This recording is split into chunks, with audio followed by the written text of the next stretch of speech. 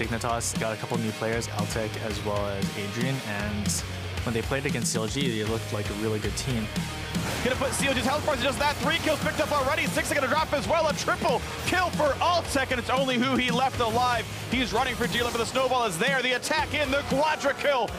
Playing TSM, it's probably always the hardest match. They're just like super strong, they get like their shit together, and then they just crush everyone.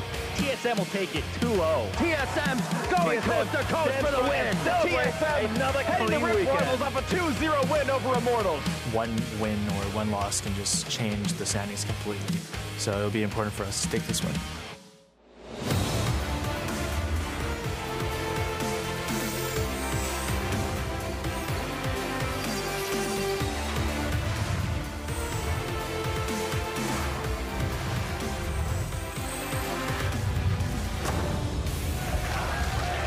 Hello and welcome to another jam-packed day of League of Legends action. Last night we saw Cho'Gath, we saw Kennen supports, we even saw Kane pick up his first professional wins, and that was just on our first day on this new patch. And of course, earlier today we had Adrian, Keen, Altec entering for a tough test today up against TSM, who are looking strong. Omar God been sharing some time with Dardoch. We'll see if CLG can contest that top spot. They're up against Echo Fox, who welcome back Froggen in their first series of the day. Hello everyone, I'm James Patterson, and good news, Mark Zimmerman, we got our appreciation thread on Reddit. That's it, we're done, good night. We're doing everyone. it. Boom, We did there it. It is.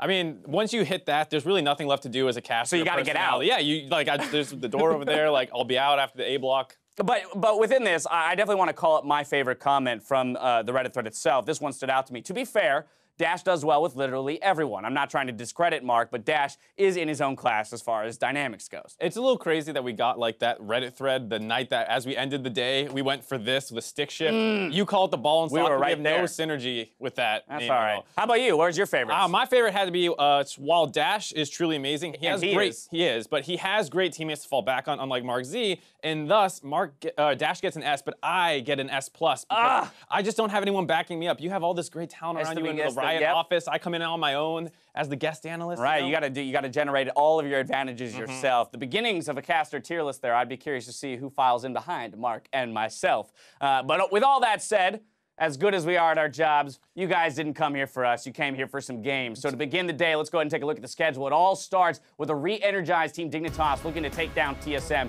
and then FlyQuest hope to pull out an upset versus Immortals on NALCS1. If you're tuning in on NALCS 2, your day starts with Counterlogic Gaming versus Echo Fox. Then Team Liquid hope to finish their week 2-0 in their match against Phoenix 1.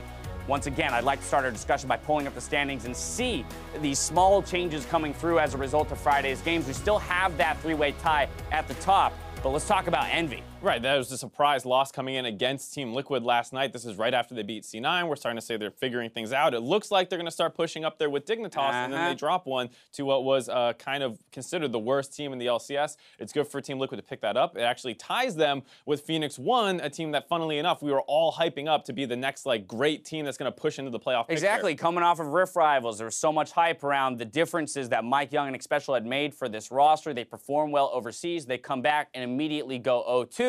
And what we have to consider is not even so much, you know, how well the team is doing, just the fact that if they want to make playoffs, that gap in that window is closing rapidly. So much so, it might be time to just focus on making it into the gauntlet. Right, there's some crazy situation where like they have to have everyone else lose out while they basically win out, and it's so close to zero at this point that, like you're saying, it's probably time to focus on just improving the team as best you can. You need to get to the 8th spot to avoid promotion relegation so that your championship points continue into the gauntlet. Otherwise, you're just in the promo relegation tournament. Exactly, similar to Cloud9 of old, right? They had those championship points banked from spring. They want to keep those here in summer, but you have to finish 8th or higher in order to do so. We'll be keeping watch of those teams, trying to make a push in the last few weeks, but all eyes are on those 3 teams at the top of the table. So now let's return to this three-way tie. Right, we were talking about some of these game record things. You see Team Liquid, the only team with single-digit wins, and that's why we kind of consider them the worst. On the flip side, TSM, the only team with single-digit losses, and so even though it is a three-way tie at the top, it's pretty obvious to a lot of people that TSM is the team to beat. They look great at Rift Rivals.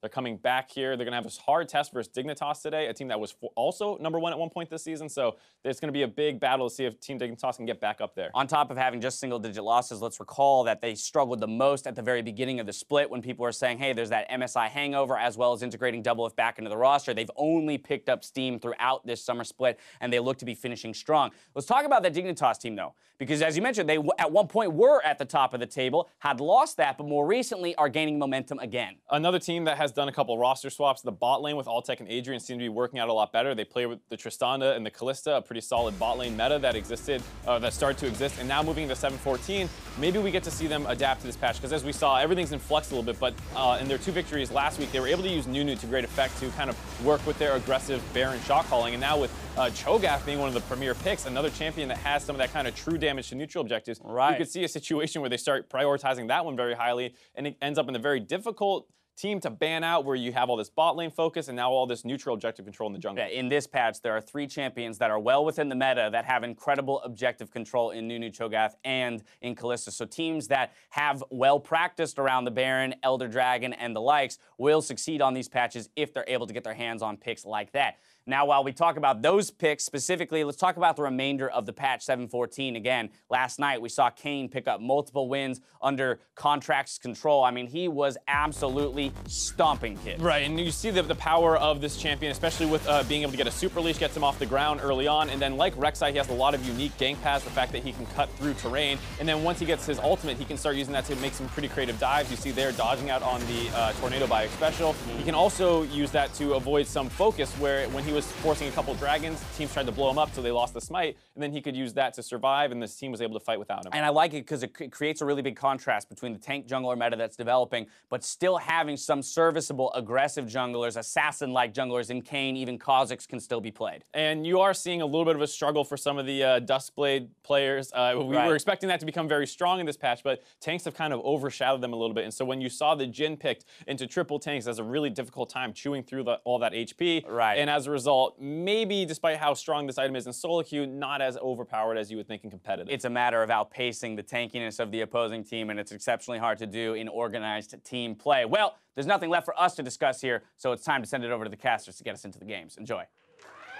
Thank you very much, Dash. I'm Clayton Captain Flowers Reigns, and I've heard that if you wait 60 minutes to choose your Kane evolution, you turn into Aiden Zyrene Moon. Is it true?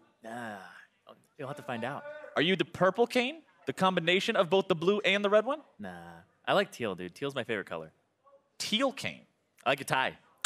I like my tie, too. I like a scorpion I like tie. Scorpions on it, the Skarner main. Let's go, yeah, man. crystal scorpion-based tie that actually has nothing to do with League of Legends. That's pretty OP. But players are prepping on stage for our first series, TSM versus Team Dignitas. Team Dignitas come into this match after a very convincing 2-0 Week 6. Yeah, Dig actually looked really good versus Counterlogic Gaming and Phoenix 1. And they came as a bit of a surprise, too, because they made a big shift in their starting roster. Shrimp is now their permanent jungler, so no more chaser, and the team introduced the bot lane duo of Alltech and Adrian, which yielded fantastic results for a previously weak point on the map. So this is looking very promising for Dignitas, and these changes have come pretty much right in the nick of time, because not only do they have a big test today against TSM, but the rest of their split pits them against the top 3 teams, leaving very little room for Dignitas to drop games against anybody on this field.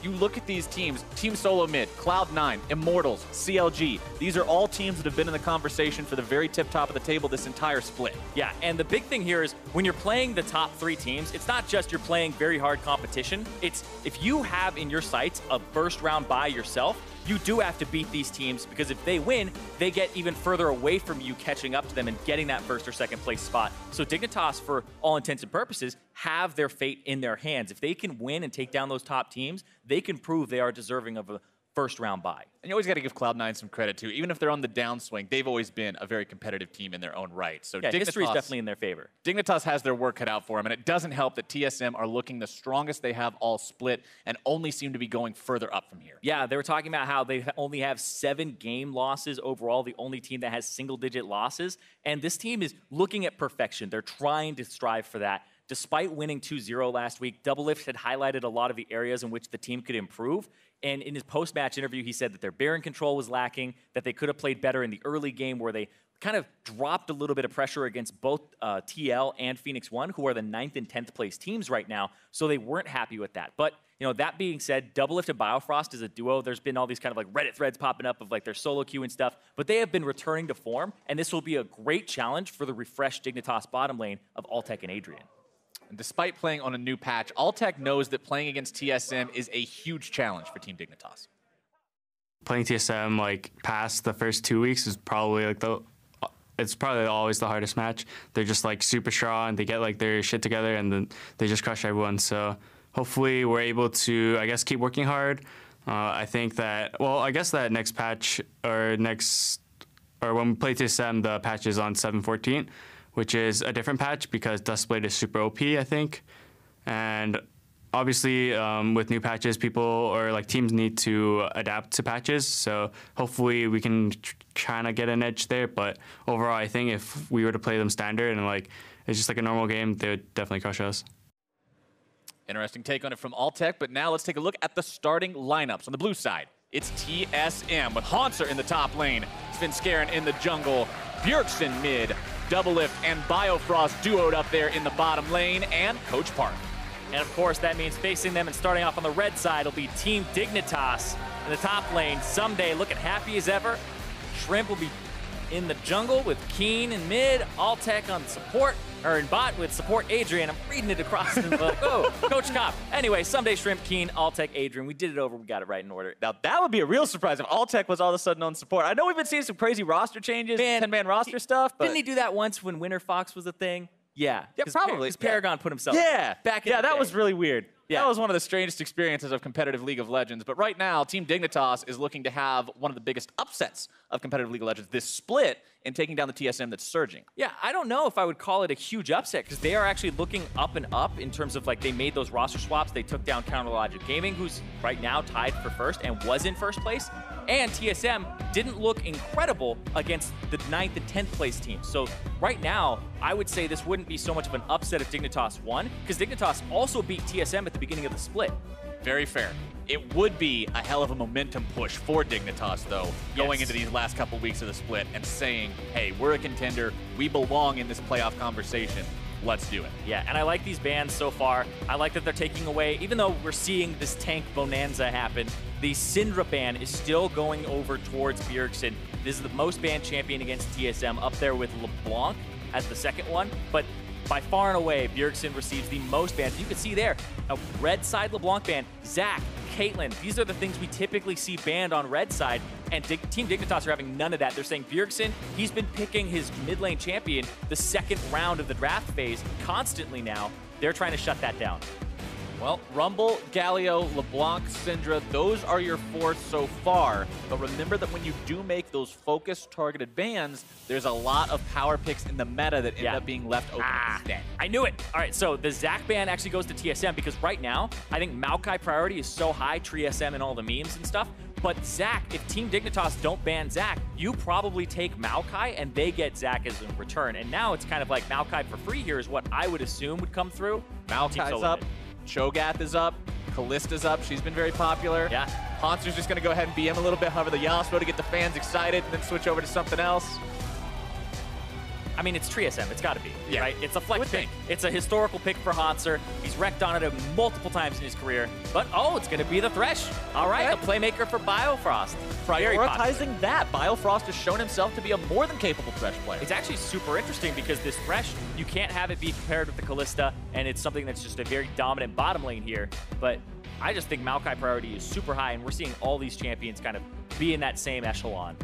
Wonder if Team Dignitas will agree with you. They've got one more pick to go, and looks like that's what they decide to lock in. Callista and Mao picked up for this team. Yeah.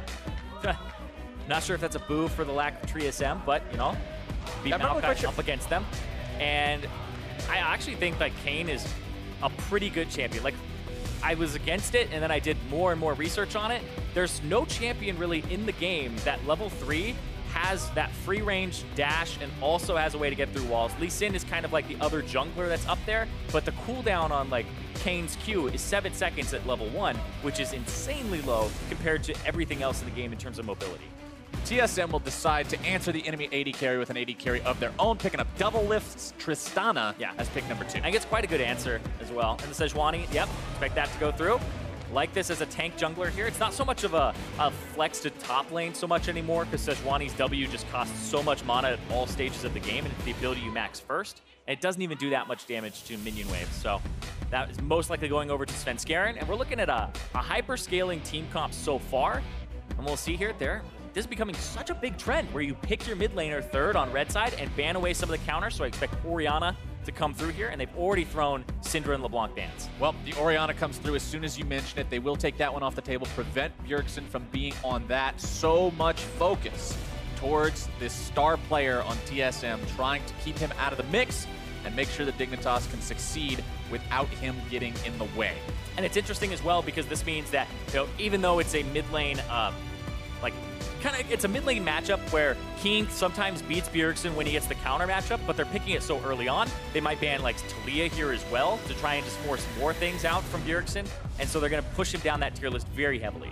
I swear, we don't actually have an advanced feed of the games. Irena's actually just calling these one after the other in terms of the bans that are going to be happening. They do continue to target Bjergsen in the second part of the bans. Talia, that second one for Team Dignitas. Their final ban of this match, of this game, I should say. Yeah. And Fiora, the final ban for TSM. It's funny because Fiora got nerfs on 7.14, but it's someday Fiora. It's very historically powerful. And the tank meta has made it so that even though Fiora got nerfed, I still put a lot of stock into her in players who have actually put the time in on her. It's not one of those things that you just can pick it, anybody can do it, you just destroy the guy and outscale. Exactly. If they're playing like Cho'Gath or something like that, I would play Fiora into that totally. Oh, everything's so telegraphed, you can just automatically block it out as Dignitas decides to go with Blitzcrank. Hook versus hook in the bottom lane. And Adrian has just had such an incredible history as a player. I remember him back in Challenger, back when his name was Catrific Rules, and then we changed it to 10Q, and then he became Adrian eventually. This guy was like a Morgana, Thresh player, and then he got memed on by like only playing Soraka all the time and Janna because he was a 4-lane support. But I feel like Adrian is actually a very good player, very versatile, and can play all over the place. We think back to TIP, where he played Leona. He's always been kind of on the cutting edge of what the support meta is, and he's always been relevant, regardless of if the meta shifts. And sometimes he's been the reason that the meta shifts, like Soraka and then Aphromoo bringing it to MSI and whatnot. Okay, Zyrene Xerath locked in for Bjergsen on the side of TSM, along with the Jarvan, but that's way less interesting. They actually pick Xerath. This is actually a really kind of a blast from like 2 years ago. I remember talking to Jez's back when he was over here playing for Coast, and we were talking about this matchup of the Cassiopeia versus the Xerath, and he was under the opinion that the Cassiopeia would win and that the Xerath doesn't. And we argued back and forth on it, because Xerath outranges Cassiopeia at all stages of the game and can poke her down and keep her out of fights. But Cassiopeia has kill pressure if the Xerath is kind of boosted and out of position at any point. Like, if you misstep once, Cassiopeia is able to kill you, but Xerath has all the tools to kind of navigate those situations. I feel like you usually have kill pressure if your opponent is playing like he's boosted. Yeah, but Cassiopeia is like a whole nother level where you really do have to... Cassio will instantly punish the person. You take one step out of the way, just slightly boosted, and she'll get you. Exactly. And this Graves here, another champion that I feel like can take advantage of bad positioning. Graves, I was kind of under the impression that he would come back into the meta a bit alongside Kha'Zix. People are talking about tank junglers left and right, but Graves with the Duskblade second, you get Storm Raider Surge as your mastery. Duskblade, when you buy at level 8, is 180 extra damage on that first attack, and that gives Graves the Storm Raider Surge to chase people down. So that's why we're seeing it here for Shrimp, who's always been a power farm jungler. And when you look at the side of Team Dignitas, yeah, you have hard engage with a Maokai, but Twisted Advance doesn't have a huge cast range. He pretty much has to have a Righteous Glory to get close to Bjergsen Xerath or make some kind of a flank, or Adrian has to hit a really good pull, because this team doesn't have these long-range initiation tools. They don't have a Sejuani and a Jarvan. If Bjergsen can play this right and the team can protect him, he might be able to do some serious artillery work on this pick. Yeah, like I said, looking for scaling, looking for range. It's going to be hard. You have to go for that engage and make it work if you're Dignitas. Here we go on to Summoner's Rift for game number 1 between TSM and Dig in this best of 3. Side's just about to run out of the summoning platform here as some nice pings get thrown down by TSM for no real reason at all into the Dragon Pit. Want to see if they decide to do anything at level 1, though, especially with a hook champion on both teams. There's potential. I feel like Blitzcrank is really good. I feel like the Sejuani level 1 is fine, but I definitely think Dignitas is going to look for something here with someday able to set up saplings as well. Don't know if they saw them. They look like pings went through. Bjergsen has not taken a skill yet, waiting to see if he needs the CC or not. Would obviously like to start out with the Arcano Pulse, but in a level 1, it's not the most useful thing compared to the others. Actually going to check the vision on this and see if Bjergsen did see them or not. Actually, he did not see either of them. Bjergsen did not step up far enough. He actually missed out on Someday and Keen getting into the brush. Both sides are going to be aware of what's happening now. Sven and Hans are walking up to Shrimp, but they each just eat a full Graves auto attack and have to back away. They do get the ward down on that Raptor Pit. Just for the extra information, you can see wards placed down by Dignitas on the TSM Raptor Pit as well as the red. Yeah, and we'll see what Someday is doing. Someday actually did not give any of those big super leashes that, you know, Maokai is known for right now. He'll be able to get one sapling down if he takes it level 1. Does hurt your push in the lane slightly because you don't take the Bramble Smash. But he'll be able to assist with a single sapling if he chooses to. But no, it's going to be the Bramble Smash. So yeah, Someday caring about the lane a little bit here instead of getting the 400 extra damage from the E. But Graves, I feel like, just has such a great clear in general, that's not going to be that much of a loss. Right, Graves' clear has always been one of the safest, one of the fastest. The champion is incredibly adept at getting himself through the jungle with no risk, as long as you know how to properly do it. And because of the wards that went down on the Raptor camp and also on the red buff of TSM, it's actually augmented the routes here since Garrett started on the top side with a melee champion to help him get his E early. And Keen is kind of doing what FLICKR does on Cassiopeia, and it was popularized a little while back, where you take Corrupting Potion level 1, and you just stand on the other side of the minions, because auto attacks draw minion aggro. Twin Fang does not, so you just constantly Twin Fang with the Corrupting Potion and zone them from the CS as much as you can. But Xerath can actually grab some of these, but he took the E level 1. He's got some long-range abilities. He can throw those out, and he'll just sit back and wait as Keen pushes this wave up slowly now. Can't move himself any further forward and still get damage down onto Bjergsen until he throws that Noxious Blast down underneath the turret. Keen will be in control, at least during the early phases of this game. Bjergsen continuing to eat Noxious Blasts here and there. Ooh. Just trade back and forth. We'll expect the rend at some point. Nope. Catching him off guard a little bit there as Shrimp moves into the enemy jungle. Walking around, seeing what maybe he can find. Might want to go over the wall here, drops the ward, sees his opponent on the Krugs, and as soon as that ward comes down, Sven instantly smites the big Krug, making sure it's secure. Shrimp does see that the Raptors, the highest EXP camp, is currently up, so he's just going to take that away. I expect him to use Smite on the big one here and just try to get it cleared quickly. Yep, and leaves a baby one, so yeah. The Raptors are just the most experienced camp at level 1, and then you want them to respawn as fast as possible, so you try to do them early. But this is going to mean that Svenskaren's jungle is going to have a little bit less to kind of harvest during that early part of the game.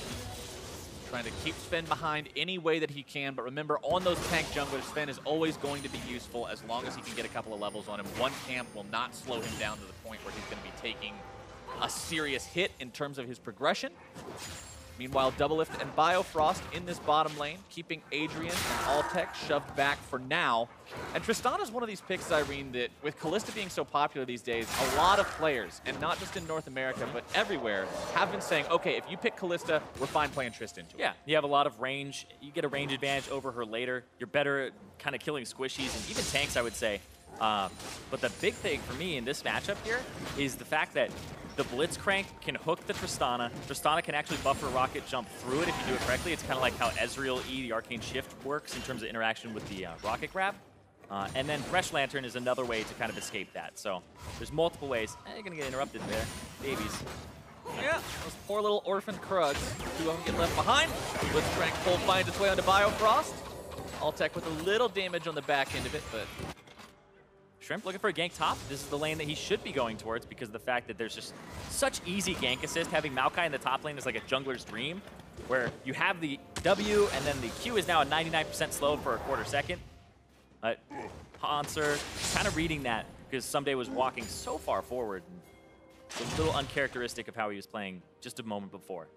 Shrimp level 4, Svenskeren level 3. You can see him maneuvering through his own jungle here. Just going to continue farming up, trying to make sure he's relevant as quickly as possible. Blitzcrank hook not finding its way onto Biofrost this time around, as Dignitas is off to a slight early gold lead based on farm alone, and most of that is what you're seeing in the mid lane. Yeah, the mid lane 10 CS advantage for the Cassiopeia over the Xerath, just the bullying that he's able to do. And they've pinched the champion pool of Bjergsen pretty heavily, right?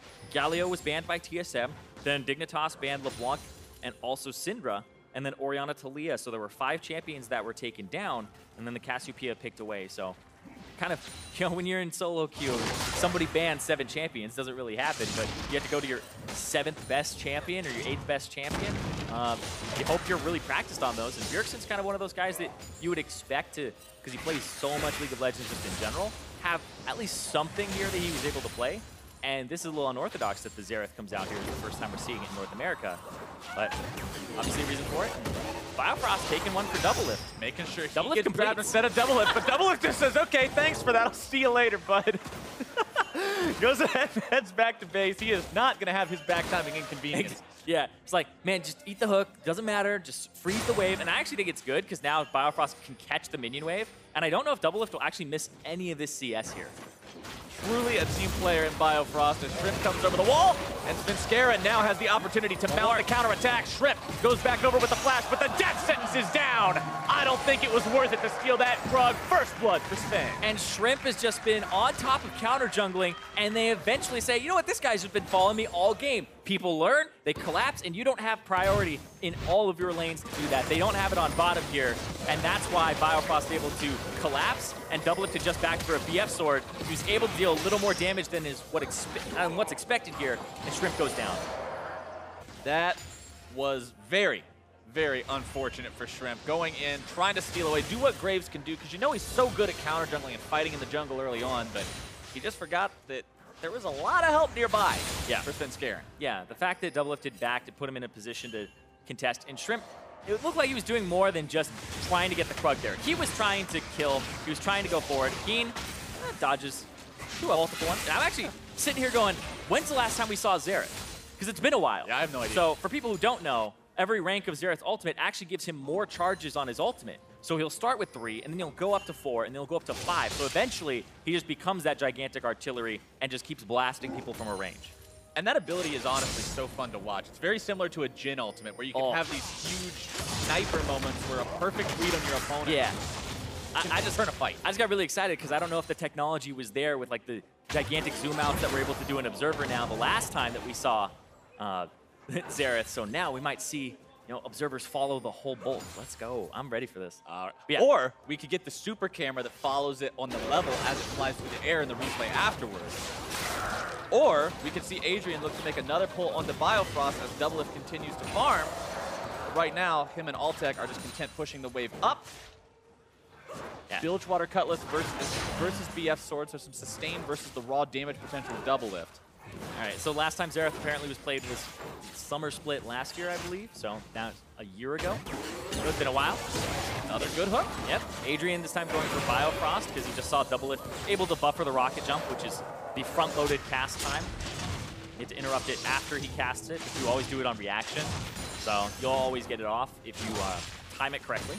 Haunts are doing a good job dealing with Someday here in the top lane, and one reason why Jarvan came back into popularity up there, you know, he's so effective versus some of these tanky picks. You shred their armor with your Q. You also always build Black Cleaver. It makes that tank stacking not that effective. Nice jump away from Double. Yeah, like I said, it's front-loaded, so you can't interrupt the beginning of it. You interrupt the ending of it. So he does it wrong on reaction with the 0.25 second cast time. If it makes contact during that time, it doesn't give a damn and it just goes. So the only thing you have to do is do it on reaction to the sound and the pull, instead of if you do it too early, then that's what gets you. If you do it too late, you're actually probably fine. Which seems very counterintuitive. You would think that being more predictive with it would be more rewarding, but in reality, wait until you see the fist in the air. As long as you don't get grabbed before you ever press the button, exactly, you're fine. You got to stay calm, can't get too spooked, right? If he's running forward and just hits S or something, you're just like, oh, well, okay. And look at that. Last time he played it was versus Dignitas. Throwback. 2015. Throwback to a couple years ago. 2015 spring. Wow. Week 3. Adrian. Oh. You hate to see it, and now it's going to go back on him. There's no Fate's Call to save Adrian, so they have to fight here. Ulti drop down. Doesn't want to hit Adrian any walls. does not want to touch the walls of the box. Doublelift still trying to finish this off. Buster Shot comes through. Heal gets used. Bjergsen calls in the artillery strike. Adrian with the flash spray, and now Bjerg is in some trouble and caught off in the side. Keen grabs and they the caught kill. Double. Adrian barely keeping himself alive, and Double will fall as well. Biofrost now with one more hit, and they deliver the damage. The double kill. Excellently played there from Dignitas to collapse, and the execution was after the Blitzcrank hook that missed. On point. Everybody collapsed. They were there in time. They have the better skirmish, and they catch Bjergsen while he's ultiing. And now you got one of the meanest tower pushes in the game, too. And I love this from Adrian. Adrian has flash. He can flash out of this. He waits. He doesn't hit any of the thresh walls. He waits it out. That was so well played. And then the heal comes through. They baited him forward, and now double lift goes up. Adrian flashes to the side to avoid damage from the Sejuani ultimate, but they collapse on top of Bjergsen on the side, who is in his right of the arcane, trying to land some shots, and they get that final hit there. And this as well from Keen to cleanse is actually pretty heads-up play there. Dignitas. They got the turret, too. Ecstatic about that. Turret first blood on top of the 3 kills means this team is now up 2,000 gold at 11 minutes in. 2 kills on that Cassiopeia that you want to scale if you want to be that big late-game damage source. It's all coming together. Yeah, the late-game damage, and he's already got a tier and a catalyst, so we're expecting a Rod of Ages to come through here. 4 stacks on his Dark Seal. So Keen is at that point where he's got all his scaling items almost ready to go. He's just waiting on that Roa to come through. And so now this becomes very scary for TSM as they're trying to scale alongside the Cassio.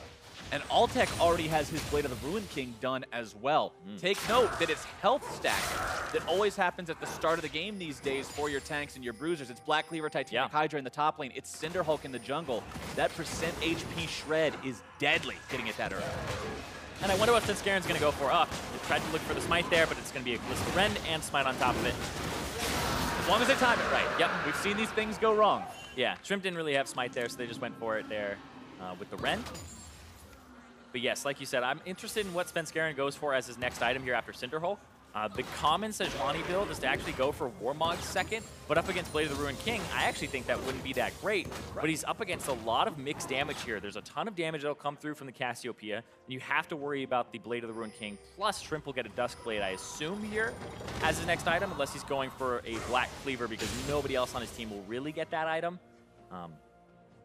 So kind of has his options here, but I definitely expect Duskblade with the current state that it's in, even after the hotfix. I mean, it's so ridiculously powerful just having that extra burst, as well as the fact, I think that a lot of people look over, you get a free sweeper with it. Yeah, free sweep. Like, this item is just kind of loaded in terms of everything. The bonus damage to get your Storm Raider Surge, the sweeper to make sure that you're, like, not spotted as frequently.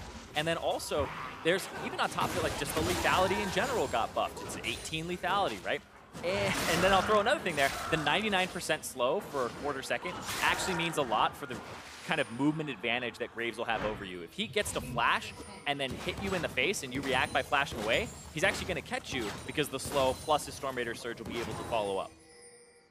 TSM still sitting in a spot where they're down a bit, but now Double Lift is going to check and find Someday here. Throws a couple auto attacks into him, but that's still Maokai. He's got a Ninja Tabby. He's tanky enough to deal with a Double Lift that still doesn't have a full item completed just yet. And you can see in Someday's inventory working on that Righteous Glory for item number 1. Exactly what we mentioned in Champion Select. If he wants to get onto this long-range backline of TSM, he's got to have a way to close that gap. Yeah, Righteous Glory, very good item. Kind of got tuned to have some armor on it, so everybody's like really on top of buying that item now. Feels like a combat item now. It used to sort of just feel like this weird sort of supporty pseudo-tanky thing with health and mana, but now that it has real combat stats in it with armor and cooldowns, it just feels so much better to build. Yeah, I definitely think it's a great item. Even with like the active being changed to like go off as soon as you make contact with somebody, it gives you less control of the item, but it allowed them to put a little more power in the passives and like just the stats of the item. Now looking at Shrimp's build, Death Stance, I don't know where this is going, so I'm gonna stop guessing at this point. Throw out, he's building something. He's got something in the works there, but now Biofrost, something in the hooks, top side, getting the hook onto Adrian. Dragged it back a little bit, but with Shrimp up here, they won't take this any further. Oh, Keen stepping out of the way of the Arcano Pulse, dodging away from the barrel as well. Over the wall comes Svenskeren. Keen now burning just around almost. Hanser walking away from the burning, still ticks. The Roots won't find their way onto him. Someday with the Righteous Glory. And Bjergsen is now on the run off the side. Svenskeren nearly going to be taken down. Flash over the wall. The damage from Shrimp will finish the deal. Svenskeren got caught by the tail end there, the edge of the Maokai ultimate, and now they're going to be able to pick up 2 kills as well as go for this mid lane turret. TSM were trying to get something done. They were trying to go for the shooting a snake in a barrel strategy, put the Cataclysm down. Bjergsen can just throw all his abilities in there and hit Keen. but Keen turns around and buys enough time for himself there to survive, or to survive long enough to deal damage and get Hanser low enough that Someday just goes barreling forward. An awesome turnaround from Team Dignitas, and not only did the fight go their way, but I love seeing a team be able to translate it into more as they get the turret, they're onto the Rift Herald, they're getting turned here. Onto Shrimp, double lift and Biofrost trying to fight this with Bjergsen, who gets the kill onto Shrimp. Someday now exhausted. Hanser's made his way into this as double lift knocked up into the air, juggled around, fade's called, Altec trying to throw his opponents off guard as Biofrost flashes up the wall, double lift as well. Svenskeren grabbing the kill onto Adrian as Keen finally makes his way into this one and TSM retreats. Yeah, TSM get some back though. They end up getting 2 kills there, evening up what had just happened previously. So TSM not out of this. Yeah, dodges the E. Then Sejuani ultimate goes wide as well, so Keen is able to retaliate in time. And this ultimate from Someday, it'll pick up speed and actually roots for longer, further it's gone.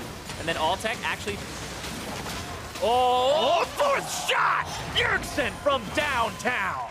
The stun there from Svenskeren's permafrost made it so super easy to land that last one. So really good synergy there. I'm actually liking that jungle mid combo a bit, because you slow the person down for the Xerath to land all those abilities, and then you just make it pretty easy for him. Kind of setting up this Xerath pick a little bit more than you would have thought in Champion Select.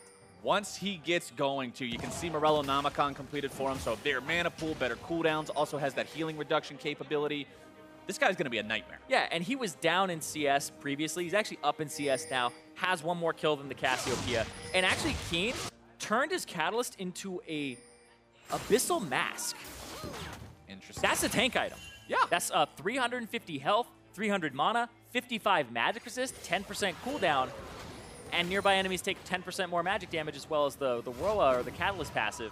So that has no AP on it, and that's kind of an item that you would expect like the Maokai to pick up for him. Right, to help him get that multiplier. I actually don't like that on the Cassiopeia. That just feels like he was getting a Negatron look. Like Banshee's Veil, I think, would be a great item in that scenario as well. Well, he wanted to opt in for the tankier choice. He's still 2-1, so things are still okay for him, but not having that earlier damage spike on your Cassio could be detrimental. Yeah, Team Dignitas as they go into I feel like if he wanted HP and mana, he would go for the Roa and scale up because he was in a good spot to do so. And he would get Banshee's Veil afterwards, because Banshee's Veil I just think is such a potent item, and then if you had the shield on top of your cleanse, you become a very hard to catch Cassiopeia. But even then, it's like they're throwing Cataclysm at you, so you do need some durability, and that's why I thought the Roa would come through. Right here, we're seeing Battle Lines. Keen is kind of looking for the flank to make sure Bjergsen doesn't get a good setup, but they're going to turn on him here. Svenskeren has ulti. Are they stunning right back? Biofrost making low. Keen barely getting himself away off to the side. Biofrost now having to retreat on the front line. Svenskeren is down.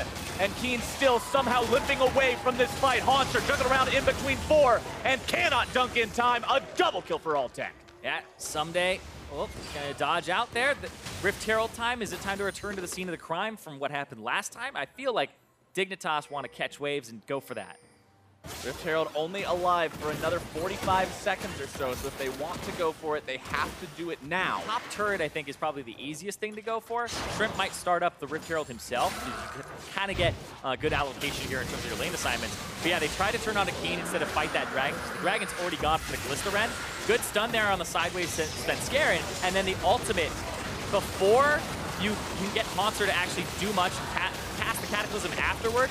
He gets rooted up, and then Someday is actually playing this Maokai fantastically well. I mean, Someday we know him for his tank play, but Maokai has always been a champion that he's been able to kind of bring out and play. So when it comes back into the meta, it's kind of like when Impact has Maokai back in the meta. It's just, it feels like it was a long time coming. And one thing I want to point out, because we were curious about it earlier, second Blade of the Ruined King, now done on Dignitas. Shrimp went for that item number 2. Okay. Probably for the same reason we were talking about it on Altec. The health stacking on the front line for TSM, he wants to shred that. Exactly, and you look at like Svenskeren's itemization, mostly magic resistance early besides the Ninja Tabi, and now you can do a lot of damage to Hanser, who doesn't have armor except now he finally does. And so everybody, like you said, health stacking. And also, I do feel like Blade of the Ruined King helps you with Storm Raider Surge as well with the active. Just give you a little extra damage right off the bat. Now, heading into the mid-game, this is an area where you typically start to see mistakes from a lot of teams, especially those teams that aren't at the top of the standings. because of the fact that they'll get an early lead, and then it's going to be translating that into a win that becomes the difficulty for them. I want to see if Team Dignitas can take this early edge that they have with 2 extra kills and 2 extra turrets and 2 extra drakes and turn that into a very fearsome mid-game offense against TSM. Or if TSM will be able to turtle up and use this range, keep themselves in a solid spot, and ultimately make the comeback later. 3rd turret goes the way of Dignitas. Gold difference at 20, average -625. This game plus 2,900. I mean, Dignitas have kind of always had these up and down seasons. We think about back when they were like 1-7 last split, and then they went 7-1 in their next 8 games. I mean, now they've just replaced their bottom lane. Shrimp is now the starter, so he's no longer sharing like practice time. So you've got more focus now from Dignitas, and we'll start to see them start surging in the standings because of this. And I always feel like when you get that 5-man roster, like people talk about 10-man rosters a whole bunch, I feel like when you just settle on a solid 5 or possibly 6, that's when you start seeing big results come through over time. Like they talk about trusting the process.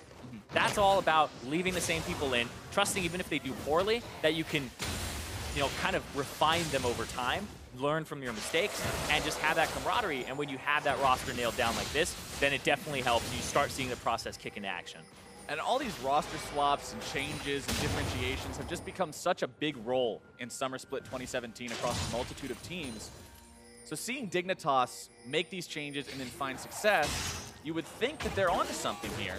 Someday getting himself grabbed up by Biofrost, but nobody wants to go in on the big tanky Maokai. Bramble Vest built on him too, so whenever anybody attacks him, remember, even just that baby version of the Thornmail still puts the Grievous Wounds on auto attack. And now they're going to rush Baron. They have Callista, you have Graves, you have Cassiopeia. There is so much damage here. And also someday I expect him to throw out the ultimate here diagonally towards TSM who are approaching when they want to turn. There it goes. Used as a zoning tool. Hook doesn't find his way in. Fight. Fate's Call comes out. Baron secured now. How can TSM try to fight this? Adrian taken low, but not dead just yet. Walks his way back. Doublelift grab the kill onto him as they move forward. Doublelift drops. Bjergsen will kite back as effectively as he can, but Someday is still chasing. Someday has scared of Biofrost off to the side, but Someday is alone and oversteps his boundaries. It's a 2-for-1. TSM gets the edge in the fight, but Dignitas has Baron. It was good from TSM on the back end to identify that Someday had messed up there. He was looking for a flash W onto Bjergsen because they had just killed Doublelift, but nobody else on Dignitas went the same route as him. Now they're going to pick up the bottom wave, but they got that Baron. So Dignitas, right now, I'm loving these calls from them. Like, this is the Dig Baron PogChamp, right? But hold on, Hanser. Altek just hangs out. He's actually alone, though. There. Yeah. Altek was actually alone, and Hanser was a bit scared there. Shrimp was looking to reinforce, but let's see this one more time. I love this from Dignitas. I think their composition is made for this, and then the roots come out. It's going to root 3 people. And then Bjergsen's going to set up, actually cancels after 1 because his positioning isn't great, but watch Doublelift here, steps forward to get the kill, turns right into the Cassiopeia ultimate. It's so hard to watch everything in these fights. But yeah, they place that ward there, and Hanser goes, wait a second, he's actually alone, and you can tell, even though Someday has itemized kind of mixed resistances at this point, it's still not enough right now because the Void Staff is there for Bjergsen. 57% Baron control versus 62%. Yeah, first and second. Both these teams placing so much priority on that objective and being able to control it so well. But it's Dignitas that still command the buff right now on 3 different members. The 2 without it are Someday and Adrian. Everybody else still capable of empowering those minions. But I like how Adrian went forward, and you saw the synergy and the way that he plays support. He went forward, and even if he messes up, they're going to pull him out. And look at this, another Maokai ultimate across the back line. Tier 2 still standing. They want to finish that one off. They're going to take this fight. Someday very, very low. Altek still staying alive. Hanser getting himself back, but now gets burned. The hook back onto Adrian. But the stun coming out from Kane will shut down Bjergsen as they continue to press the attack. And Doublelift and Biofrost now have to find some way out of Spear in 2 seconds. Oh. Altek will not be able to chase down Double, but Svenskeren still hanging around, will not defend the Tier 3 either. 2 alive on the side of TSM for the next 20 seconds. Dignitas breaks open the base and wants the inhib as well. Yeah, they're going to go after the inhib here. They'll most likely kill it, but also top lane's being shoved in by Someday. I love the way that he's playing this right now. The Maokai has been fantastic, but then you put on top of it that it's just the Someday mechanics and game knowledge where he's knowing where to be at what time and how to play it. He's shoving the top lane as everybody is pushing to the side, so he's going to get free room here, and then everybody else is going to have to come match this wave. Haunter will have to come top, Someday will back, they'll get this ocean break, and Dignitas are just out macroing TSM with the lead that they had early. This here, you see that the Sejuani ultimate lands onto Keen, so Keen backs up, but then they throw Adrian into Peel on the right side, and then right there, Someday got enough HP back from his passive, plus the fact he has Spirit Visage now, and this flash forward stun from Keen landing onto Bjergsen is just beautifully played. And then Altec almost, but I'm loving the mechanics here. Quick QSS to get out and continues the chase. If that didn't happen, then Doublelift is dead as well. Dignitas now commands an 8,000 gold lead, 3 Drakes, 5 turrets, and 3 kills up over TSM. The team that everyone's currently looking at as the best in the North American LCS are the ones that Dignitas are very close to taking down in the first game. They've got 1 inhibitor down. Tier 2 still standing there in the top side as well as the bottom side. So Dignitas have either one of those lanes to choose from as to where they want to be pushing next, as no neutral objectives are up. So they'll continue trying to take over, push up, move up that vision line, and choke TSM out of the game. Yeah, and since it's right now like an 8,000 gold lead, I'm looking at those Wheel of Fortune memes where you got to fill it in, and I'm looking at one that says like Maokai priority. It's like, you would think, where's the Maokai priority? What you're supposed to pick on blue side first when it's open? I would say the Maokai is so flexible, and they were able to pick the Graves very late, last pick for Dignitas, so they knew what top lane matchup they were going to have, and they knew what jungle matchup they would have as well. So I feel like Dignitas on red side got the better of the draft here, and really pushed Bjergsen onto the 7th tier champion for him, maybe even a little lower than that, with the specific matchup that he was looking for. I want to keep my eyes on what Dignitas does in this fight because they do not have Fate's Call ready to go. Someday gets himself pulled in. He's going to be the one who gets taken down first along with Sven. Tank for tank to start this fight off. Still 4 alive. Their Full base HP. is going down. There's some super minions on that top Nexus turret, and it dies. 1 Nexus turret down is the cost of that fight. Dignitas keeps TSM involved in this top lane long enough. They see Haunter. That. Yeah, when you see Haunter like that, you get to move forward. And now they'll get some damage onto this turret. And you look at TSM's comp. What's the engage right now? It's a hook. Oh, once again, yep. Okay. Yeah, like I said, you just do it on reaction, right? Do it when you hear the sound, and you'll get it every time. Doublelift gets himself away from that one, which if he didn't do it on reaction, that would have been disaster for TSM. Likely would have ended up losing another lane in terms of inhibitor status. Bottom side, Haunts are moving up to take those minions out as the gold lead gets itself closer and closer to 10,000. Gargoyle Stoneplate being worked on now by Someday to make sure he can go into these fights with complete impunity, not worry at all about his own safety, just put himself on top of Doublelift and Bjerg and cause all that disruption that he's been doing so well this game. Yeah, and I think the draft has just been fantastic from Dignitas. Like, big props to Cop and the team because I feel like they got the Maokai very early, they got the Kalista, and then they were able to do pretty much a huge shutdown on that mid lane. And I think that's big because when you play against TSM, you always think about trying to control Bjergsen and trying to force him onto something that can't really take over the game as easily. And because he did select the Xerath here, they have a lot of tools to deal with that. I don't feel like he's been able to get off 4 or 5 shots in a row here with his Rite of the Arcane in the last few fights. He's got 1 more level to go before getting that final level and the ability to give him that 5th shot. But we've seen multiple fights where he gets interrupted. We've seen multiple times where he just cannot utilize the range to an extreme enough degree to make up for how behind his team is. But Dignitas still has a Nexus to kill. A game of League is not over until that condition is met. So they got to make sure they keep it strong all the way to the finish line. Yeah, I also like what Someday was doing, just a random aside for item builds here. People were talking about Thornmail being OP. I actually just think it's Bramble Vest. Spend 900 gold on Bramble Vest Tabi, 2,000 gold total there as your first few items. And you shut down most 80 characters in the game early, and then you can buy your Righteous Glory, your Magic Distance. Yeah, just every time.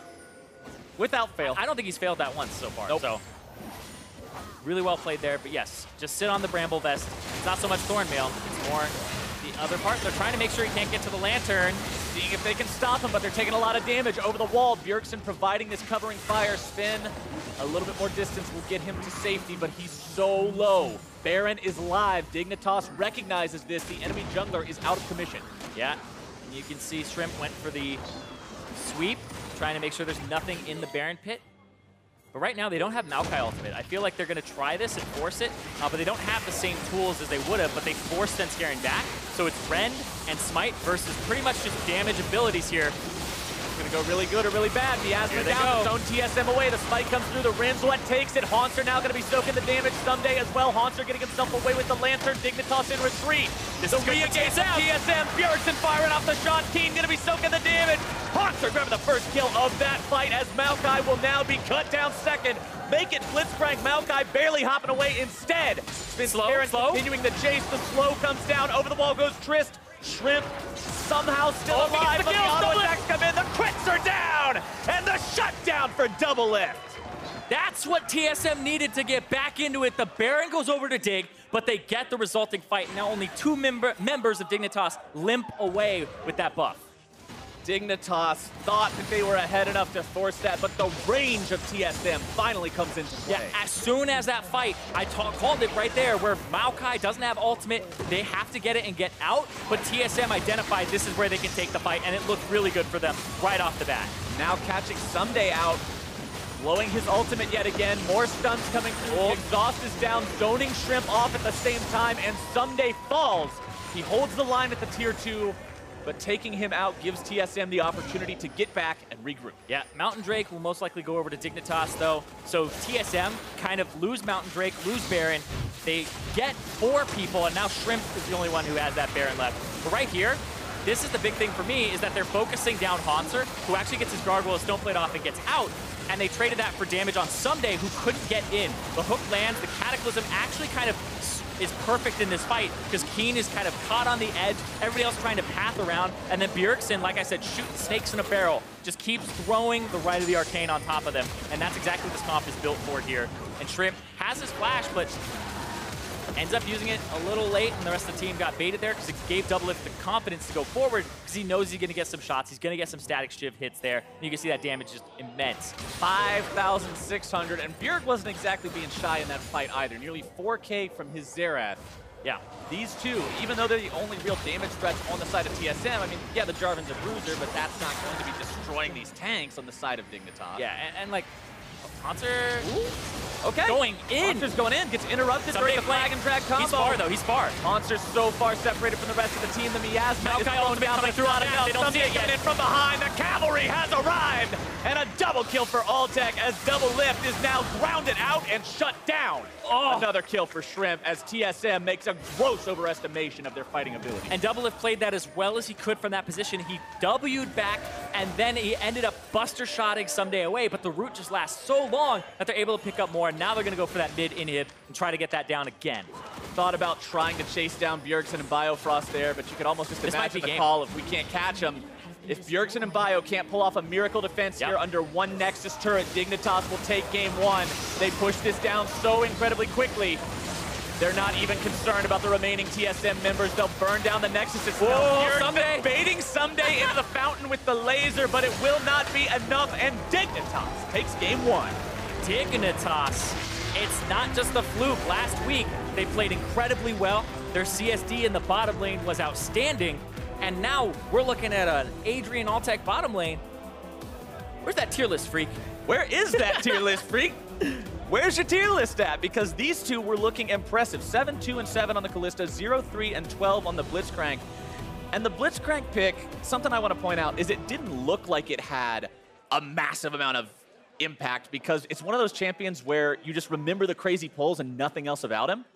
But he had so many pulls onto Double Lift. Yeah. Double Lift just canceled every single one of them. Yeah, but the thing is you get his rocket jump, you force him to play defensively, and that's during the lane phase. But later in the game, what Adrian got to do is because of the Kalista, and I can't emphasize this enough, that there's so many damn power picks right now in terms of what you can pick very early on in the draft. Maokai, Cho'Gath, Thresh, Kalista, Zac, Galio. It keeps going on, that this right here was perfect for them, and they've gotten this Kalista so many times. They had it last week and beat Stixxay. They had it last week and beat Arrow in lane. Like, this is a very strong bottom lane that comes out on top more often than not in terms of just the champion pick. But then Adrian gets to go forward, be a doofus, do whatever he wants, look for the hook, be really dumb in terms of his positioning, and then Fate's Call will save him, and then he gets to re-engage. Because the thing is, they spent so many resources to get the Blitzcrank low multiple times, but then Fate's Call, immunity, pulls him back, and then everybody waits. And Adrian held it. There were a few fights where he just held it there, waiting to come back out, because he treated it almost like a Zhonya's in a way. Walk up, draw the aggro, make them waste resources, then after the Fate's Call, you fire off the hook. But for more on that victory, let's send it over to Dash and Mark. ARAM. Thank you very much, Captain Flowers. Big win out of Dignitas here over one of our first-place teams in TSM to kick off the series.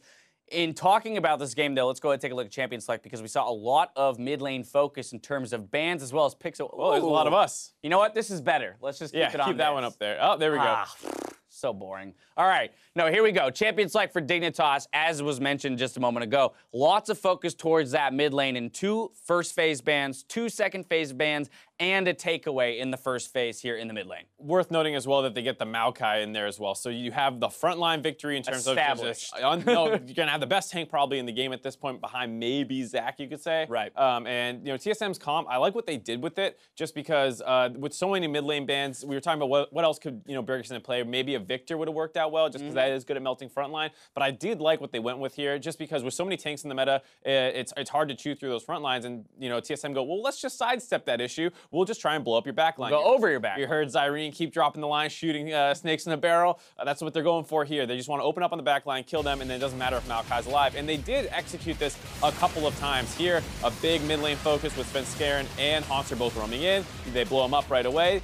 This one does get punished a little bit because they're on the back foot, but you see them continue to go for this idea here. Alltech getting hit and CC'd by the tank while Bjergsen snipes away freely from the backside. To me, that's a perfect example, right? Because you had 2 tank frontliners duking it out, but the CC lands on the Kalista. It allows Bjergsen, under the safety of his own turret, to help zero him out. They win the fight as a result. However, you have to be able to keep the Xerath safe in order to make this effective. We saw multiple occasions in which Dignitas, responding to skirmish situations, particularly in the bot lane, opening up on Bjergsen, who found himself in an unsafe position. That was a big problem, as well as the fact that the opposing mid laners of Cassiopeia, arguably the strongest, mage at burning frontline down. So it starts off with this 2v2 going in the bot lane after Adrian misses his hook, and there's no ultimate available for the Kalista. This is the perfect time to go aggressive. And mid laners are already on their way. Right, and both mid laners are roaming down. This should favor TSM hypothetically, because you see, Bjergsen can just throw his damage in from afar. But he opens this up in a very unsafe spot, and because Keen's following, he gets the flash stun follow-up.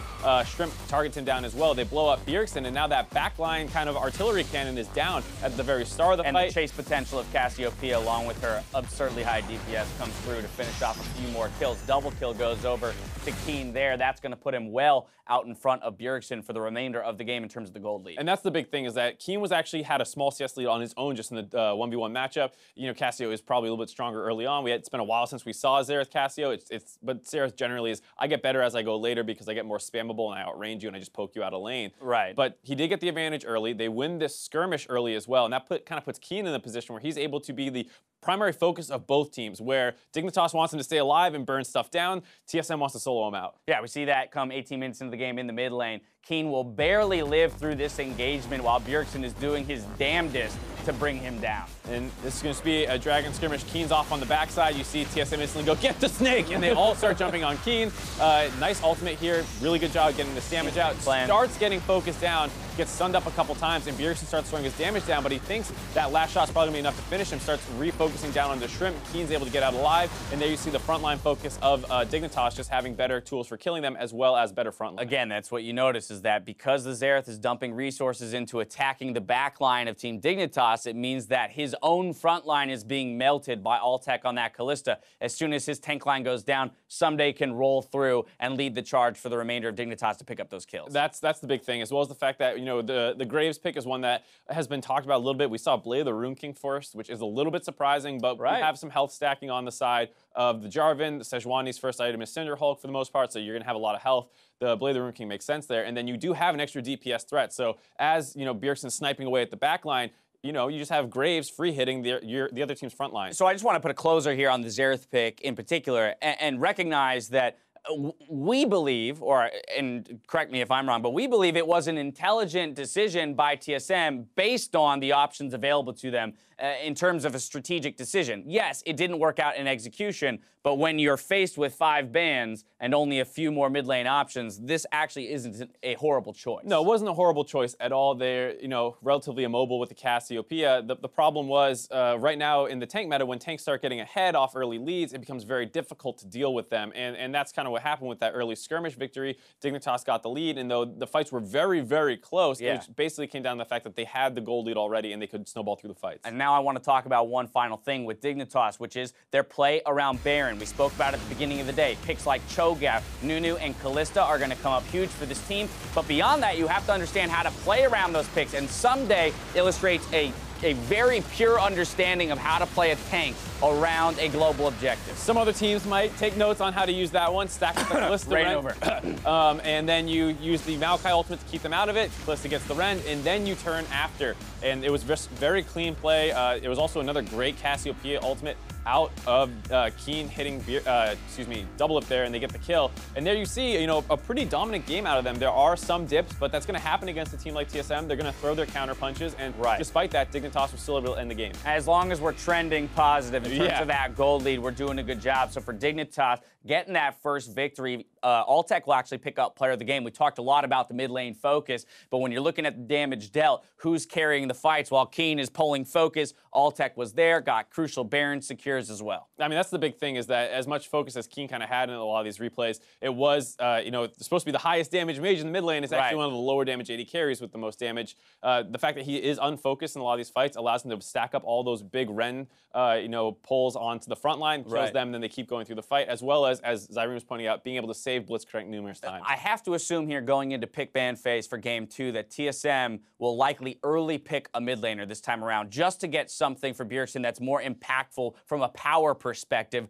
let alone a counter perspective, because on blue side, Dig could choose to throw a similar set of bans out and just pigeonhole them onto a same situation. It's a weird, you know, kind of change with the 10 ban system, is that blue side now on the first ban phase is free to ban out those mid laners, but what ends up happening is that through the first actual pick phase, you can take a mid laner last and then ban out its 2 biggest counters, so you're able to kind of blind pick it safer. So even though, you know, with Dignitas moving over to blue side, you'd say, oh great, they can repeat this strategy and throw a lot of mid lane bans. Well, they can, but now TSM can do what Dignitas did, which is take the Cassio and then ban out some of its counters. Absolutely. All right, we're going to take a quick break before round 2 of Team Dignitas versus TSM. As we go to commercial, here's a track off Pentakill 2. And for more information on the new album, stay tuned at pentakill.leagueoflegends.com. Enjoy.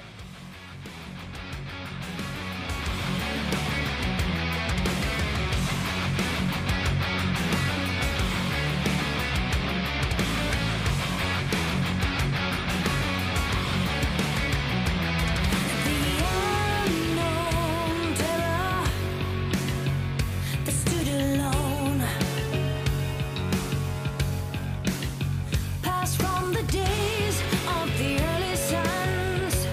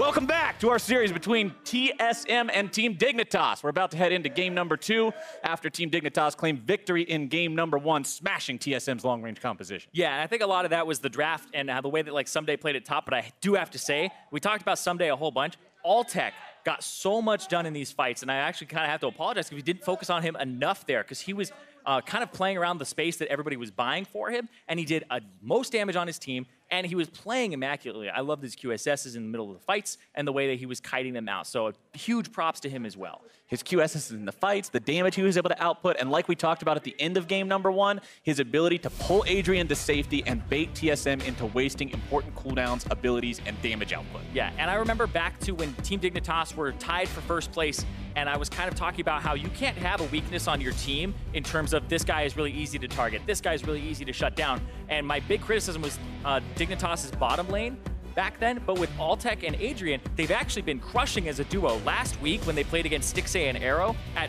10 minutes, their average CSD was plus 14.6, and then their average CSD at 15 was plus 18. And now up against Doublelift and Biofrost, they were up 7 at 10 minutes and plus 21 at 15 minutes. So they have been crushing every single lane that they played as a duo.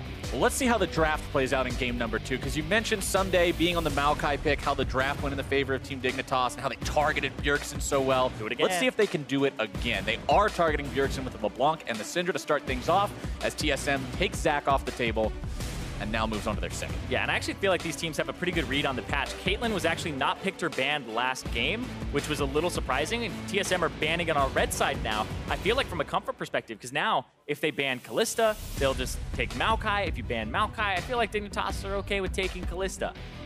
Very high priority champion for them. Unsure what the Thresh priority is like, but I feel like Adrian has always been a flexible support that you don't have to first pick him as support regardless of the meta. They'll ban it away, so they get Maokai or Kalista, or you trade 1 for 1. And Cho'Gath's still on the table, but wasn't picked or banned last game either. I am looking forward to seeing some Cho'Gath potentially. As Kalista gets banned away, that will leave Maokai up. Wouldn't be at all surprised to see Dignitas lock that one in rather quickly, as Someday goes ahead and does just that. That's why I feel like right now in the meta, if you are blue side game 1 and you screw up and you give over Maokai, you're gonna go, oh man, that was such a powerful pick. You can't get it game 2, because they're either gonna first pick it or you're gonna have to ban it away. Yep. It's a lesson that sadly can be very difficult to learn sometimes, as TSM decides to grab Doublelift Tristana again. Ooh. You gonna lock it in? He's hovering it every single time. I lock it in? feel like you don't pick it this early on without really knowing what the enemy jungle is. Ah. Yeah, really on the Sejuani train. Sejuani? I mean, that's Is that what all the good Sejuani players call it? That's Is that your Cloud9. secret? That's when Contracts plays it, so. All right, fair enough. Fair enough. Svenskeren, he's going to be piloting that one again, though. So TSM draft looking similar to last time. Yeah, it's going for the tank line and also having Doublelift on the Tristana. Now the Caitlyn and the Kalista banned away, so the Sivir will come through. Looking for a speedy comp here. Maybe we get a Cho'Gath? Having that on the hunt. The crowd really wants him to lock it in. And I love it. It's a 3-beat chant. Yeah, Jack got me it all works. on The syllables are there. Jack got me all on the analysis of chant train, so. They can't lock it in yet. It's got to be a counter pick.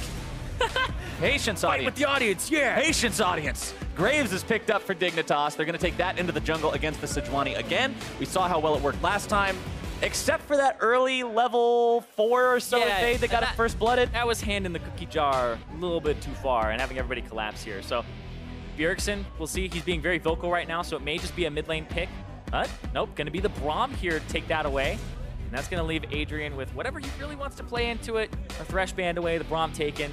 But the meta kind of right now for supports is all over the place. Both mid laners still need to pick their mid lane champions, though. We are not seeing that first round of the draft mid lane strategy where then you ban out more mid laners afterwards.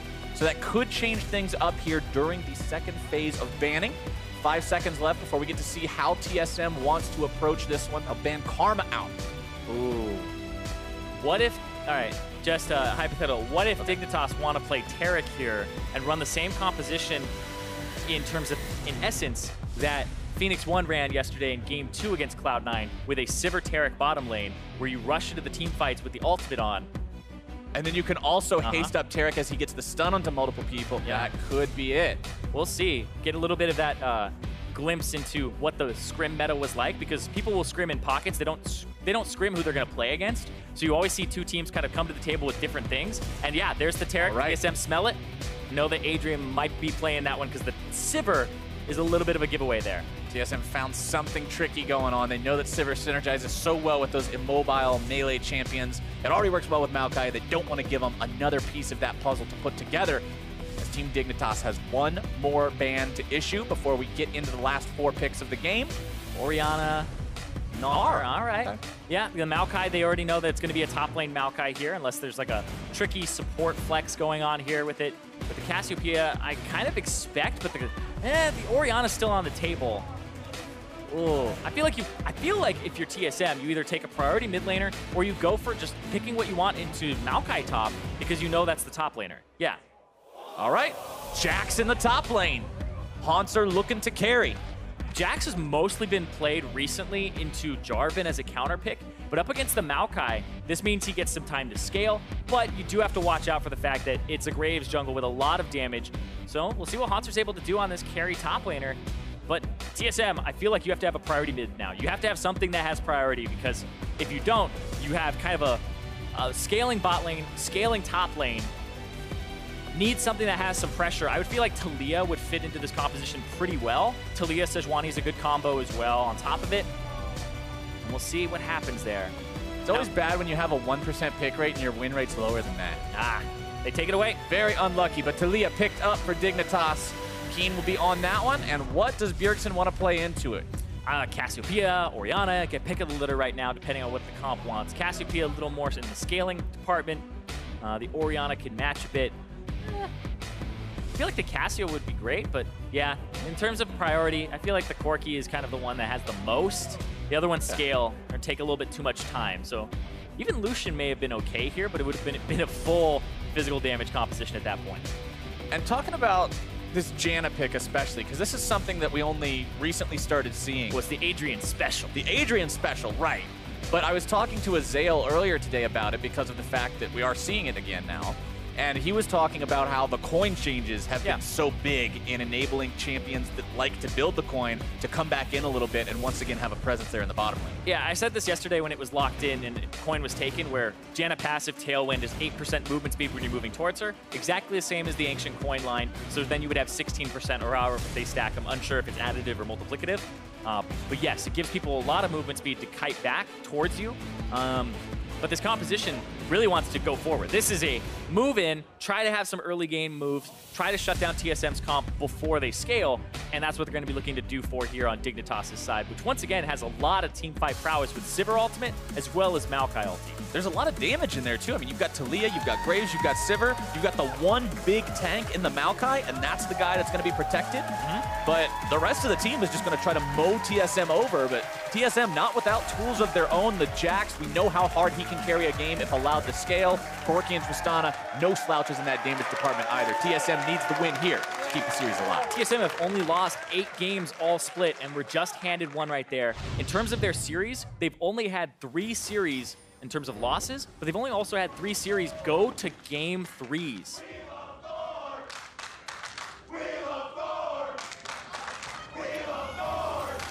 Crowd's got their chant going on. What is that? I don't know, but they're chanting. I was unsure. I was like, was that We Love Flowers? Because that would be my chant. That would be you're always #1 to me, Zyrene. Welcome to Summoner's Rift, ladies and gentlemen. The teams are out of the summoning platform. The crowd is chanting no matter what it is. That's still cool. And we are ready for game number 2. TSM especially ready to prove that they can take this one to game number 3. Dignitas ready to prove they can. You want a fun fact? Dignitas have never lost 0-2. All of their losses have been 3-game series. So if they lose, it's just another one that's a 3-game series loss for them. And it just seems like Dignitas will get that leg up, and it also shows that they are prone. When they lose, they had a lead in the series at some point, or it was tied, and then they just let it slip through their fingers. So I'm not saying it's tilt, I'm just saying that there's an aspect here of playing long series and getting a little bit worn out towards the end and not being able to close it. Which totally makes sense. It's absolutely understandable that you could have that kind of mental wear and tear after going through a series, especially when you're used to closing them very quickly. Having it go past that normal point is an indicator that things aren't going well for you, and that could start to get towards people in terms of whether or not they can keep cool and make the kind of decisions and plays that will result in finding that win that otherwise may be a loss. See a little bit of that early information warding coming down at the start of this game as Shrimp looks to get himself a super leash. Yep, it's level 2 off just the small Raptors. This is a blue side strategy of the super leash to get yourself into a lane very quickly.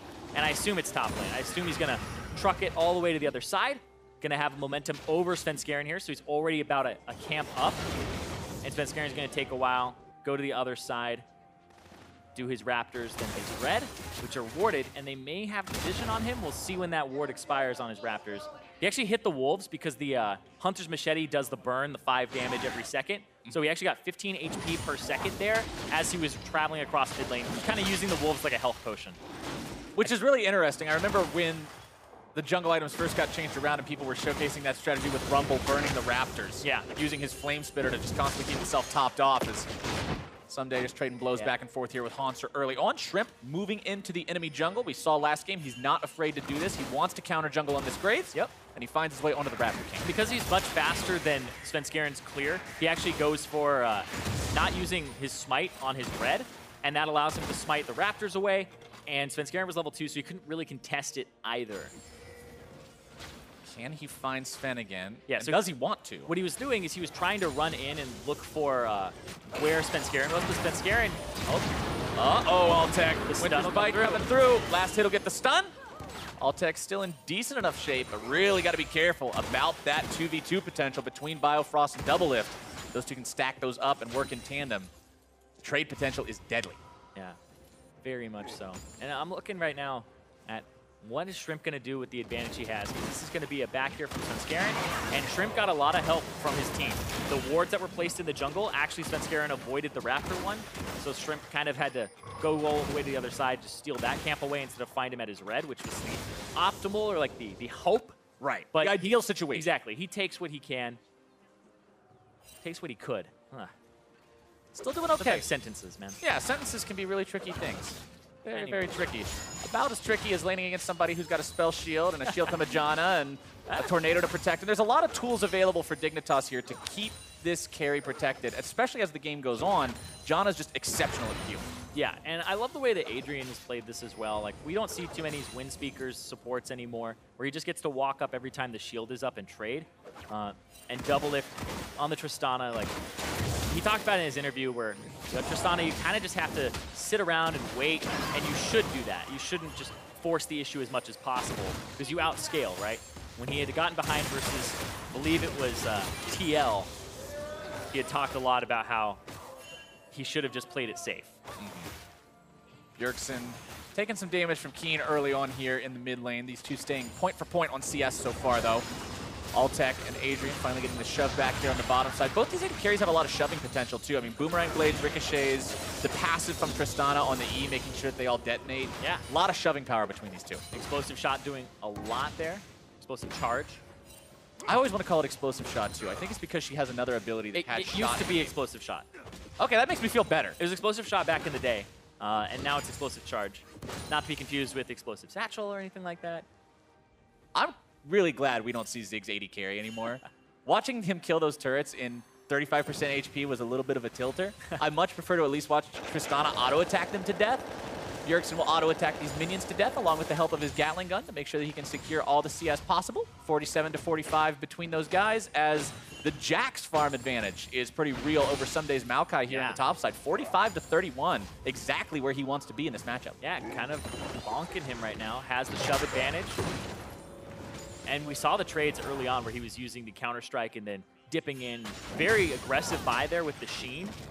And no HP or boots to actually back that up. So yeah, he's just going for, getting whatever advantage he can. So he's not saying I'm waiting to scale. He's actually playing it like a punish lane where he can bully the Maokai before the Maokai gets things like the Bramble Vest or the Ninja Tabi. See if Shrimp tries to make a punish towards that as time moves on. Still level 4 on both of the junglers, so not exactly close to those ulti points just yet. And that's where you really have to start being afraid of both of these guys. Sejuani with so much more CC potential, Graves with so much more insta-gib threat once they hit that big ultimate threshold. Yeah, interested to see what happens with the build here for Shrimp again, seeing if he'll go for the same Blade of the King build, or if he's going to augment it. We haven't actually seen as many Dust Blades as people in solo queue might have thought. Right. You know, just way more tanks, right? Because lethality just not that great against people who stack armor, and now there's just top laners are back in that form. Seeing a lot of that, as well as from the jungle. So, Keen looks like he might want to get a back in here. That's a lot of usage of his abilities. Has level 6, so may look for a roam as well. Just wants to throw the entire skill set into the wave, make sure that Bjergsen's the one on the back foot having to respond to that.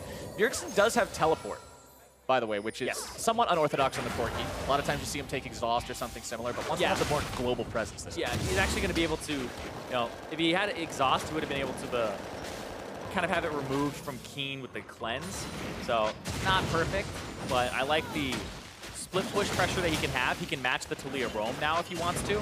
And Taliyah is actually super good at just backing, never having to take teleport as a character because you just move so quickly through things. And we'll see here if they see him in time. Keen wants to make the move. Roaming up. Jump away from Hanser. The ward is there in time. He actually doesn't clear out the control ward either. Doesn't want to get in combat, go back. Like, these are like what you see professional players do in terms of time. So he wants to get back to the wave, shove it out, and just say, like, there's a ward there, somebody else clear it, right? Not my business. One of those things that you would normally think is questionable if you were doing it in solo queue, because you're like, why is my mid laner not clearing out the ward? I don't understand. He walked over it, he saw it. Exactly. Well, it's like back timers. We talked about like having a better back timer. Now this gives Bjergsen a timer where he gets to back, and then the next minion wave isn't a cannon minion wave, so Keen will shove this in, and Bjergsen will try to rush here with the package. They'll give him that out-of-combat movement speed. So he rushes back, and he'll be able to not miss anything. And Keen is going to try to push this out. We'll see, is his a cannon minion wave coming up? It is, so Keen will be in a good spot as well to not miss much. And Bjergsen with package, remember that whenever Corki has this, the enemy team's got to be extra careful. If you try to force anything or even just play as you normally would without respecting what he could potentially do with the roam, there's a big chance for him to make some kind of a play. Yeah, and you can see Bjergsen just actually had to clear out 2 control wards on his way there. So like you were saying, they're actually kind of ahead in terms of vision control mid for that moment, and now it just waxes and wanes. The package may not be used here in a situation to dive because they had to see, or Bjergsen had to spend that time going on that bottom side of the map. And he's going to try to mix it up. Last time they saw him, he was clearing wards out on the bottom side. If he goes for Maokai here, it's actually the change-up. Nope.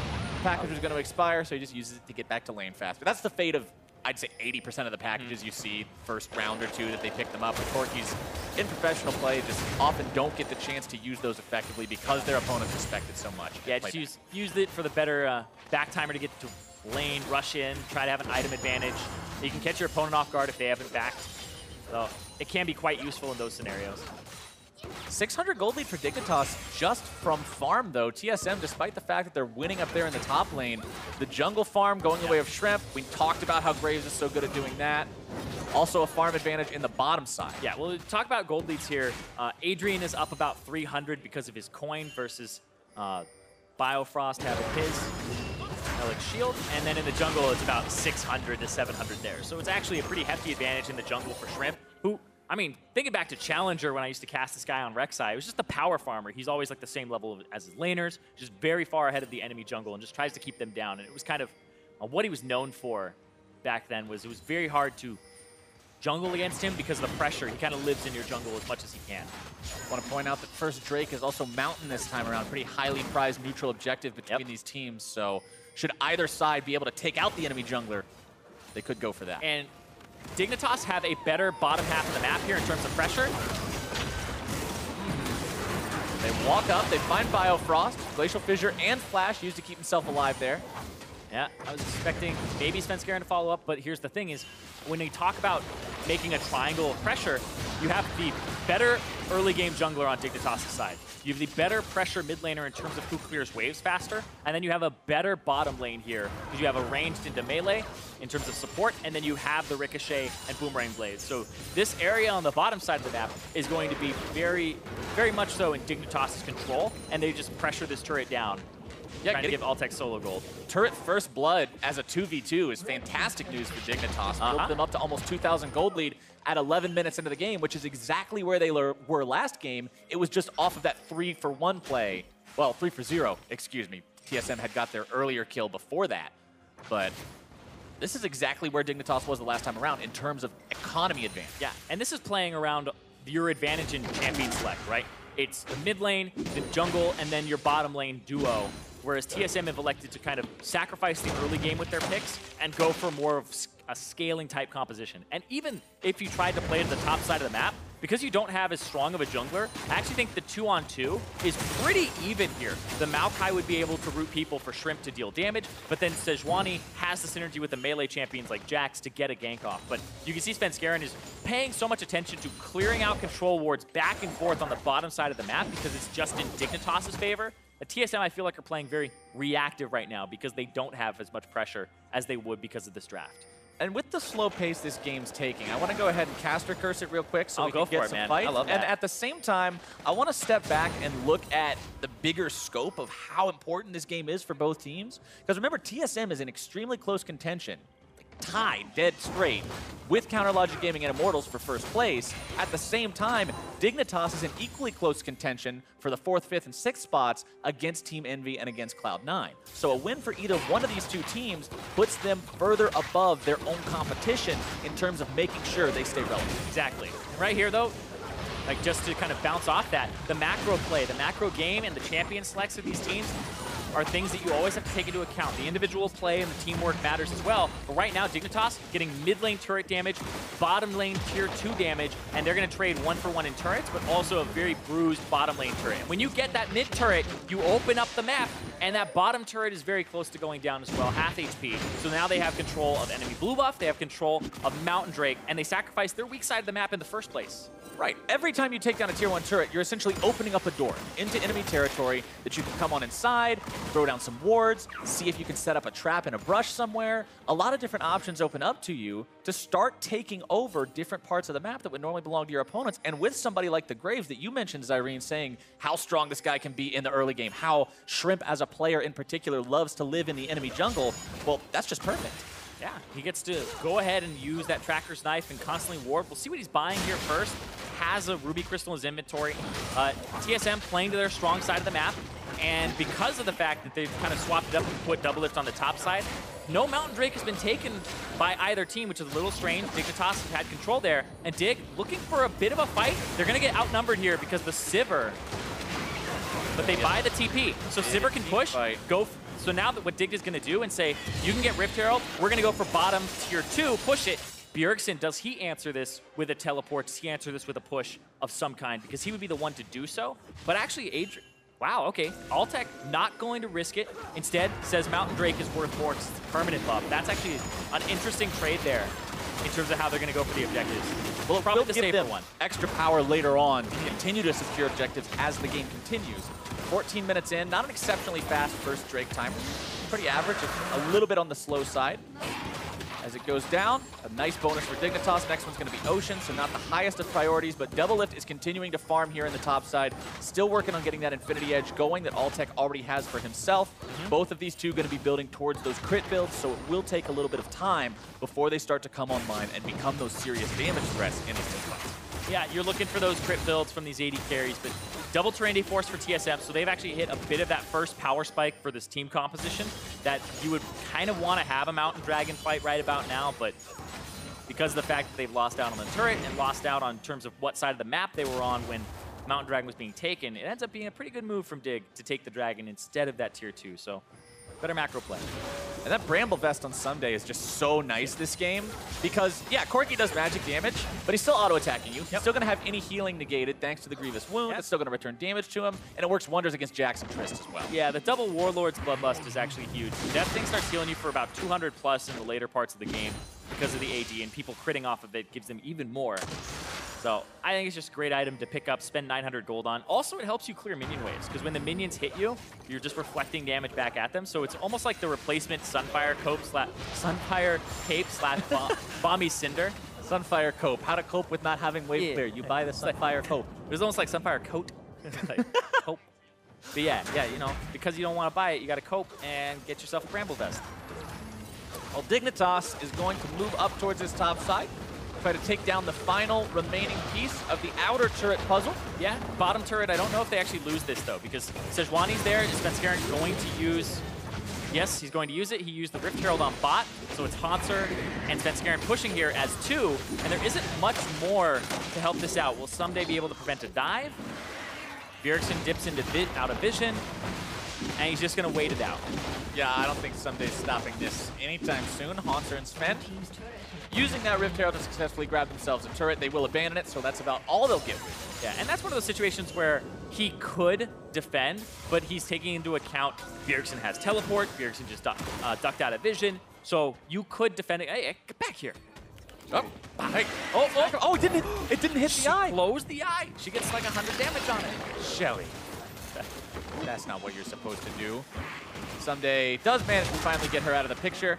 Continuing to farm up on this tree, wants to become that tanky monstrosity he became in game number 1 that can just throw himself into the fight, disrupt the back lines of TSM. But that being said, a little bit trickier this time. Corki has ways away from Someday, whereas Xerath was just a sitting duck if you ever close the distance. Exactly. He has multiple ways to get away here, and I feel like TSM are actually in an okay spot here because their composition scales. If the game is 0-0 and you're behind one turret and a dragon, it's not an awful position to be in when you have a Jax and a Tristana. You're kind of waiting for that late game anyway, but Dignitas, this is where they want to be because they are ahead in the tempo. They have those tier 2 turrets ready to be knocked down in a few lanes, and that's how you have to accelerate the pace of the game here.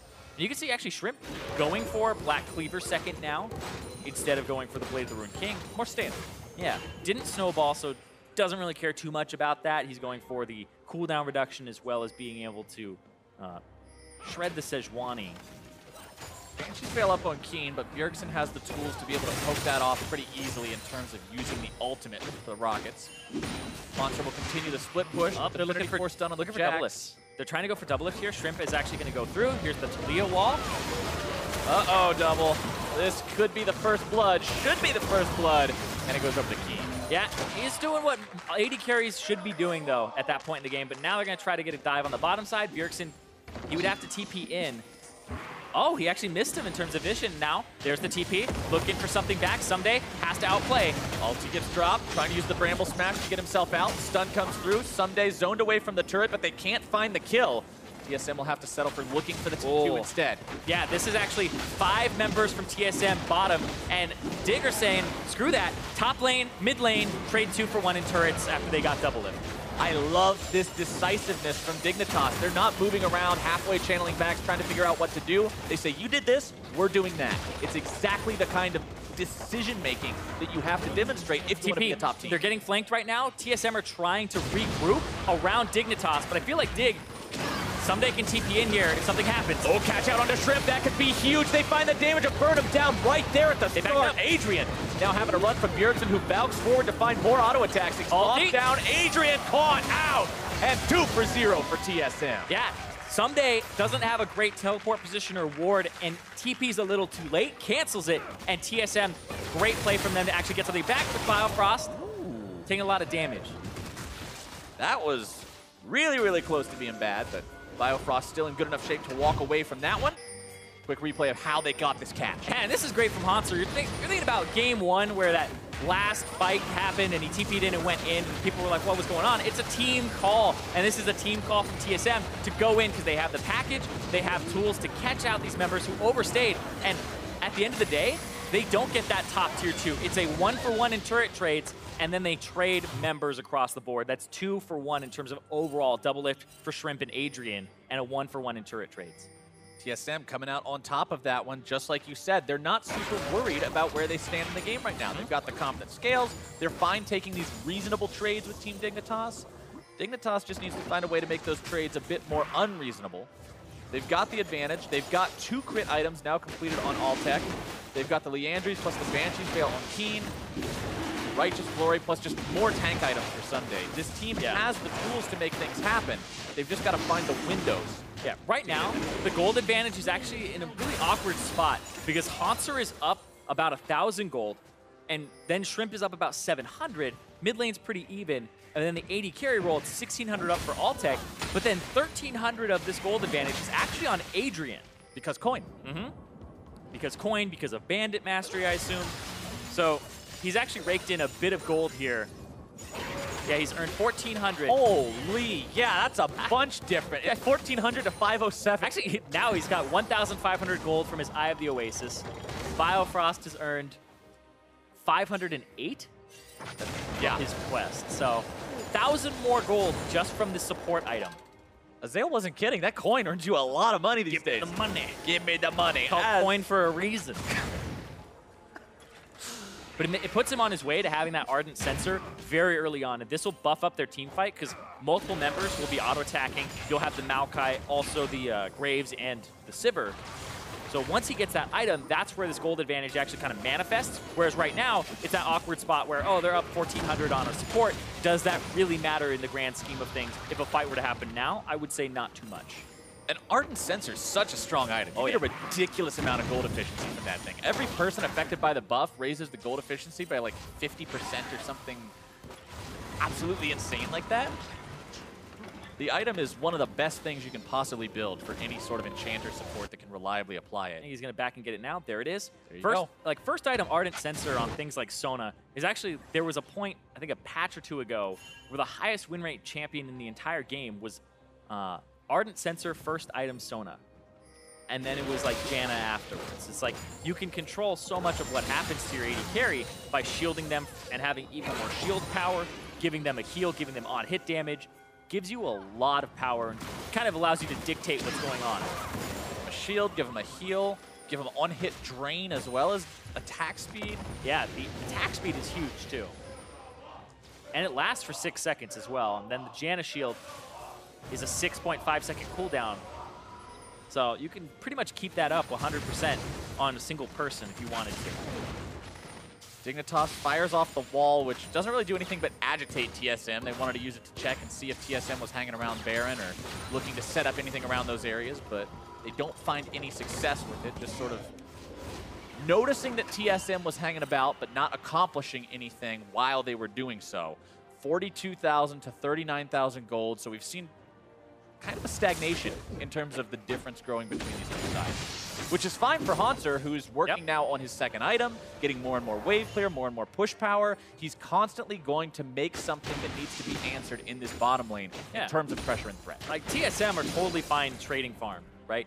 Dignitas actually shouldn't be the ones who are okay with trading farm over and over again. They should be looking to use Righteous Glory, try to start a fight and engage, and use Taliyah Wall.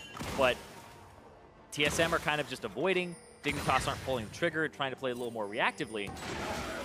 And it's actually giving TSM, I would say, a bit of an advantage in terms of items over time here. One of the big issues here, I think, for Dignitas is the fact that they only have one person looking to really pull that initiation trigger, and that person is now getting initiated on himself, having to flash away here in the bottom lane. Hanser continuing the attack underneath the turret. Turn it. Someday just keeping these guys here as Altec and Adrian come in. The cavalry arrives. They cut down Bjergsen and Altec once more. Hanser jumping away with the leap strike onto the nearby minion wave, but they get one kill. Yeah, Someday gets out, but Altec rushed there with Adrian. They were able to get to him just in time and get that kill onto Bjergsen.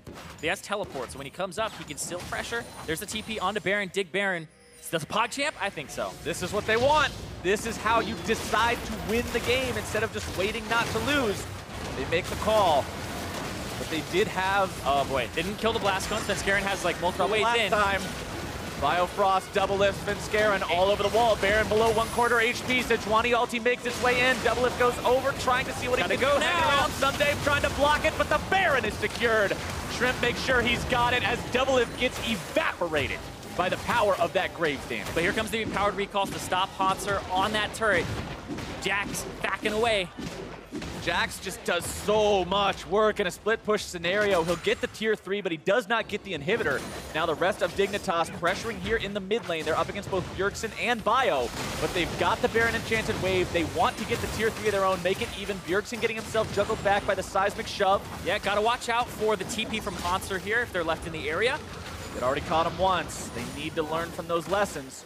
Shrimp cutting himself backwards, Svenskeren decides to take out the control ward, Dig gets back, and now the question is, what can they make of this Baron power play? Yeah, have a few turrets available to him. Remember, the top and the bottom ones are about half HP, and Ocean Drake in 45 seconds. They can reset for that. But yes, this was a situation where this is a 50-50.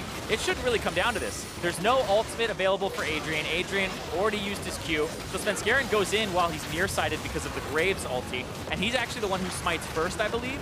And then it ends up being Shrimp who smites second there. So Shrimp holding it, making sure, knowing there wasn't enough burst damage there from a Sejuani by herself to get in. as Someday did a really good job of jumping in onto Doublelift, who at this point in the game could auto-attack over the wall and hit the Baron if he wanted to. Yeah, the range on Tristan is something that you can't underestimate. It actually does become even greater than Caitlyn during the last couple of levels as that passive continues to stack. Keen and Dignitas have moved up through the enemy jungle, positioned themselves in bottom lane though, and look to work on one of these remaining tier 2 turrets. They don't even really need the minion wave. Nope, they'll just face tank it, put some more auto attacks in there, and now that Someday's finally moved up into a tanking position, they'll grab that one for free. Now he has the Maokai ultimate. You have Talia wall in a few seconds here. I feel like TSM trying to engage a fight becomes very difficult. When Jack scales up, gets Titanic Hydra, becomes a great split pusher, but hasn't been able to really do much work against Someday, who's playing really defensively and playing with the team now. And especially when one person on the enemy team is split pushing the entire game, you want to see teams that pick Talia secure turrets using the ultimate. That's what it's so effective for, and if they can't force the issue like that, now they're going to fall behind to this. He should be doing it now. Next minion wave, there you go. All right, cutting him off. Doublelift caught on the wrong side of the wall, manages to rocket jump away, but the tier 3 goes down. The inhibitor will too. That's exactly what Dignitas came here for. Now they can back up and try to stop Hanser. Yeah, TP to the top side from Bjergsen, actually. That's a back from Maokai. He won't be able to actually get here in time, I think. So I think we're actually going to lose 3 turrets here. That's 3 turrets. Oh, He just barely keeps her alive. 79 HP. But like the gold is so close because a lot of teams, once they're behind like that, you don't make that play. Bjergsen TP to the top side to get something back and keep pushing. And so TSM are trading constantly even though they're behind. And that's good because it means they aren't paralyzed. They aren't paralyzed by the pressure. They feel it, but it's not something that's completely pushing them out of the game. And Hanser's going to pick up what he can here. And this is most likely traded for a top tier 2 turret. But are there any TP locations for him? I don't feel like there are. He could go for that bottom in-hit. Ocean for tier 2. Dignitas now has no objectives left to take TSM outside of the enemy base. TSM are playing a risky game. They're playing the trade and try to wave clear strategy here. So he's going to go for this, jump on it. Baron Empowered Recall is actually not on Someday anymore. Not on anybody, I believe. Shrimp got himself back, though. Yeah, Shrimp got back.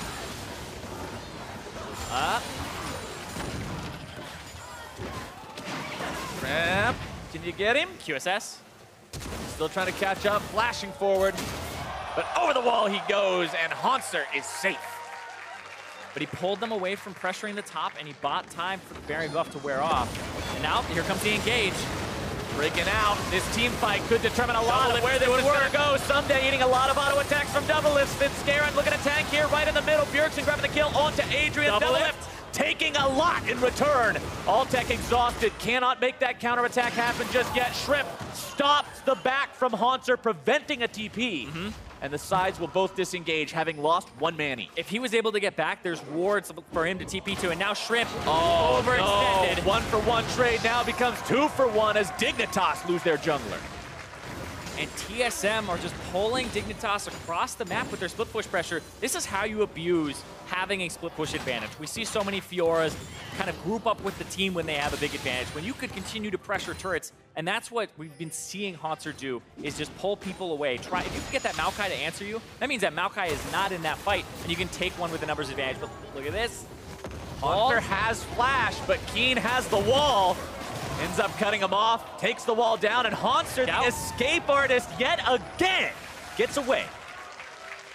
Getting out, even has the Randuin's Omen to slow people who attack him in terms of attack speed, but then also has the active, which he used there at the end. It wasn't necessary, but still, just making sure he's in a position to even be a team fighter if he needs to be. And that's actually, okay, well, he went Ravenous Hydra, sold it for Titanic Hydra there, just undid. I was scared for a second. He was going to go for the full HP, like lifesteal split push, but this is better.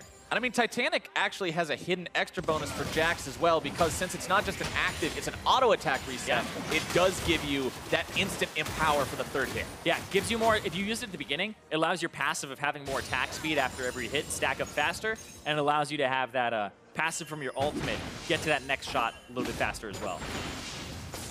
now he's gone from scary to scarier, and you just gotta wonder how much longer can Dignitas allow this madness to go on before there's just no longer a way to deal with this. I mean, yeah, you've got a Thornmail on the side of Someday, but this isn't the old Lifesteal Jax. This isn't Gunblade plus Bork plus Trinity Force. This is a very tanky Jax. And they have to start something here. Someday's gonna maybe look for an ultimate. Righteous Glory trying to reach that backline, got slowed. Gets himself slowed down, but he's made his way into the very middle of TSM lines, popping off the ultimate as it crawls forward, rooting down to Airborne Biofrost. FLICKR continuing to kite himself backwards. Haunter on the back line of Keen and Shrimp as they continue to try to clean up. He's got the grip. Inside the damage, and Altec's grabbing a killing spree. FLICKR falls, double lift on the run. Altec still looking to get him too. A little bit more should seal his fate. That poor little Yordle. Doesn't matter if you got a spooky hat or not. I think the tornado will just do enough to keep him slowed down, and Altec's got a rampage. Yep, and that's what you need to do as Dignitas. You need to start those fights, and now Baron is back on the table, and they're doing this perfectly. They're not just starting the fights willy-nilly. They're starting the fight when they can get something afterward. Momentum once again in Dignitas' control. Now they move themselves towards the Baron. Haunter will continue trying to just be a nuisance wherever and whenever he can. But with their jungler dead, TSM knows there's no way to contest this, and Dig grabs another Baron. Yeah, they believe have gotten 3 Barons plus this series. They've been doing a fantastic job of controlling it, especially with that Maokai. I mean, the ultimate was just used. It's back up for Someday. Very low cooldown, 56 seconds to have a team fight ultimate every time. The Enchanted minions are ready to continue to push here in mid lane. Tier 3 goes down. Inhibitor now the target. Keen and the rest of Dig wanting to press this advantage further, but they've got to be careful to not overstay their welcome. One big throw could easily shift the momentum of this game into TSM favor. And they have gold to spend. TSM just spent all of their gold. There's still like thousands of gold on everybody. 2,800 on Altec that he'll spend here. And Someday, he's trying to get in, but I like the Talia wall, the cutoff options. But then the allocation of resources is just so good. Altec over the wall, hitting Sejuani, which allows him to ricochet onto Doublelift and Bjergsen both.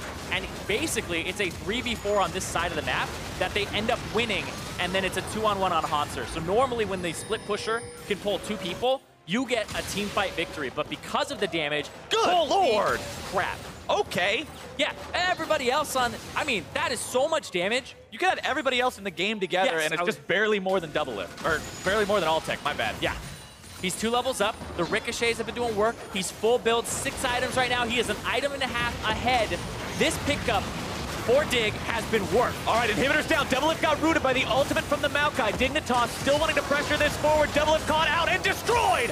Altec unstoppable as TSM may find themselves in a truly dire situation. Haunter on the front line, tanking things up with a counter-strike. Inhibitor now the focus for Dignitas in the bottom lane. A 2-inhib game should be able to put them in a spot where they are firmly in control. Even Haunter will have difficulty split pushing against this as the Nexus becomes the target. Sven, Bjergsen, TSM have to find some way to survive this, but it doesn't look like they will. Biofrost the next one to fall. Haunter and FLICKR having to defend as Bjergsen heals up. Nexus turret number 1 halfway down. The backdoor protection comes online as Someday continues to tank time after time after time. And Haunter gets thrown up into the air. The helicopter will not save him. FLICKR cannot escape. And Bjergsen will be the last man to fall as Dignitas 2-0 TSM. TSM, we're in first place, tied in a 3-way tie, and Dignitas in 4th say, no, we're coming for the Titans. They have to play the other 3 teams,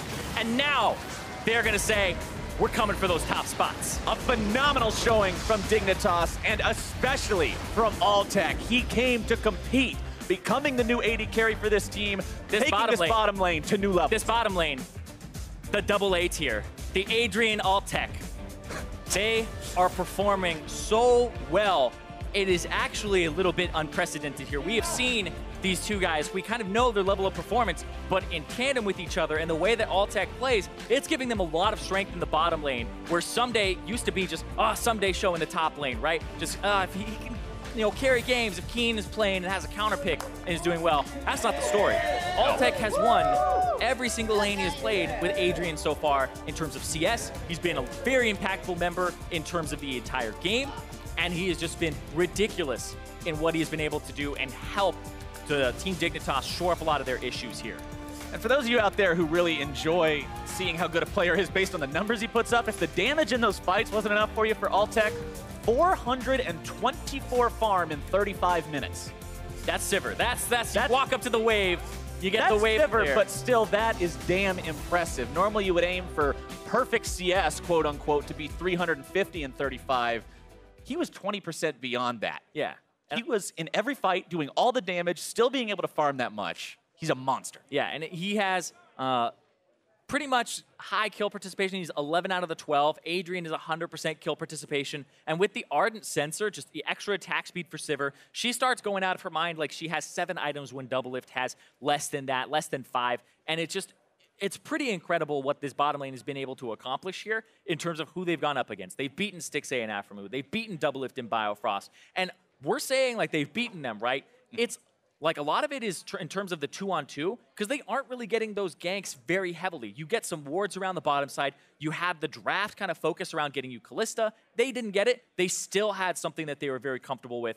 Shrimp isn't playing like a super heavy ganking jungler either. He just has pressure on Svenskeren, and they control the triangle of mid, jungle, and bottom in both games so far. And when your jungler just takes the other jungler out of the equation, even if you're not directly ganking, you're telling your bottom lane, hey, if you win 2v2, you win. He's not helping. And I love this because whenever I see Adrian kind of pick up supports, everybody's like, oh, you know, I feel like he's just doing his own cheesy thing. And then when it went to like MSI and we saw Aframu take the Soraka over there, right? And then SKT was like, oh, these are really good. Why aren't we playing ranged supports? The metas might start shifting towards that again, especially since we have a lot of tank top laners and tank junglers coming back in. I feel like utility AD carries like Sivir are super good, especially when she brings a lot of damage, that you don't have to wait on the scaling. And then you also have enablers in team fights to keep people safe away. Like, if you can't peel 4 tanks, Janna can help with that. Yeah, Janna provides so much utility, so much speed for the team. And that Ardent Sensor, like you said, it allows the utility AD carries to have that much more of a damage threat. Yeah, that much earlier. Big overall. But for more on that 2-0 from Team Dignitas, let's send it over to Riv, who's standing by with an interview with the victorious bot laner. Thank you very much, gentlemen. Great cast on the day. I am joined by Altec after that absolutely crazy game over TSM, the victory for Dignitas as you guys move towards the top of the standings. Altec, the LCS has been something you are very familiar with, the ups, the downs, and now very big ups. What is it that's clicking for Dignitas, and what do you feel that's different now on this team? I think over like the course of when I first joined, we went 0-4. Maybe it's like a coincidence, but I think after like we kind of like finalized our bot lane issues, I guess, and we decided to play Adrian, I think like I'm very confident, and like overall the team's like performing really well. And what kind of is it about that synergy? Have you had a long history with Adrian? How does that work? Is it we work off each other just moving, or are you guys kind of a 3-2-1, let's engage? I think over the past like 2 or 3 years, we've played a lot together in solo queue, but we never got like the chance to, I guess, like play competitively together. I think we have like a lot of experience. Maybe we played over like 500 to 1,000 games together. So I think like us joining Dig together and us being able to play, like it really enables each other to do really well. What do you kind of think is the best part about that synergy? What really works for you two? Well, I think we just know what we're doing lots, or like what we want to do. Like we don't necessarily have to talk about it a lot of the time. I think like he's always there to back me up and stuff like that. All right, and as I said before, as you guys shoot for the top of the standings, Dignitas looking better and better. What do you feel actually separates you guys from these top teams as you move for first place? Oh, I don't know, because like this is a new patch, and obviously like the tanks are super OP now. But like even this game, the game 2 against TSM, we didn't really practice much of our bot lane combo, the Sivir Janna, but it was like a really good situation to play it. So we're able to play it, and we're able to do really well with it.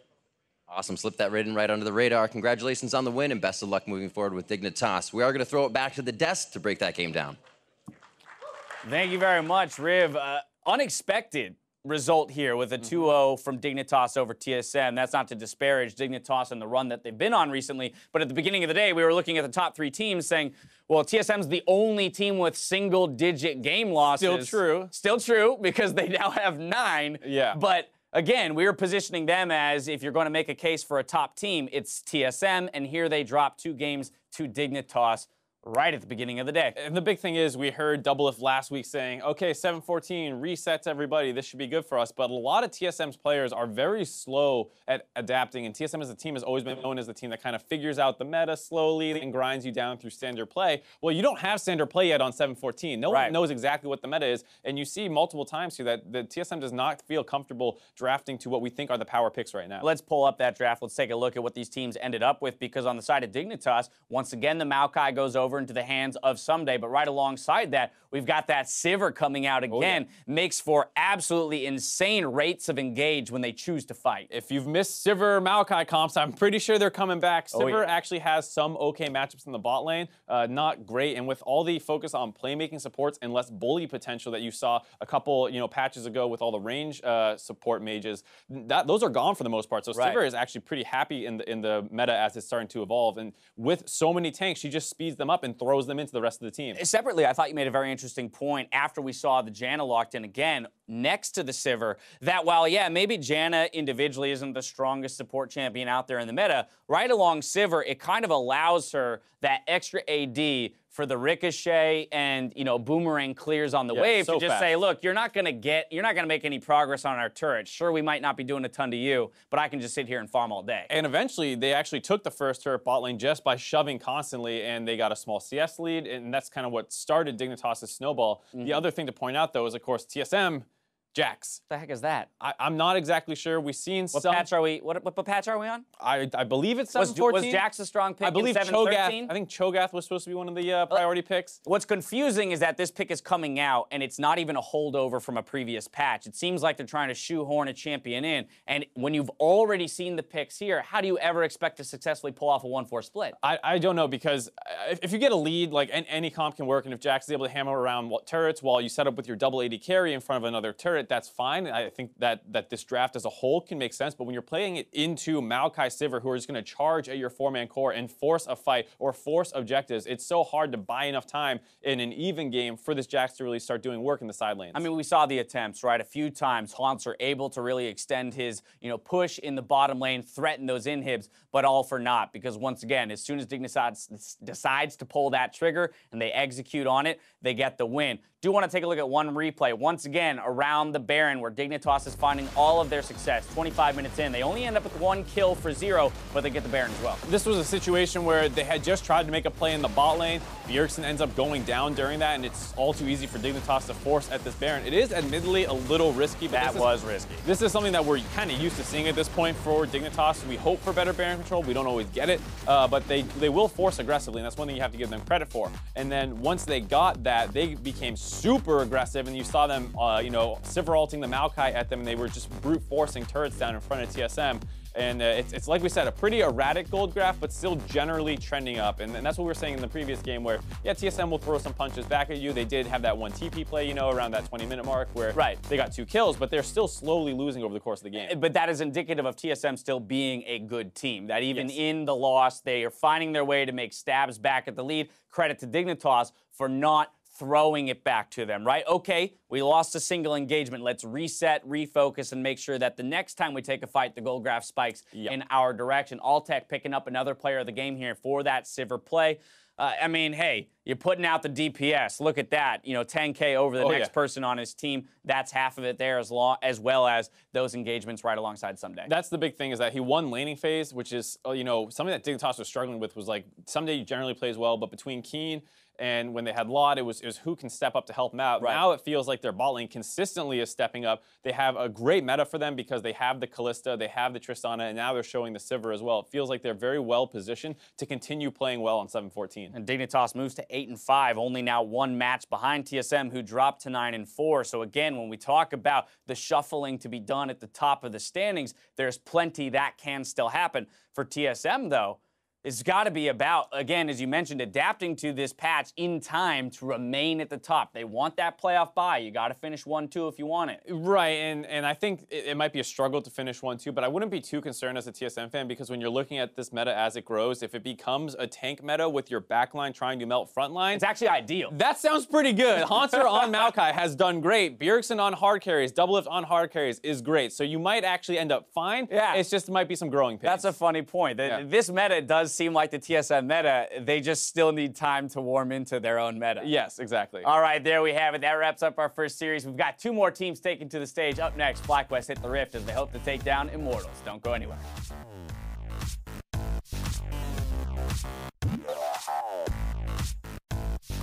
When you were a kid, did you think that when you're grown up, when you're gonna be able to drive cars, it's gonna be flying cars?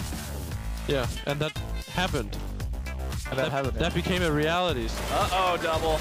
This could be the first blood. Should be the first blood. And it goes up to Key. This team fight could determine a lot of where they would go. Someday eating a lot of auto attacks from Double Lift. Scarin looking to tank here right in the middle. Bjergsen grabbing the kill onto Adrian. Double Lift taking a lot in return. He jumps in on you. I can go. On me. I'm watching you. 아니야. 아, 저 안 되겠다. 위에 이겼어. 아래 이겼어. Help. Scarin cannot escape, and Bjergsen will be the last man to fall as Dignitas 2-0 TSM.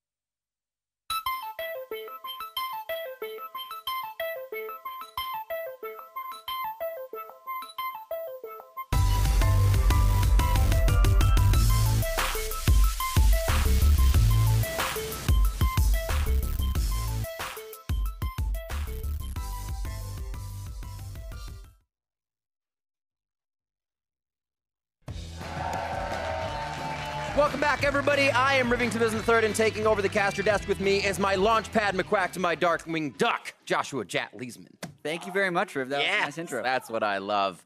The pieces are set now and polished for our next match of the day. It's FlyQuest versus Immortals, as you heard Dash say. But with a brief resurgence in Week 5, it is now or never for FlyQuest to fight for a playoff spot. Yeah, so currently, FlyQuest are 3 matches away from 6th place, and they need to pick up quality wins if they want to claim the playoff spot. Remember, they were in the semifinals last split, so this might be their best week to get back in the standings. If remember, back in the day, think old school Cloud9, High Lemon and Balls, they were really fast at adapting to patches. There's a lot of things that have changed on this most recent patch, so they kind of got to flex their adaptation muscle, so to speak, use Lemonation's notebook and get some good champs. Adapting, but really being the ones to show new things. They were the guys to break open the ice. With first place now on the line, Immortals, however, cannot afford to be caught off guard by any of that. Yeah, Immortals obviously have the patch to think about, but they also have the rematch versus COG on Sunday that could be a mano-a-mano match for first place. If they win this, they'd both be tied for first. But before they can think about that match on Sunday, they need to prove that they've adapted to the patch well in this match today. We'll see how they have adapted as we are about to get into match in just a few moments. Smithy on your screen here, been a very pivotal portion of Immortals season coming in, a voice that they can listen to with all of the skill they had on the team. They just didn't know where to put it in the strategy. Yeah, absolutely. If you can notice, these are not Immortals normal jerseys. Those are tribute jerseys for Chester Bennington, the Lincoln Park singer who had ties to the organization. So Immortals showing some respect with those shirts, but they also got to keep their mind on the games today. FlyQuest and then COG, obviously, later tomorrow. Absolutely. The end of the season is only going to get tougher with these matchups and every team grinding out for the victories. Let's check out the starting lineups as we do get onto the Rift. On the blue side, it is FlyQuest. In the top lane, it is Balls. Look at the flex. Gonna see if he can do that. Moon in the jungle. High coming into mid, getting the roam on, while Turtle at bot with Lemonation at support and Coach Thinkcard. And on the red side, it is Immortals. We got Flame in the top lane, Smithy in the jungle, Pobel through mid lane, Cody Sun and Ole wreaking havoc in that bottom lane this split, and Coach Song. Yeah, look at all those guys, larger than life on stage and ready to do the same thing on the Rift as we get into picks and bans. We've seen a little bit of a switch up for what FlyQuest has been trying to do. They've also been saying we're looking at kind of a new formula for strat calling and the way we do things in game.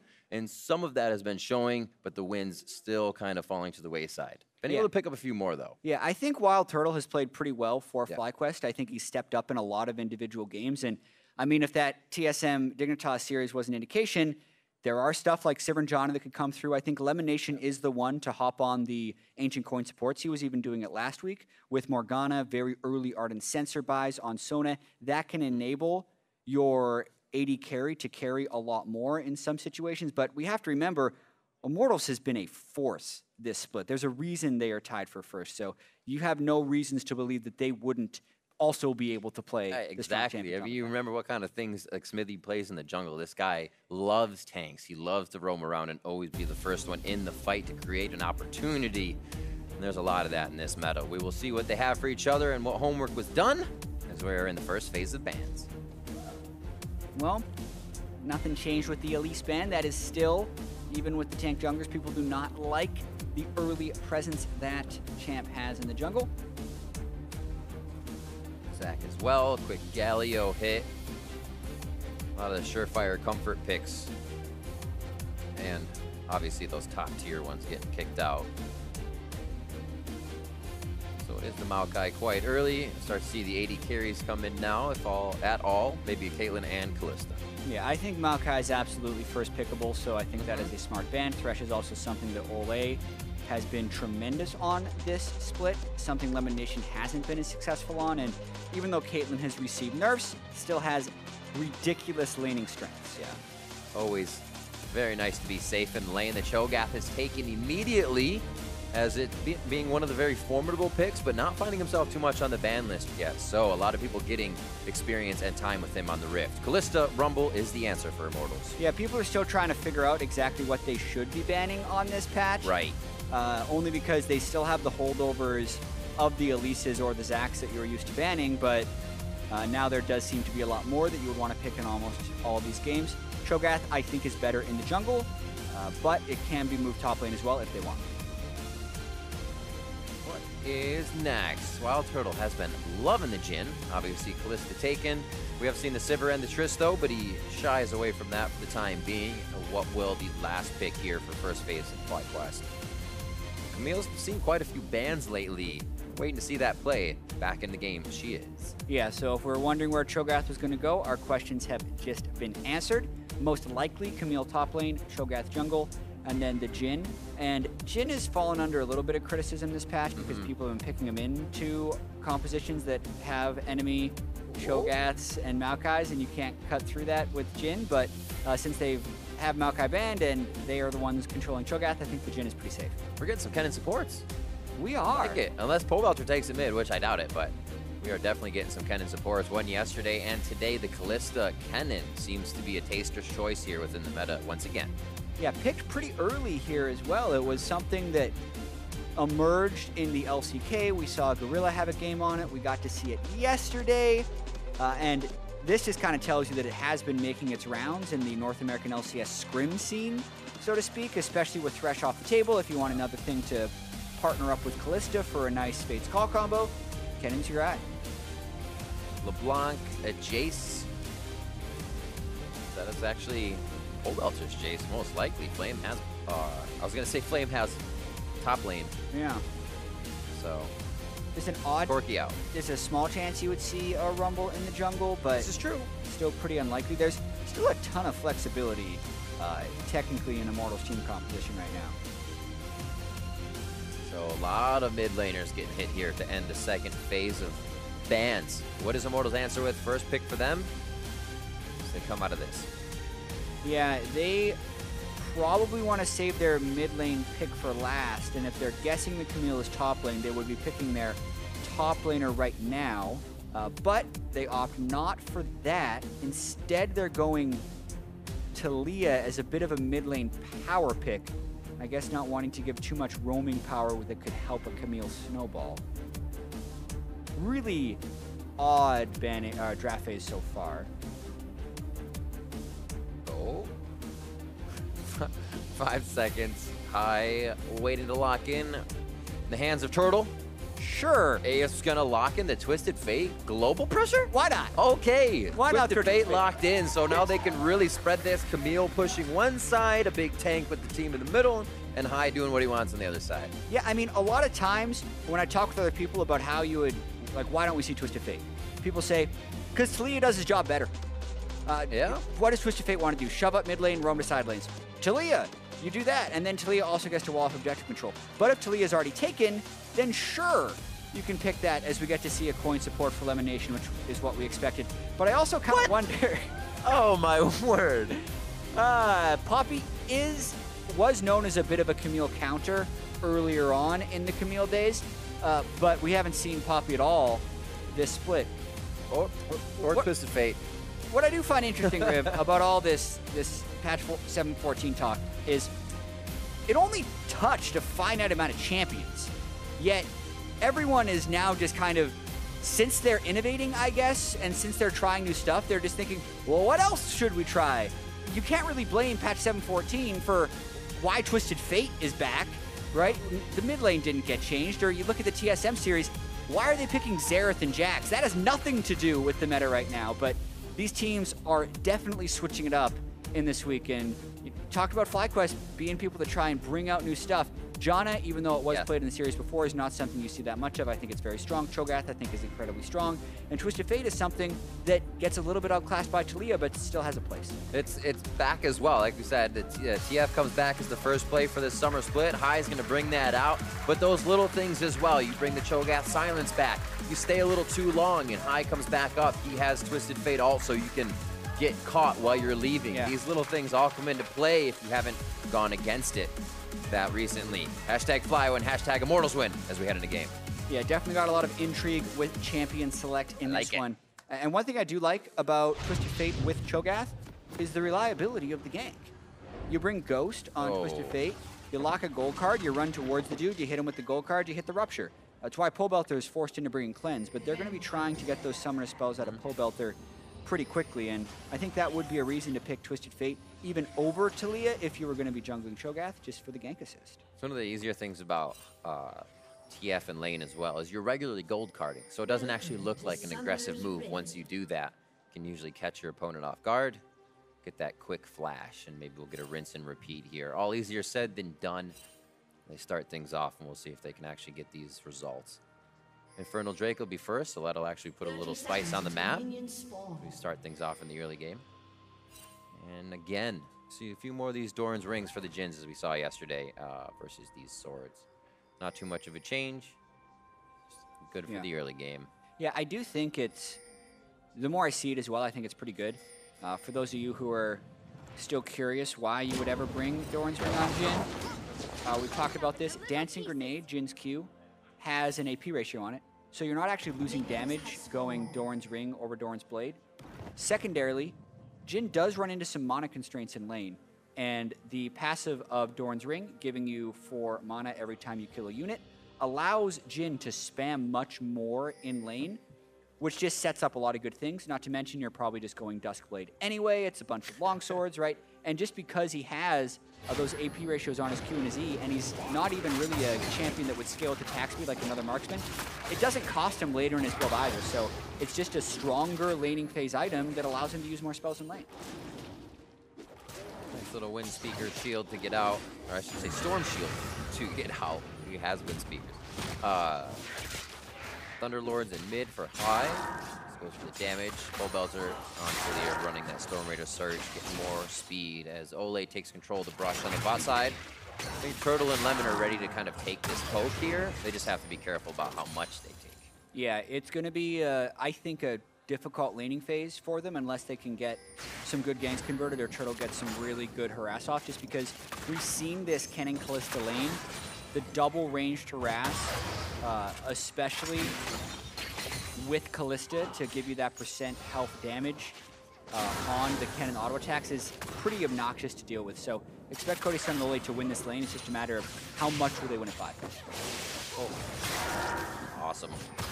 Keeping the passive ones up, but also making sure he's got enough room to keep that damage going as well. Ole playing that one slow and whittling Turtle down. Pressure to high in the mid lane. Actually cycles past gold. Almost cost him his life as Pobelter gets a few last shots in. High's got to play careful now. Got to be really careful to dodge those seismic shoves in lane. Would have been disastrous if Fly High fell right there to Pobelter. So does have his potions though. Should be able to stick around a bit longer, but doesn't want to leave the laning phase this early. I mean, at that point, when he ate the harass, he wouldn't have even had enough for a second Doran's ring. Smithy cruising around. Not the jungler I'd expect him to pick, but very interesting. He has the mechanics to do so. You just usually see him on the tank, the one ready to initiate. This time will be equalizers, and Pobelter looking to take advantage in mid. I can't equalize much of this fight so far, and he just continues to push him in, calling for help from Moon. Well, hello, Smithy. Smithy now has to ask for pressure from the bot lane. Flashing into the wall, confuses the opposing team, and they run away.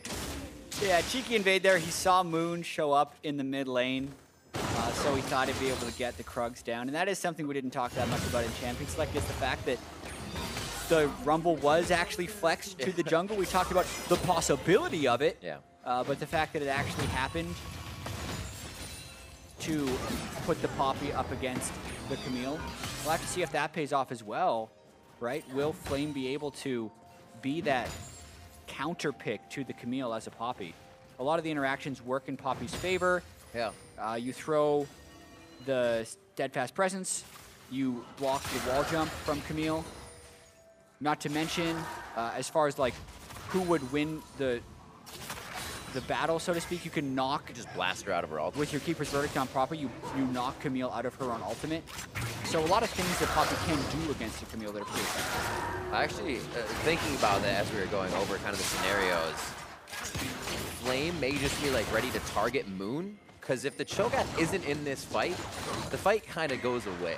Like, you see everybody always roaming around this Cho'Gath for so long. Eyes on mid once again, though. As High is not having fun. Both summoners blowing actually on that engage, holding them before. It's only getting harder for him. Yeah, Pobelter has been crushing High in pressure, but CS is still pretty close. So High has at least been able to get CS, even if he's not dodging those seismic shoves. That should equalize a little bit, you'd think, here, as they're going for another recall pattern. Also notice the first buys. High goes Dark Seal Boots, whereas Pobelter goes double Doran's refillable. So more damage on Pobelter's side, but a little bit more mobility on High's side, hoping to walk up and land some gold cards when he does have gank assist. Expect about a wave or so to be in favor of Cody, Sun, and Ole in this bot lane. Already just about 10 CS in the lead. We can see High's CSD's damage throughout his weeks of the LCS. Yeah, very slow start to the split for FlyQuest and High. Slight resurgence in the last 4 matches. Still not where he wants to be, though. High has memories of being a top mid in the North American LCS. Still says he can get back to that point.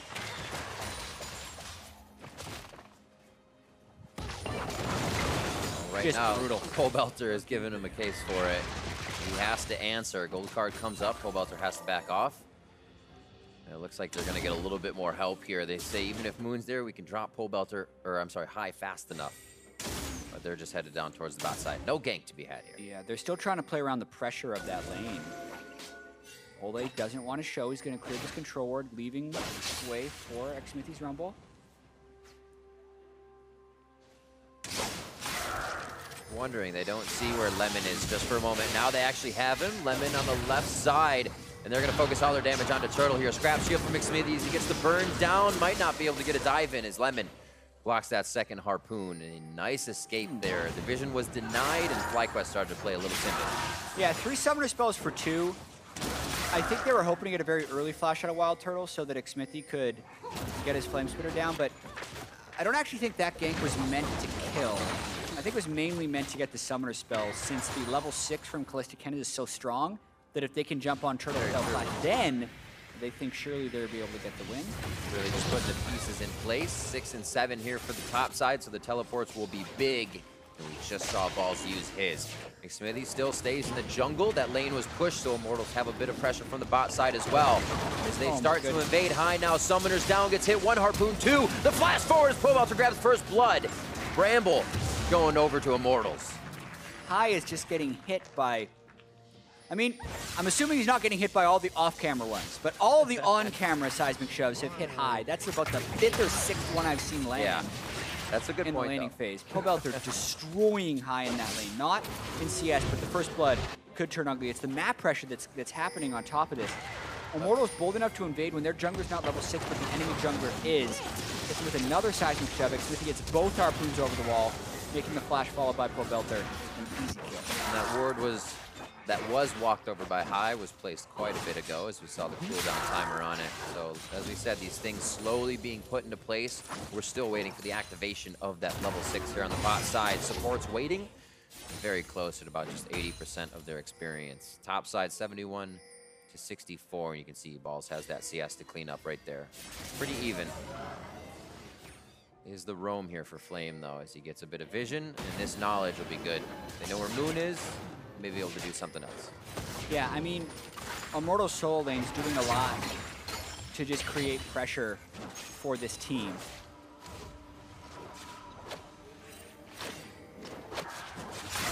See both these 80 carries, while Turtle having a decent split on FlyQuest, even if the results aren't necessarily following through. Cody Sun as well, who was a rookie last split, playing much like a veteran this split. Him and Ole as the combination, as well as when Ole has to leave lane. Seen a little bit more from Cody's Son as well. His own play. Still waiting for Moon to charge up on this Cho'Gath. Haven't seen too much from that. Actually, mid lane pressure. Pobelter's been able to deliver it. Moon's presence there has been kind of just as a security guard, and not really to get a gank onto Pobelter. That flash is coming back up for High. They may try to get something onto Pobelter since he just used his, so eye for an eye, flash for a flash. We'll see if they try to get that kill back. Support war. Yeah. Miraculously, Janna wins the short trade, but the long trade would go to Kennen if he continues. Cut in, Scryer's Bloom hit by Pobelter, so they know the majority of FlyQuest is on the bottom side of that map. A lot of pings going down here, and they may just try to force High top side out of the lane. Flame Balls back and forth in a quick fight. don't know if much will come from this. Actually, Pobelter dives in to cut the team off. They have at least elimination. Monsoon is up for the heal and the push away. It seems like the team knows it as well. There's not too much of a follow. Oh, Flame going for a solo kill. Oh, the block. Very nice. Steadfast presence on the chain. He can't get away. The solo kill for Flame on the ball. The switcheroo pays off in the laning phase up top for Immortals. Flame able to, with the Bomby Cinder and Health Crystal, get a solo kill onto Balls' Camille.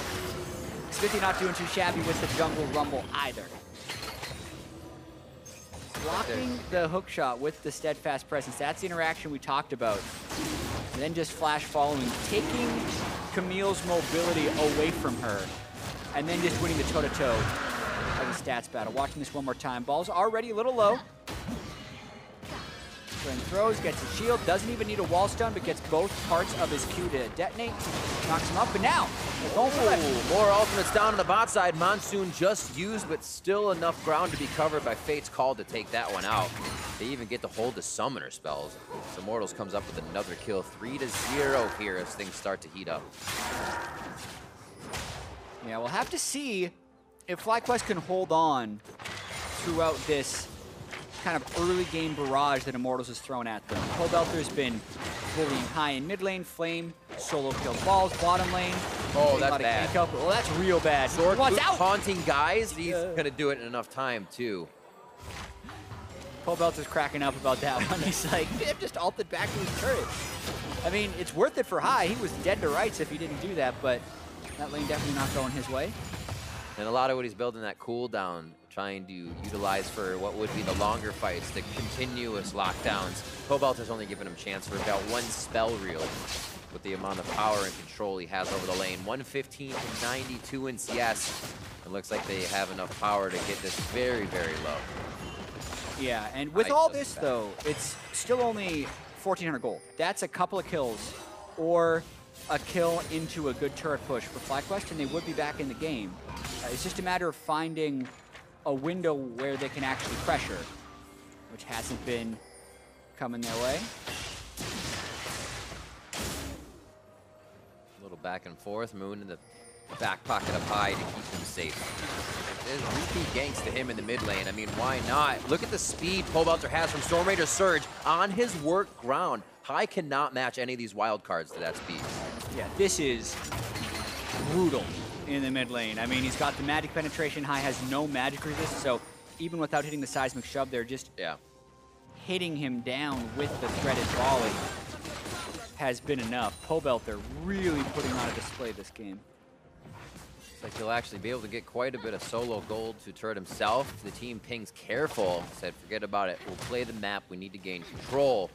As Immortals now can start to push that vision forward.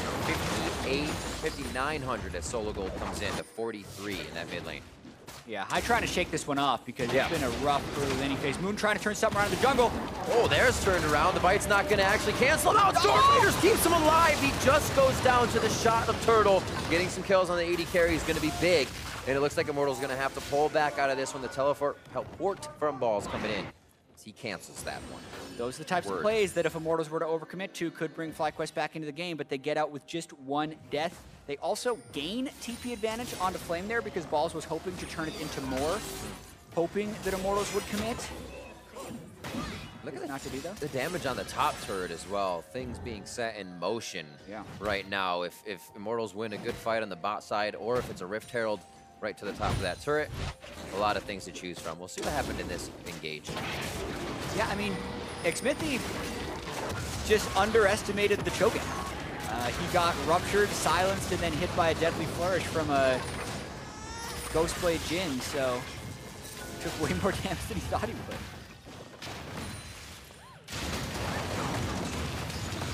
Good call on Moon's back, able to start stealing the resources right out from FlyQuest nose, and that's going to cut down on High's wave clear just a bit. See what Immortals will even want to leave this lane, farming up quite well.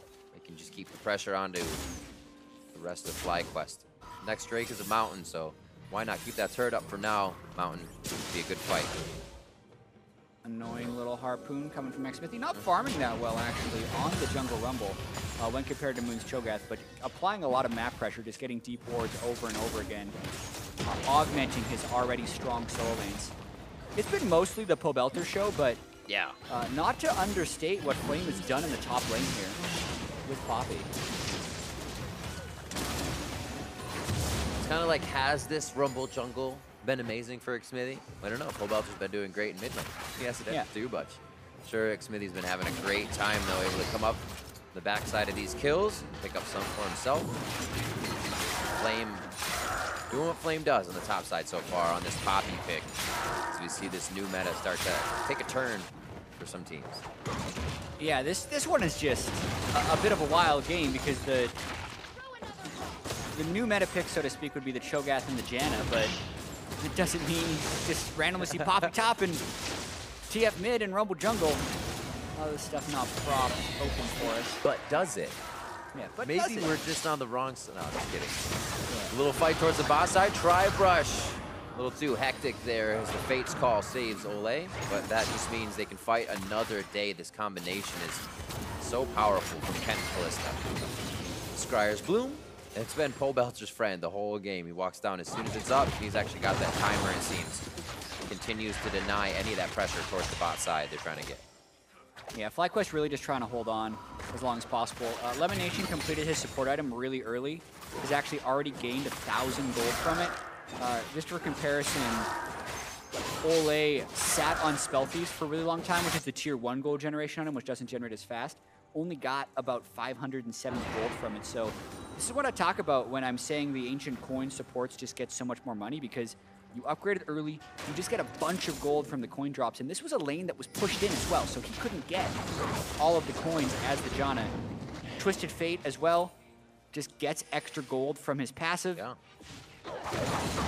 So if FlyQuest just keep it stalled out for a long period of time, they could theoretically see a window back in the game. But Immortals is a #1 team for a reason. They generally don't let teams stall out to late game. As they pressure you into objectives already, having Scuttle. Seems like that's actually wearing off right now as I say it. Scryer's Bloom is blasted back over the Dragon. Rift Herald in the hands of Xmithy. So as we said, this Dragon fight, possibly bottom turret since it's still up. And that would just be the Rift Herald going right through. And they might even be able to get 2 turrets at that point. FlyQuest knows about the pressure though. You can see High and Moon hovering this bottom side the whole time.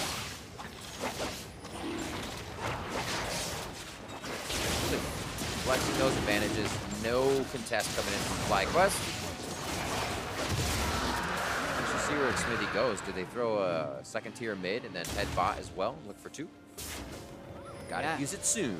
And they got the Righteous Glory on Poppy as well, so they can go for some big initiations. Don't quite get him. They can still use that to pressure this bottom side, though, if they so choose.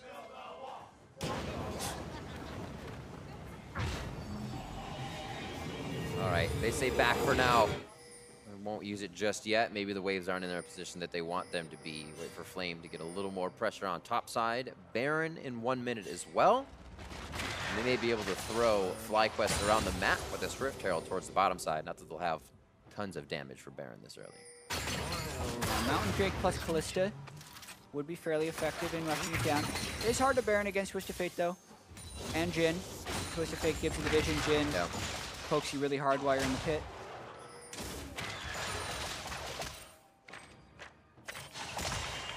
Nothing necessarily forcing Immortals into going fast.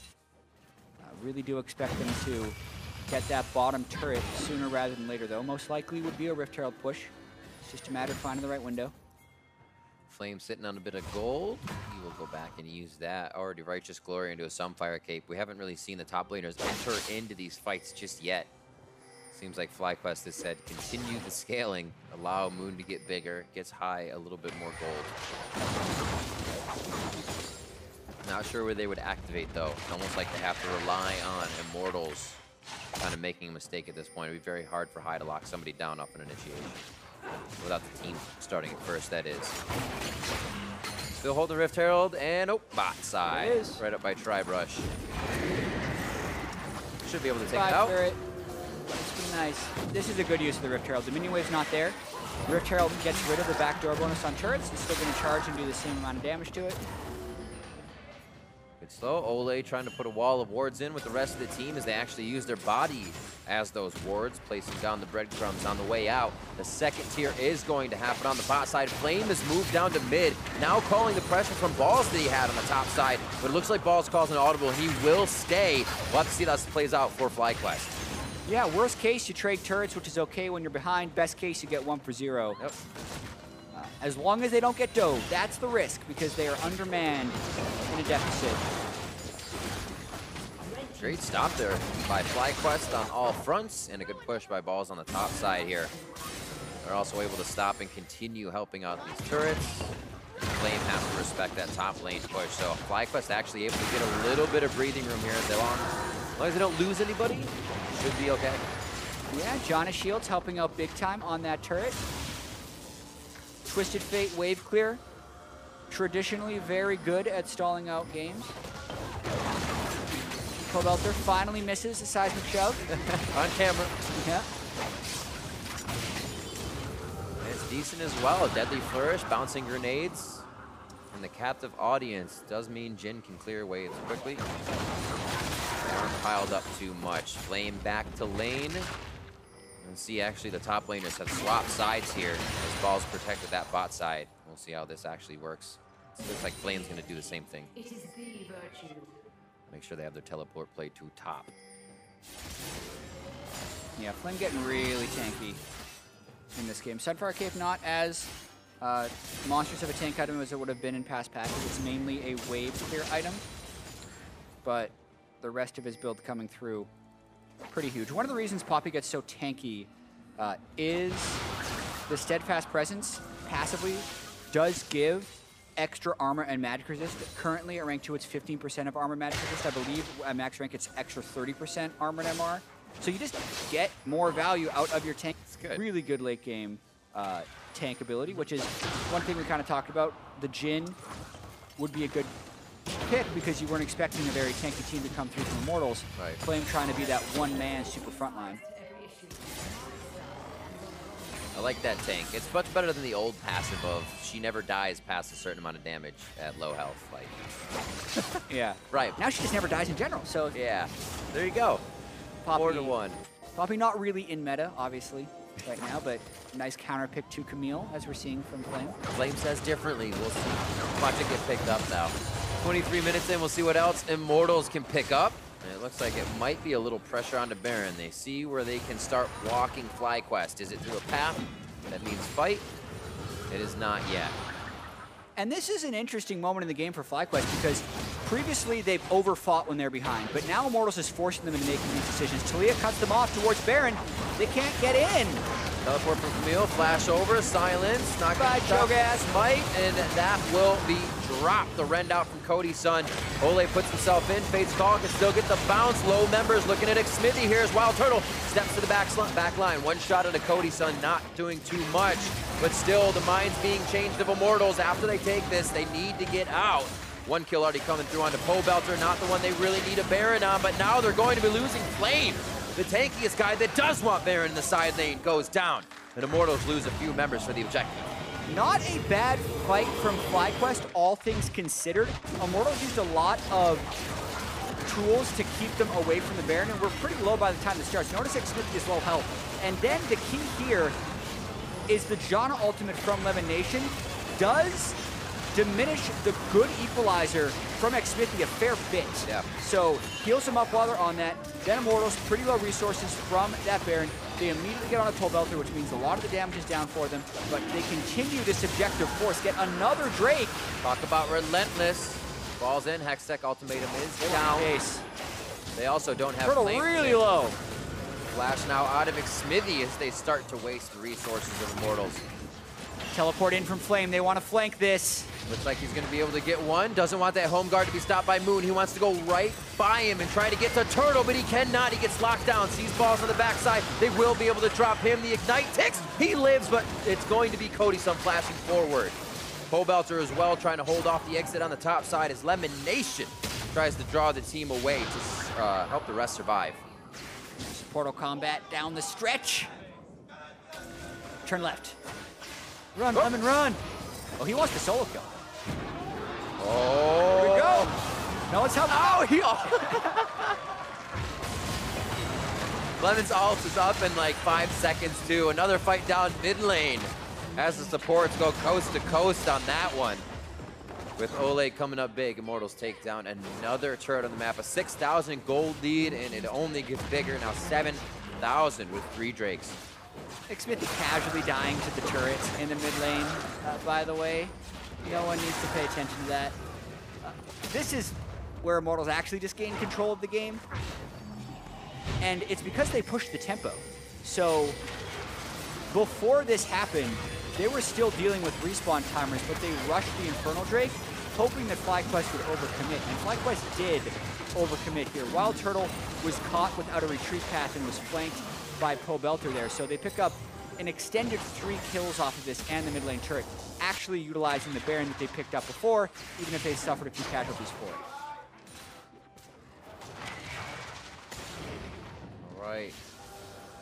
Let's see if Immortals can push that advantage now, find their way into the jungle, get those wards down. FlyQuest doing a great job at trying to put up kind of a defensive light bright in their jungle, drawing whatever they can from top down. Top side has the vision, bottom side has some regular wards. Here is Immortals coming in. Remember, we did have Flame losing that Baron, so not as much pressure so we come from the side wave. We'll also be able to control that a little bit better.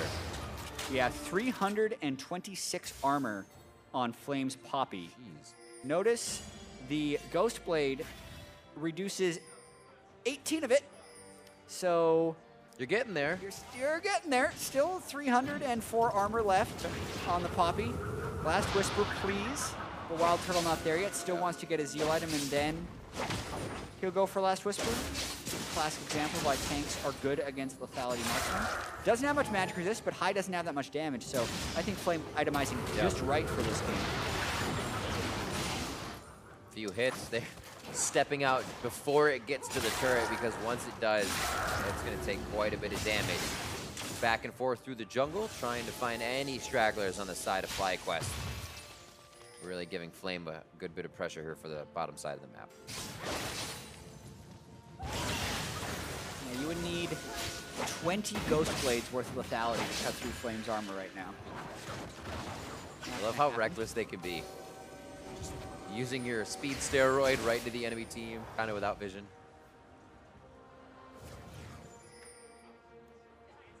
Yeah, still 8,000 gold, but a lot of map pressure here.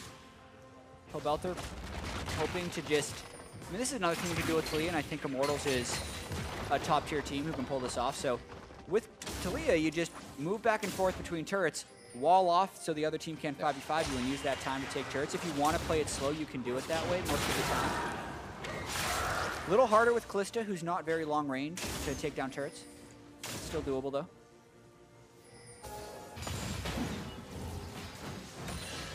They can just go past these turrets at this point. If FlyQuest ever gave them the chance, usually we see a team step out too far in one of these second tiers. FlyQuest has said, we'll take it all the way to the base. Try to pinch yourself through the stairwell. Seems where they want that fight. Baron's going to be up in another minute and a half. That matches Ocean Drake, which really isn't one or the other. Everybody be towards the top side of the map for that one. Unless Immortals say, hey, that's 4 Elders. If it actually comes to that point, it seems like the game will get to the Elder Drake. Yeah. Double Infernal as well. Already very good Drakes for Immortals to hold. FlyQuest still in this wave clear pattern. They're pretty much just waiting for those objectives to come up, hoping that they can get some good initiation, mainly onto Pobelter. If they can get him down, the damage, or even onto the Rumble. One thing about jungle Rumble is a lot of times a top lane Rumble would have the Sork Shoes, the Andrews, and the Zonias. The jungle Rumble is just not going to get to Zonia there, because he starts ruining Geckos, he still builds the magic pen items. It just takes him so much longer to get there, so you can catch out the Rumble without as much clear. So really, Pobelter or Xmithie, I think the 2 prime targets, since there's a QSS on the Callista. Just about to mention that. It becomes such a good item as well because it's so beneficial for Ole. Because if Ole goes in and Cody's son is stunned, he's like, oh, well, my escape is gone. Yeah. So I can't get out. So that actually saved both of them quite nicely. A return on investment for both guys. 8,000 gold lead ticking up here for Immortals. Is 20 seconds left on the Baron. They start to regain control of the top side of the map. Yeah, they place a bunch of wards down, but very few people actually have control wards. So as you can see, they're going back right now. Love that Cody's son made inventory space for the control ward as well, something we criticize teams a lot for not doing. They're going to go try and reset those control wards around Baron, maybe even pick up Ocean Drake if they can, but mainly they want Baron control with the Talia and the Kalista. Ocean Drake. Bot lane should get another wave in. And then FlyQuest should be okay on that one, so no worries there. Immortals looking to get this fight. They won't have too much to push after.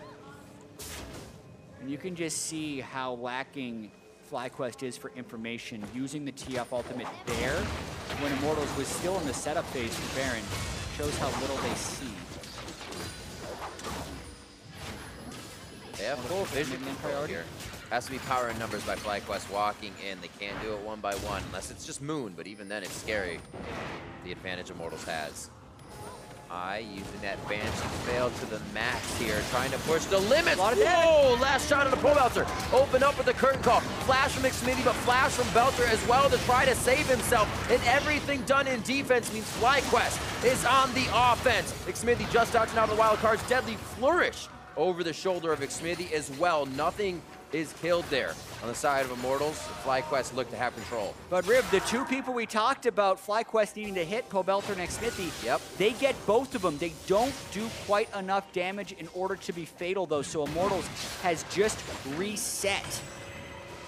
A lot of big spells for FlyQuest down. No more flash on Cho'Gath, no more curtain call. Immortals still has the control wards from last time, too. Very close there for FlyQuest, but they don't quite have enough. That wave as well, piling up to 3, did reach the turret here on the bot side with that extended fight, and did quite a bit of damage on that inhibitor turret. You can see it almost knocked down the mini-map. Let's start Baron once again. Immortals say you have to march to the beat of our drum right now. Yeah, I don't think this is one FlyQuest can stop either. They just got Twisted Fate Ultimate, but they don't have Cho'Gath Flash anymore, and Balls is pushing the bottom side. So because Immortals didn't quite get picked off, they disengaged. Baron is their reward. Right back to it. Why not?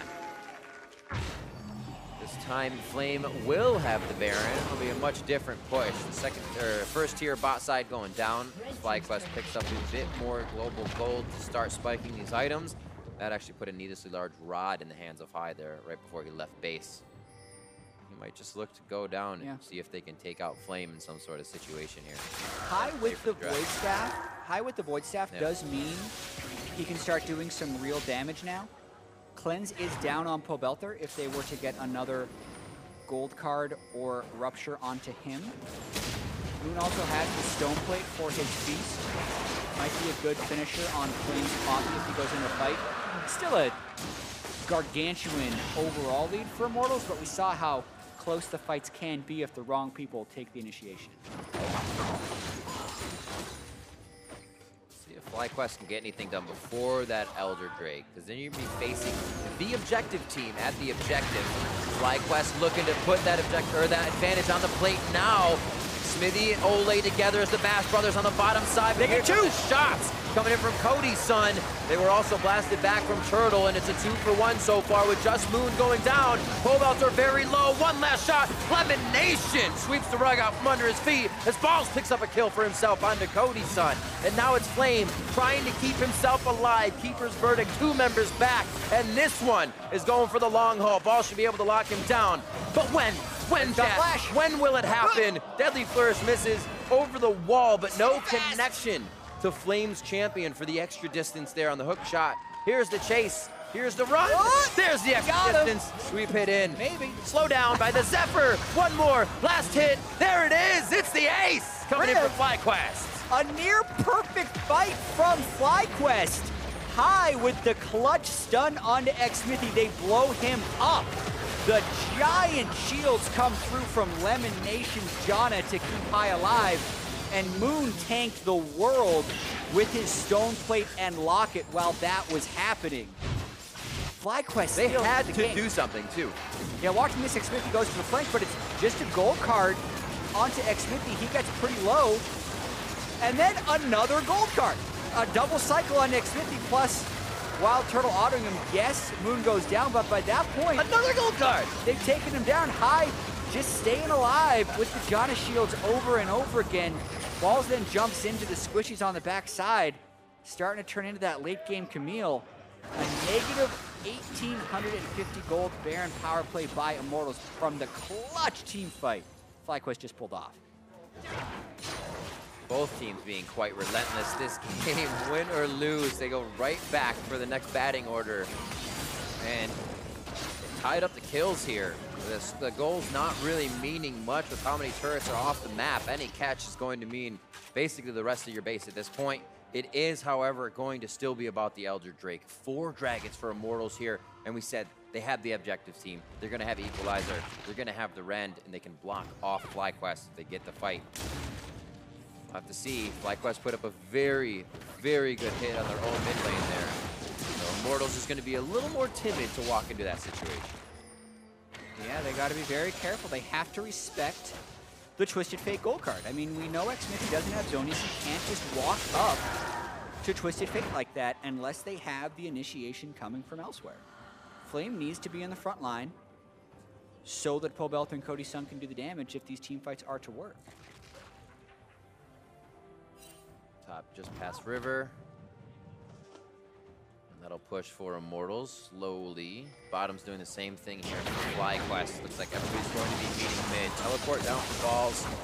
So he may have to be running to wherever the fight is with Flame's teleport. He could bump him though if he gets a good hook shot on that teleport play. Yeah, Flame is super tanky, but if he's not able to 1v1 the Camille, he doesn't create much side lane pressure. Death cap completed by High. At this point, putting it at 533 AP. Back when TF was meta, people would talk about how great he scales in late game, because if you're not building up a lot of magic for this like Pobelter isn't, a gold card lands with a stacked deck and the wild cards throw through you. Bane. Oftentimes you die. Yeah. He does have Zonias, so he would technically have to Zonias the gold card, but then you're in for a whole bunch of trouble because there's a Rupture that can line up right after that Zonias. Immortals now trying to pull off the Talia siege. Righteous Glory hit off. Flame call it off. Flex's muscles. Steadfast Presence is on. And they get a little bit of damage on the turret. That was already done by the previous minion wave, so they were basically snuffed out there. Huh. It's getting pretty worrisome for Immortals as they've controlled the majority of this game. They still have the 4 Elemental Drakes. We talked about how this can be an Elder Drake game. Yeah. Immortals need to control that now. I think that's where the game-deciding fight may end up happening. If they get it, the true damage from the 4 Elemental Drake Elder will be most likely too much for FlyQuest to overcome, but just opting into that 5v5 in that area could be what gives FlyQuest a fight to break the game open. Maybe they preempt it though. They're looking for something. Every time they have a moment to hang out in the jungle, they have, and they've only had a few of these moments. Slicing Maelstrom, Fate's Call is in. Balls completely getting back and healed by the team. Also had the Guardian Angel, so if he did go down, they have the extended fight, and that's the one that has been profiting this team. Really helping High to get more cards out and get the wins in on these fights. Still going for the second tier. Huge redemption by Elimination right there, because he has all of the heal and shield amp items. The updated redemption has about 1,000 health when you have the Mikhails as well as the Ardent Sensor going with it. So they're just now in control, it feels like. There's that 1v1 we've been waiting for. It starts to happen inside the base, and Balls knows 3's a crowd. He starts to head out, but look at that. A 2-man pressure from 1, so the rest of the team can start to take the top side. FlyQuest holding on the entire game from Baron after Baron, and now leave the base of Immortals, turning it into shambles. This is the risk, though. They just got the double inhibitor, but they could have used Xmithy's Death Timer to take down Elder or Baron. They didn't. Now they're sticking around with a bunch of gold in their pockets, haven't had a time to shop. The Immortals want to fight. Twisted Fate ult still up. They can't really get caught off guard. Flash is up for Ole and Fate's Call. That's a huge initiation they have to watch for. These caster minions are doing work on the bot side. They should be able to get that turret. Really close to getting the turret. Doesn't quite get it with that wave. So Elder Dragon and Baron still up. FlyQuest have won the last several fights. Here they go. Ole decides to go in. It's done. Right on the backside of him is Cody. And Moon's very low. They start hitting up what would be Ole. He's out of the fight. His flame goes all the way in, actually trying to work on the equalizer to help the team. Gets taken out by High as he gets the gate in. And the destiny is now Big for FlyQuest. Deadly Flourish locks another one down, and the Wildcards find their target one after the other. We said it was going to be one big ending game fight. FlyQuest makes it 2. The gold card almost coming through, but it's the hook shot from Balls. As they open up the base one more time, FlyQuest gonna be looking for the Nexus. Never count FlyQuest out of the game. They were down 8,000 gold and 4 Drakes here to Immortals. But fight after fight down the stretch, they come out on top and they take the game.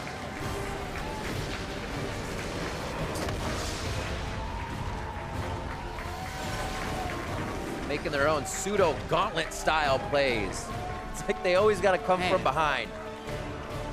That's just the best way that they know how to do it. FlyQuest weathering the storm. High as well. Showing on screen kind of a bit disgruntled throughout that game. Shaking it off at times and still able to keep the rest of the team in there, make the calls at the end of the game when they needed to around the objective. Yeah, and High was getting blasted in lane there, getting hit by almost every one of Phase. Flame was blasting balls in the top lane, solo killing him. Poppy versus Camille, but the teamwork that came in down the stretch, I do think that Janna and Cho'Gath were big parts of that. The gargantuan Locket Stoneplate shields that were coming in from Cho'Gath, because remember, he gets more bonus health from his ultimate to make that Locket even bigger. So when High was overextending for those gold cards, he'd get a 2,500 health Locket shield. When that would expire, Janna would shield him, and by that time, he'd cycled 2 gold cards and killed 2 people. The late game composition really came through there for FlyQuest. Came a lot of single target focus when FlyQuest was able to get away from that Ole initiation, the Fate's Call. They started to figure it out. Ridiculous. We are, however, going to go ahead and throw it over to the analysts to see what they make of that FlyQuest win. Thank you very much, Rivington. FlyQuest with a big comeback victory here over Immortals. Again, another one of those teams that's in that 3-way tie currently for first place.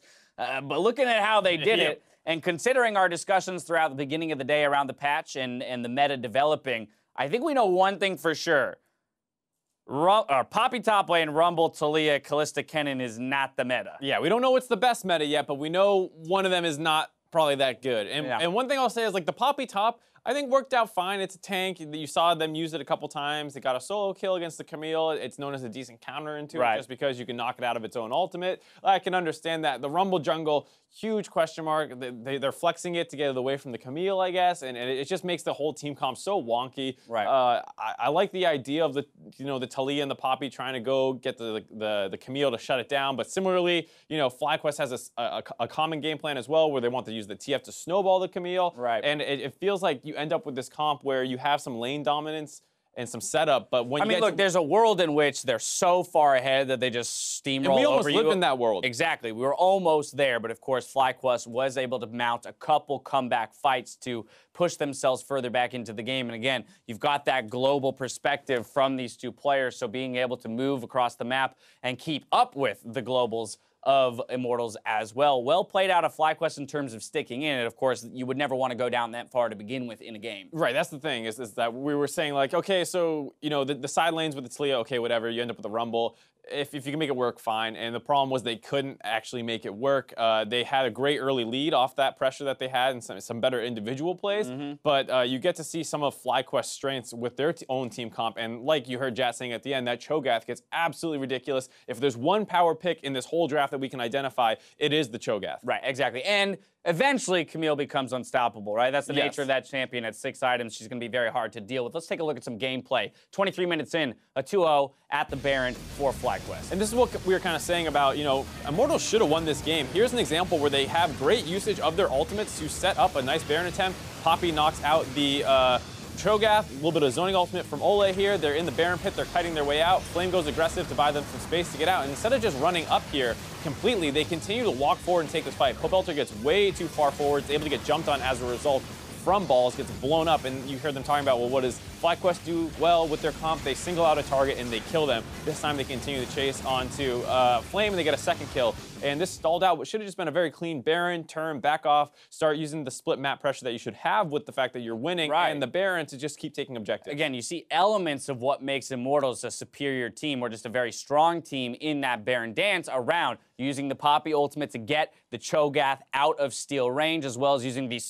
support Kennen to just zone the rest of the members. Great, we've secured the Baron, but then there's that split-second decision-making where they're unsure about whether or not they should fully commit to the fight, as opposed to just use Flame as a distraction to get out. Yeah, and when you have those kind of split calls, that's where things start looking really, really bad for them. And it was a little bit kind of a throwback to what we saw out of old Immortals a little bit last split, where they had some early game leads. You know, Dardoch would pop off really hard in the early game, but come late game team fight decision-making, it did start to fall apart. Let's look at 34 minutes in, 5-for-1 in favor of FlyQuest again. This is while Immortals still has the advantage, still has the Baron, and they lose this fight. The big problem here is that they open up onto Moon for the most part. He walks forward, becomes a big, tanky, distracted front line. They kick him down to half health, but that's Gargoyle Stone Plate. He's able to absorb enough damage before he goes down, as well as the fact that he was able to get a Devour off. They get them very low, and then the Camille comes flying in over the top, and they're able to start taking down these members one at a time as the team comp got very split up after they initially got that kill onto Moon. Well, and that's the big thing, right? You're running a comp with only one true frontliner in the Poppy.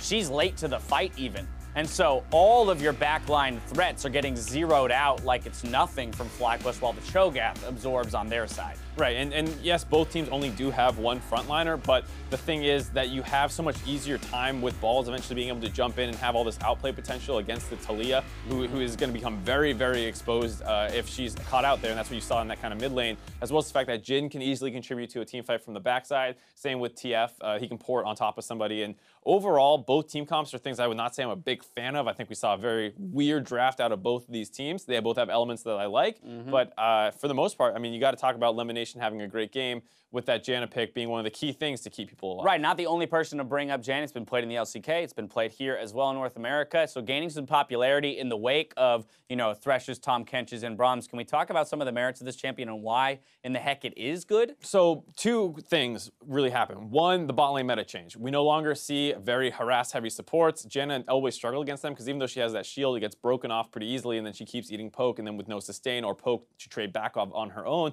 she becomes relatively useless. A lot more melee supports, a lot more just general playmaking supports, and she is a great tool for denying playmaking. So that's one of her benefits, as well as the fact when you have a lot of like tank frontliners, she actually is pretty good to keep them off of your backline. So kind of denying some of that engage overall, very strong. And then, you know, against Kennen, it was kind of taken, and it doesn't have a great matchup versus the Kennen, which is why things weren't going great. But overall, the champion is smart when you take it in response to a tank melee support. We'll see if Immortals can even up the score when we come back with Game 2 against FlyQuest. As we go to commercial, here's a look at the latest production from the Drive team, this time on our most recent player of the game, Elimination.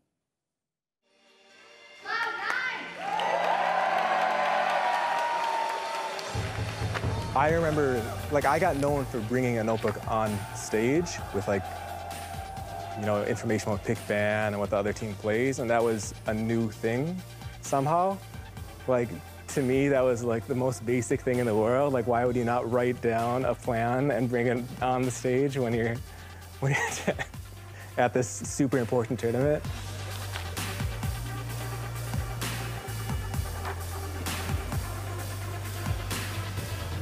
But at the same time, because it was that way, it was such a great environment to just be friends and just have a good time.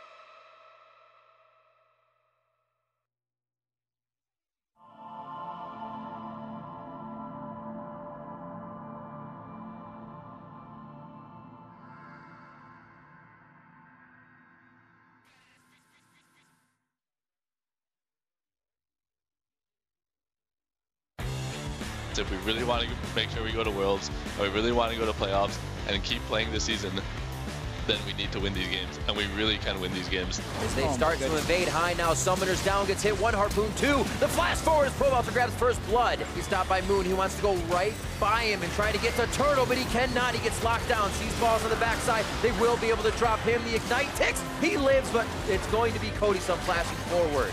Rumble. We're fine, we're fine. We can fight. Tipping over. Can we? Yeah, I'm on Talia. Talia, please, Talia. One after the other. We said it was going to be one big ending game fight. FlyQuest makes it two. The gold card almost coming through, but it's the hook shot. FlyQuest going to be looking for the Nexus. Ask and Nile shall receive. Get the Talia, get the win. Welcome back to round 2 of Immortals versus FlyQuest. We heard the calls there from High and the rest of the team as they were pretty much gunning for the win there. There was no other choice, that fight or the end of the game, basically. Yeah, credit to High. He shook off the early game because a lot of teams would crumble under that type of pressure, and even FlyQuest had crumbled under those deficit-type conditions earlier in the split by being over-aggressive at the wrong times, but they found just the right windows where they could make the aggressive plays. Playing from behind, probably the hardest thing to do in League of Legends, and they pulled it off. Seriously, almost from every lane, too. Where do you find that advantage? And Immortals did not give them much of a window. FlyQuest had to make those opportunities on the back end of a Baron that was already grabbed. You get a few members, so Immortals can't work that Baron as well, and then it slowly started to work in their favor. The snowball never got very big, but FlyQuest didn't need it to at that point in the game. The gold lead really didn't mean much. A stronger early game this time around, though. We saw interesting picks and bans last time. Let's see what Lemon Nation's notebook has for this pick and ban phase. Yeah, they have 2 notebooks on stage. They have Stink Card's notebook and Lemon Nation's notebook. You know how many permutations that is? At least 12. We got LeBlanc and Zach banned right off the bat, so getting rid of Cho'Gath as well. Premier jungler on this patch. And I don't think Moon's Cho'Gath was that big of an influence over last game, but just the Locket shields in some of the late game team fights, big enough reason to get rid of him. Still be Cho'Gath once he gets a few stacks under his belt, or in his belly. Last few bans here on the phase 1. Maokai, and possibly a Caitlyn here coming in from FlyQuest. Pretty surprising, actually, to see the Cho'Gath and the Maokai bans. As a blue side Immortals, kind of speaks to the fact that they may not be super comfortable on those picks. Right. So maybe Immortals a little bit behind on the times. Coming into this week, need a little bit more time to prep those two, because Maokai and Cho'Gath, I think a lot of other teams are take them whenever they're up and put them in the top lane or the jungle. So banning both of those really takes away your flexibility, but they do get the Thresh for Ole. What next? I would say that why not? They get finally through picks and bans. Not sure when the last time that really was, but Gragas as well for Moon. They have a pretty good amount of power here to pick up and start off. Yeah, and I think Caitlyn with some type of Ardent Sensor support is really strong. I think Lemon Nation can play Morgana, Janna would be the 2 main that I would see that he'd pick into this, as Immortals are going kind of back to their classic summer split composition here, where they're stacking as much CC as possible for big initiations. Very quickly locked in for the second phase. There's that Morgana shield coming through, as well as being able to block the deadly flourish combinations from Cody Sun's Jhin. Yeah, Lemon Nation has his champion pool, and he doesn't care what your champion pool is. Ever. He has his own. Currently, it's Sona, Morgan, Janna. It was actually Tom for quite a bit. You get the Tom Kench, but not anymore. You can see his stats on that Morgana pick as our second phase of bans sweeping through. Talia out of the hands of Pole Belter. I think that's a good choice. We got Camille on the other side to start things off for Immortals. And I could still see him going with Twisted Fate again if they want to play this kind of late game style. Stall out the game for the Caitlyn to scale up a little bit. Don't think it would be the likely choice. I think Orianna has been High's go-to, and even though it hasn't found the most success, he almost always wins the laning phase with a pretty good blind pick mid laner as well, if they want to save the counter pick for top lane later. With Jarvan being locked in, they already know that matchup, so going to save last pick for the counter pick. Comfortability. Very comfortable on the side of FlyQuest with their picks. The hovers back and forth. Seen a little trundle lately. Been enjoying that. Always fun to see him at support or on the top side. jungle Jarvan or mid lane Jarvan. Switcheroo here by Immortals. Like the mind games going on right here after the Rumble is kind of locked in.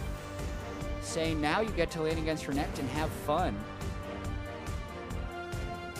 A lot of flex picking going on by Immortals here. Oh, the Lucian gets locked in. It finally gets back into that mid lane. He usually finds himself in the second phase against high in a lot of the teams towards the bottom of the tier list right now.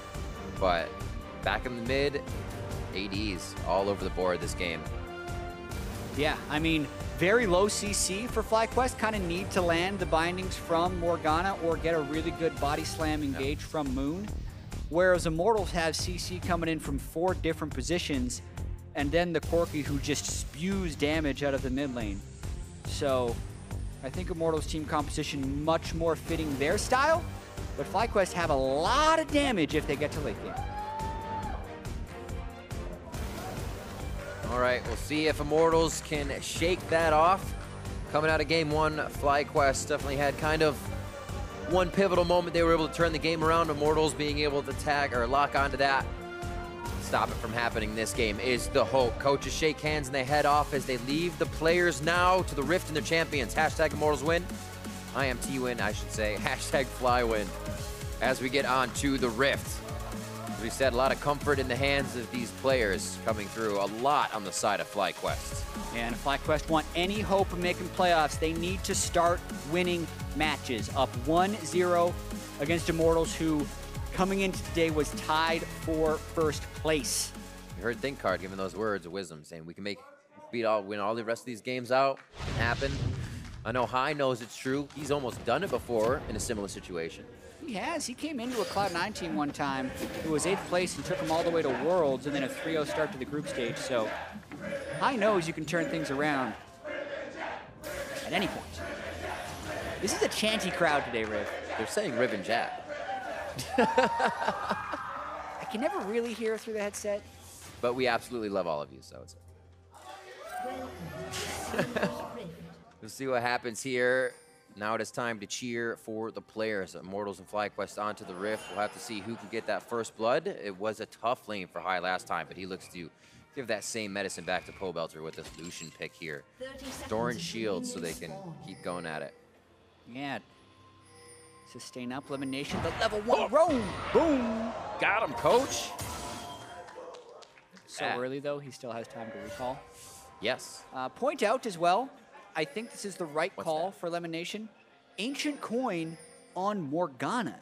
Everyone loves to go Spell Thieves on Morg because when you first did it, the Tormented Soil would give you all of your Spell Thief stacks. No longer does that. An Ancient Coin, I think, still just gives more gold than the Spell Thieves, so I think elimination making the right call. Coin as well. Like, there's a small factor of being able to do what you want and not have to proc those anymore. Same thing with relics, as we talked about yesterday. Yep. Get to choose your position in lane to gain that gold. Here we start on the red for Smithy. Quick change up from his first Rumble jungle game now to a Jarvan in the jungle. Very reminiscent for his past. Oh, quick slice. Putting some dents in the chassis. Not a friendly start. Paws will make it to lane, though. Flames Renekton been his best champion this split. Many a Flame Horizon, where he's been 100 CS up on his opponent. Happened last week, as Renekton against Jen. It becomes easier when you have such an aggressive early laner, too. We'll see if he can kind of slice and dice around that Rumble and avoid the Flame Spitter. Mid lane here. Even in CS, fantastic first wave management. Yeah, I mean, Pobelter actually helped 4 CS on High if he gets all these at the turret. Yeah. As he, oh, did he get, oh, perfect CSing there by Pobelter. High does get the ward, though. Was the ward worth the 75 gold of the 4 missed CS? Trying to get that piercing light through. Not as easy to do with changes of recent. So you have a little lack of damage there as you try to get close. Hits that one, though. As they keep farming it out. Looking to where the junglers are going now. Moon and Smithy's path kind of towards the top side of the map. And we may see Moon finishing on that Gromp. Smithy could get something working on the top side here. He's going to take the Krugs. Didn't get enough harass onto Balls' Rumble, but still going to get a good chunk of gold. Flame coming down as well, saying, if Moon's here, I'm here too. But that also lets Balls realize there might be a little bit of aggression towards that top side. Quick push here. Turtle puts Cody-san and Ole right against the turret, but in a good spot to keep getting their shots in.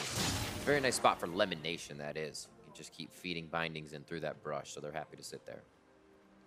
Yeah, Smithy and Moon have kind of passed through each other early on in the jungle here. Moon knows the Raptors were left up by Smithy. Jarvan, not a good Raptor taker early on, so definitely open to being counter-jungled. Huh. Interesting. We've seen a lot of the Corkies going with their Gatling level, and against Ty's Lucian, he's going to be going Phosphorus with the Relentless Pursuit as well, which is kind of considered like almost a counter in lane when you match this as bot laners. Yeah.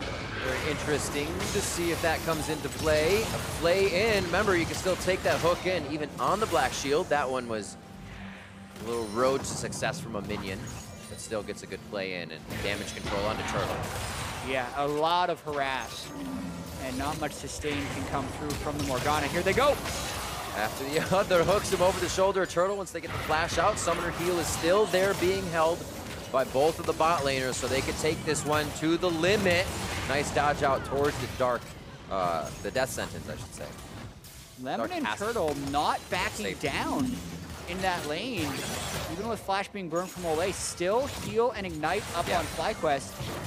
Jungler's nowhere to be seen. Just got to watch fourth shot and extra damage. Cody-san could still flash forward to finalize that kill with Turtles being down, and Moon just, I believe, getting seen there in the back pocket. He may have actually been able to get around. Scryer's Bloom, make him a little more safe. Looks like he'll actually stay towards mid for now. Waiting for that counter gank.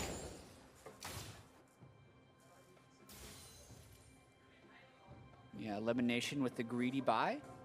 Did this last game as well. Early recall to upgrade his Ancient Coin to a Nomad's Medallion. Increases the amount of gold he gets from the coin drops.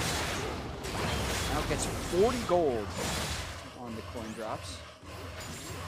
Like that call. You don't need to win in CS to win lane, as long as you get more gold than your opponent. My teammates will beg to differ, Chad. They'll see the CS is down, they're like, what are you doing? You're like, bro, I know I'm up in gold, you can't see it. Hey, bro. Yeah, that's how Lemon Nation talks, you can tell.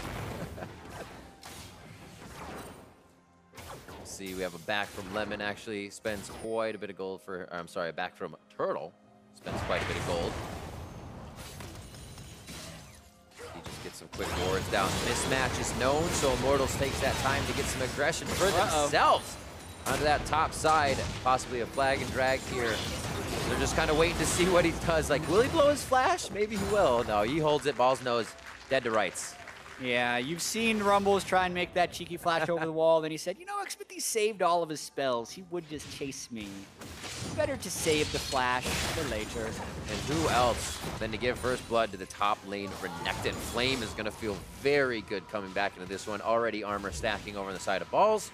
Not going to hurt the early game, but it is Tabby's into another cloth armor. Yeah, good luck up here, man. Renekton is crazy when he gets ahead, especially Flames Renekton with the help of Jarvan. Smithy's Jarvan was behind a little bit in experience early. The kill will help, but definitely not been hard farming. Note he's going with the Cinder Hulk Jarvan. So many Jarvans you see are Warrior, but especially with the 900 gold access to Bomby Cinder and how fast that can let you clear. I like the tank Jarvan, so to speak, with the Cinder Hulk. You can still go Titanic Hydra later, but just a very efficient jungle item currently. Clean CSing still in mid. You hear that back from high actually on his Lucian. Working with just about 2,000 gold for him to come back. Serrated Dirk from Cody-san to the BF sword in lane. Turtle and Lemon still with that kill pressure, but they have to be careful because we've seen Cody-san and Ole very happy to take those fights just as well and keep going. Fourth shot, I should say, rather. Give them a lot of advantage in lane. So Serrated Dirk completed versus BF Sword. BF Sword is more expensive, but you can argue the Serrated Dirk gives you more laning power. Yeah. How strong armor penetration is early on in the game. Long swords for high. Stacking them up to the right. A pair of boots as well, so we can start dodging out some more of these false bombs without the relentless pursuit. And top lane returns in as well. So teleport down for balls here. Level 6 and 7's being hit for the solo laners, so we may see Flame, if he does get enough pressure in lane, be able to just take an adventure around the map without losing that. Nice little steal. Get the blue buff over to Pobelter, no problem. Bottom lane being a little controlled by FlyQuest. Even if they're down 10 CS, they still have the wave pressure. Yep. Oh, so small and bounce, yeah. You can see Lemon's intent, push the wave. I am going to Tormented Soil the entire thing, not just the back line. And they say as long as these guys are down here, we can start to create pressure. Make sure we're not getting ganked. So package back to mid, which makes our Pobelter doesn't lose too much CS. He wants to run so bad. The fadeaway. Yeah, Smithy pretty powerful right now. Would want to force high Summer's out, but can't quite get in range. And I'm going to keep saying this. Say it. Oh, well, hold on. They might dive bottom with the package. I'm going to talk about Ancient Coin again. Be warned. Just look at the gold difference from these guys. Lemonation is sitting at 588 gold earned, and Ole is sitting at 318 gold earned. Just go coin on Thresh. You're not actually getting that much from your Targon's Brace. The extra gold is going to make you tankier later, and it's going to let you build your support items that help you support better anyway. The heal as well, not amazing. Yeah, the heal's okay, but I mean... It's okay. Cody Sun's going to be fine. Gold is great. Imagine that being more pink wards in your inventory, because that's the difference. What, 200 some gold? And this early. Already a few pink wards. It gets more pronounced later. Exactly. Uh-oh. A little bit of love for the top side here. He could play this on his Rumble, but maybe another day. 3v1 too much. The ball's on that. Flash does go down on this play. Wild Turtle Lemonation going hard on the bot side, but they are losing straight HP on this. Wrong side indeed. And that's double summoners for a bot lane down. Yeah, I mean, must have started with the hook or something, because that was heavily one-sided for Immortals. They didn't have to open up a curtain call either. Cody Sun walks away with full health. Watch this one more time. Oh, takes the late. Death Sentence hit on Black Shield, and then Wild Turtle nets into the box. So really dead to rights there after all is said and done. Unfortunate for them, they couldn't give the kill over to Cody Sun. Ole ends up taking it. You guys are back in. I'll take this. Thank you. I'll take that gold coin. So ball's now in mid. Oh, High went topside. Interesting. Yeah. Get me out of here, says Rumble. With the flash down, the long lane is super scary for him. Eyes is down as well, but he takes it upon himself to make sure he can play safe on the top side with that relentless pursuit. So they're switching it up to be whatever will help the situation. It looks like they'll go ahead and hover back now. Yeah, still going to be a rough time for the Rumble. The Renekton, Jarvan, Corki dive, really not much he could have done unless they scouted it out early. But they did not scout it out early. Lemon with a roam mid. Black Cleaver finished on Flame. High starts to control this a little bit with the amount of damage he can put out as that Spell Slinger Lucian. Looks like it might be Ocean Drake to maybe tempt something here. See if they can get a pick. Well, as the Ocean Drake setup is happening. Oh, whoa! Synergy! What? Synergize! Recoup! More people! They had to reassess this fight now. They used a bit of abilities to lock down the targets they wanted. Priority now to High and Xmithy. As it's 1-for-1, there's still damage left up on the fight here for Immortals. Quick pop over the wall. Gets Lemonation to safety. Maybe? Maybe. Yeah. Well, he wants to either execute or make the kill go to Ole. He's not going to have neither of those. Got him out. Thought he would get the execute. Safety is relative. Yeah, good mobility by Thresh right there. And a good fight for Immortals overall. They just had the numbers advantage at the very start of that one. So even if High got a kill over to begin with, for the Lucian, still a big advantage gained by Immortals. Just watching this one more time, FlyQuest was hoping to instantly kill Xmithy, but they don't. And then they're in enemy territory, and Their Rumble is just not there yet, whereas Renekton can teleport in to the Jarvan standard right in the middle of the fight. Pings over towards blue. Immortals looks like they have something on their plate. It's going to be the resources of FlyQuest. Saying that will be up soon as they have the timer. And Vision in the River will be owned now by Immortals. 5-1 to start things off. Immortals again having quite the early game. Pobelter 2-0-1. It's actually from the fights that have been happening around his lane this time. Catching a bit of a break though. He's able to get some kills for himself too this time around. Yeah, looks like he's going the Duskblade, either Duskblade Ghostblade or Duskblade Black Cleaver. No way of telling yet. Pretty common Lucian build nowadays, especially if he's up against Corki, and no easy armor stackers on Immortals as of yet.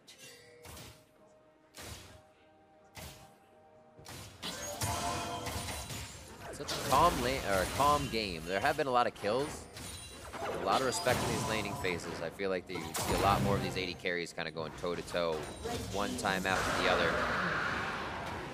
They just play it calm. We're not doing anything around the map but Dragon. Yeah. Going over to FlyQuest real quick as they sneak that one out. Immortals looking to grab top lane for this one.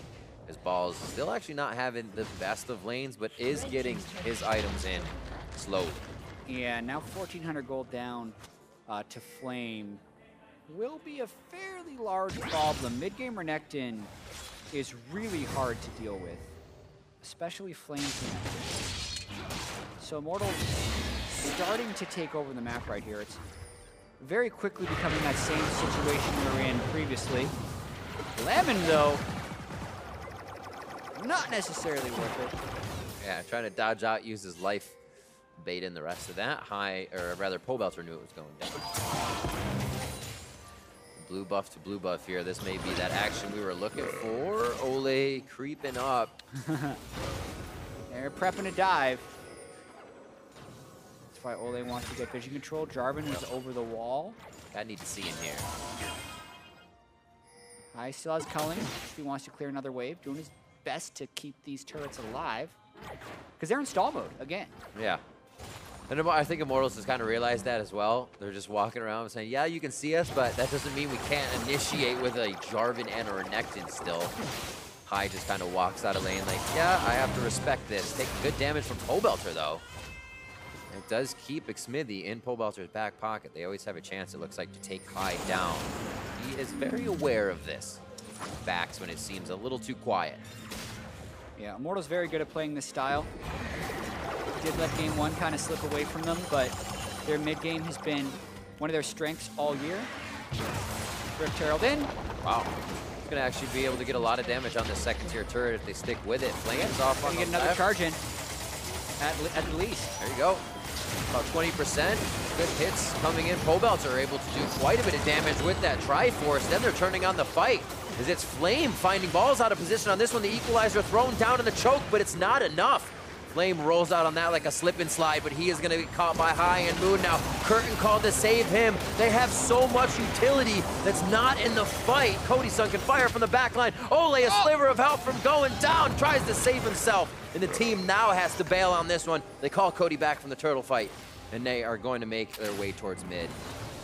Killed by the burn from Cinderhulk as Moon picks up a kill on the backside, but mainly just another win by Immortals. They were pressuring the inner turret for FlyQuest. FlyQuest decided to make the initiation, but Flame's Renekton is just too big. Balls was trying to get a flank in for his equalizer, cast it now, but it's already too late. Ole, the initial guy who has been initiated on, does his best to try and keep him alive here. Takes that hook in, turns the kill around, but he does get hit by the root of Lemon in his dying breaths, and Moon picks up the kill. Still worth it overall, though. The 2-for-1 plus a turret for Immortals. All that vision placed by FlyQuest, somewhat protecting the jungle here, but Immortals able to just kind of romp through these fights, vision or not. It just takes the one catch.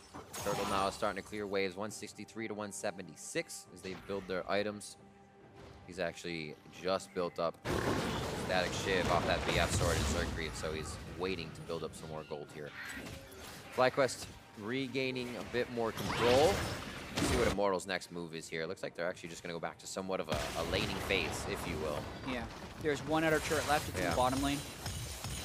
Mountain Drake is the next Drake, and then probably look towards Baron. So if you're trying to predict where Immortals will go next, it is bottom. They'll get the turret, they'll gain control around Mountain Drake, they'll take Mountain Drake, and then they'll be able to have a higher threat on Baron. So I think the playbook is kind of laid out before Immortals. It's just a matter of them being far enough ahead to do it and doing it right.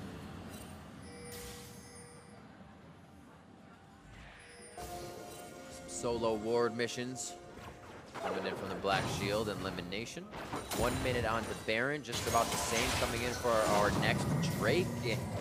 Cody's son skirting the edge of death there for a moment as he tries to phase high. That solo experience in CS and lane may high pretty big, but once you put him in a 2v1, things get a bit trickier. Able to dodge out of this. Black Shield coming through. Deflated, power up, flash forward from Pobelter. Has the Valkyrie to get himself back into a good situation. He's going to be able to zero out Lemon. The hit from Soul Shackles locks him up just for a moment, though. Explosive Cask is back. This long fight going in favor of Immortals now as they just able to whittle down FlyQuest towards the bottom side of the map. And Riv, Immortals is really good. They knew where they had to go next. I agree. They sent everyone there, and they made it work. FlyQuest, sure, High tried to make a play to stop the Immortals collapse bottom from happening, but where was the rest of the team? If they were ready for Immortals to collapse bottom side, they would have had people bottom side. But Flame had pushed out the top lane. They were still trying to defend the inner turret in the mid lane, and Immortals are just so far ahead of tempo, and they're punishing FlyQuest for it. And look at the push from Flame as well. He is going to match this top turret with that wave coming in. He pushed up mid, so they have to respect it. Here's the fight again. Yeah, Ole's Thresh. You can see why it's worthy of a first pick right there. Kind of holding High in place before the curtain called. And Pobelter says no. Says, whose Black Shield is this? I don't care. I'm just going to kill him anyway. He still does 20% physical damage with his auto attacks. That's enough to cut through. Smith then locks in Moon, allows Pobelter to just unleash the damage, and a triple kill to a Corki in this stage of the game is very scary. You're feeling pretty good. Had a great Slia play last game. The Corki coming out to a 5-0-3 this time. It happened much differently, though. It's been all around the map for Immortals this time, as it was mid lane control for Pobelter in game 1. I still have to remember, it came down to those objectives is where FlyQuest was able to get under Immortals' skin. It seems like they've been staying away from that this game, and really just working the pressure they have on the map towards the turrets. Pobelter been playing really well. And just like we talked about, Riv, get bottom, get Mountain Drake. You know what's coming next? Baron pressure. Baron pressure.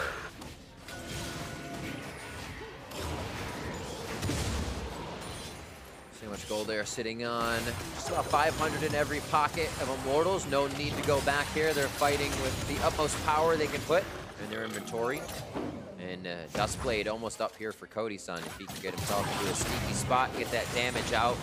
Looks like the team will just brute force mid here. The things they can do after they've been set up, and FlyQuest is spread a little thin to clear out the waves. Yeah, the one thing Immortals would be lacking would be control wards, but they have so much raw power. They might just take these outer turrets before even thinking about Barons, forcing the equalizer out at least. They're only lacking control wards because they don't have a coin. No, I'm just kidding. Just kidding. They'd be up 500 more gold with fresh ammunition coin. Oh, let's say FlyQuest might be up a few more gold pieces after a kill there. 0-1-5 Smithy will still be taken down for a bit of global gold. Oh, he is very close to toying with death. He gets himself now to a safe spot, as Pobelter would have been able to do much for him there. Pushing turrets up, or pushing the minions up to the turrets here. Again, they cannot be stopped. And FlyQuest kind of reminiscing at this point in the game of what they did last game. We'll push a little bit, but towards the base is where we're going to have to fight them on those stairs. Yeah, I mean, the largest deficit FlyQuest faced in game 1 was about 8.8 thousand gold. They're approaching that point at 22 minutes. In game 1, that didn't happen until about 35 minutes. So a much more impressive early game this time by Immortals. As we mentioned in the draft, I mean, Immortals took the champions that they've been best at. Sure, there's the Cho'Gath and the Maokai that are kind of throwing this patch in a little bit of flux, and lethality builds you can do. But Immortals are picking what they're most comfortable with. Cody's son's a good Jhin player. He can adapt to the lethality build very quickly. And they're not comfortable with Maokai or Cho'Gath yet, so they just banned him out. And they can flex that Jarvan which was the Rumble pick for Balls. They thought that was going to be a much better matchup for him, and Renekton comes out in the end for Flame. A lot of versatility, even if they aren't matching what's in the meta. What feels comfortable to them seems to be working for Immortals. As they still look for the top of those standings here towards the end of the split. They look for a few more kills now, routing FlyQuest in their own jungle. A lot of ward wars going down here, so FlyQuest seems to have a bit of the vision upper hand. Immortals being timid, but also taking their chances when the window's open. Yeah, and there's not many windows they have to get vision here. Flame with teleport, unduelable. So they just have to let him push. Everyone on Immortals buys their control wards. Oh! Go this side. The rapid fire cannon Trinity Force shot from Pobelter. Wow.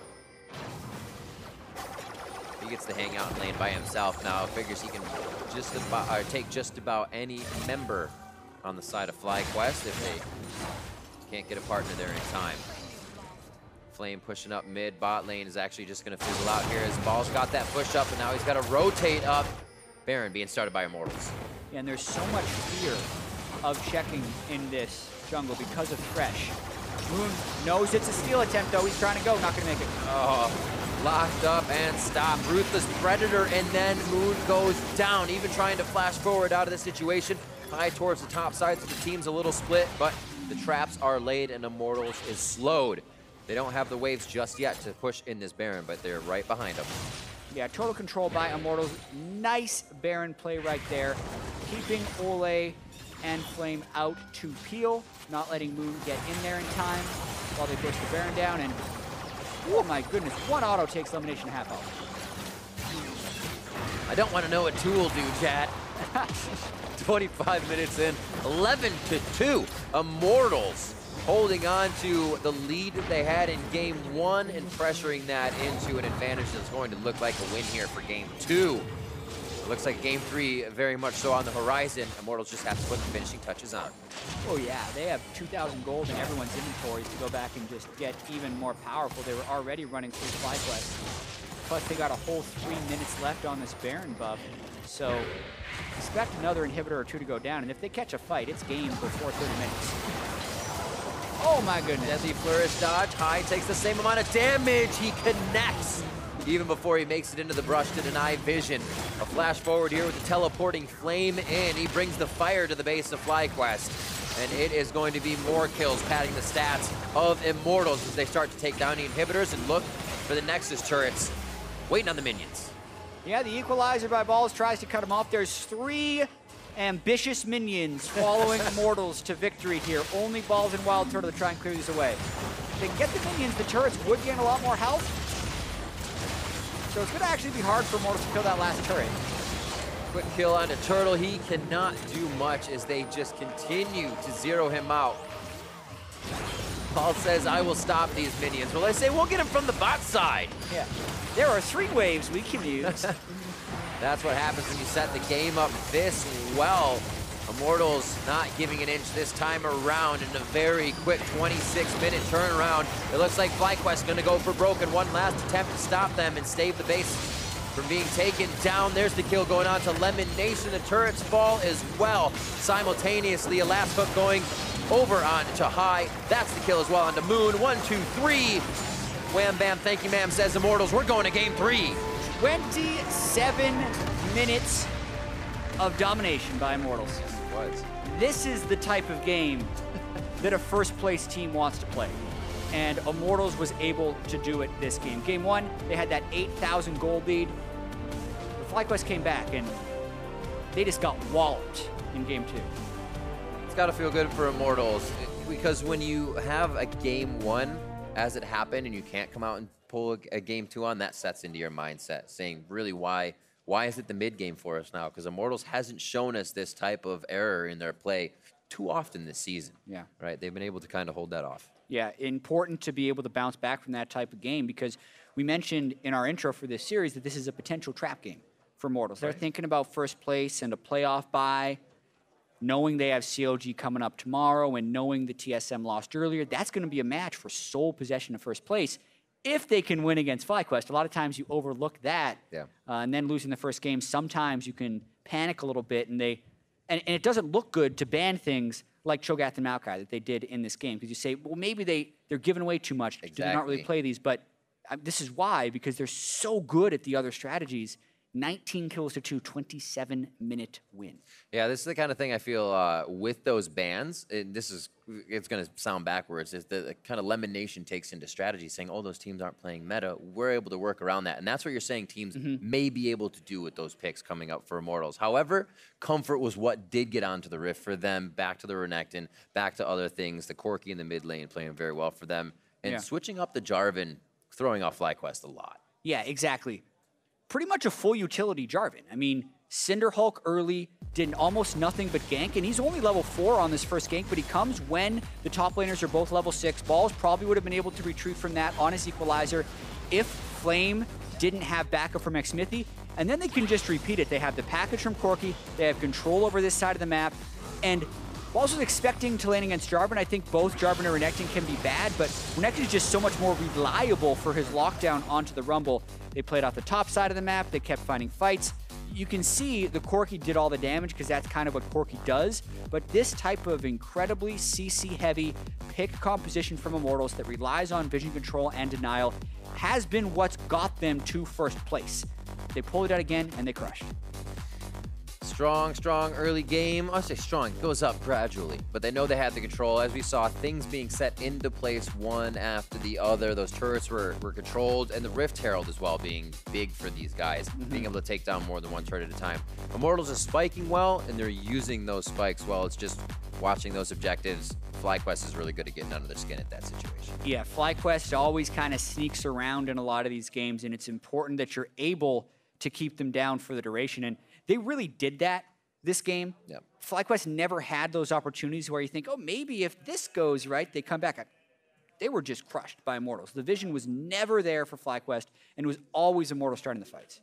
And I see great score lines all around. Like we said, it was Comfort coming in for Immortals on that side. Pobelter actually picking up POG on this one. Yeah. We saw those shots from the rapid fire cannon basically destroying Lemon Nation anytime he tried to get in range. He said, well, I can black shield and dodge a hook, but those shots cannot be dodged from Pobelter. And it didn't even come out of the laning phase this time. The team was roaming. He had to help get to those kills in the early part of the game. Exactly. The usage of the package on Corki was very effective. It helped get the top lane rolling ahead.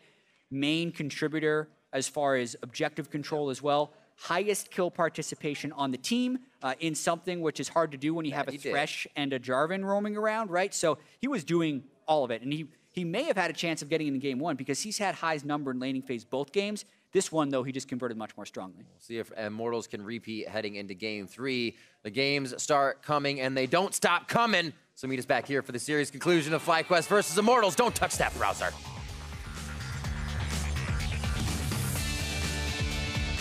Come on, he has no E, he has no E. Okay. He has flash. Try and get him. Oh, wow. I can go for him still? Yeah. What? Yeah. A ward here. Hey, Caitlyn top. Stop them. Caitlyn top. And keep ping. Keep going forward. Hey, no Caitlyn, keep going. Yeah. He can 30. I can 32. Okay. I go mid. Nice.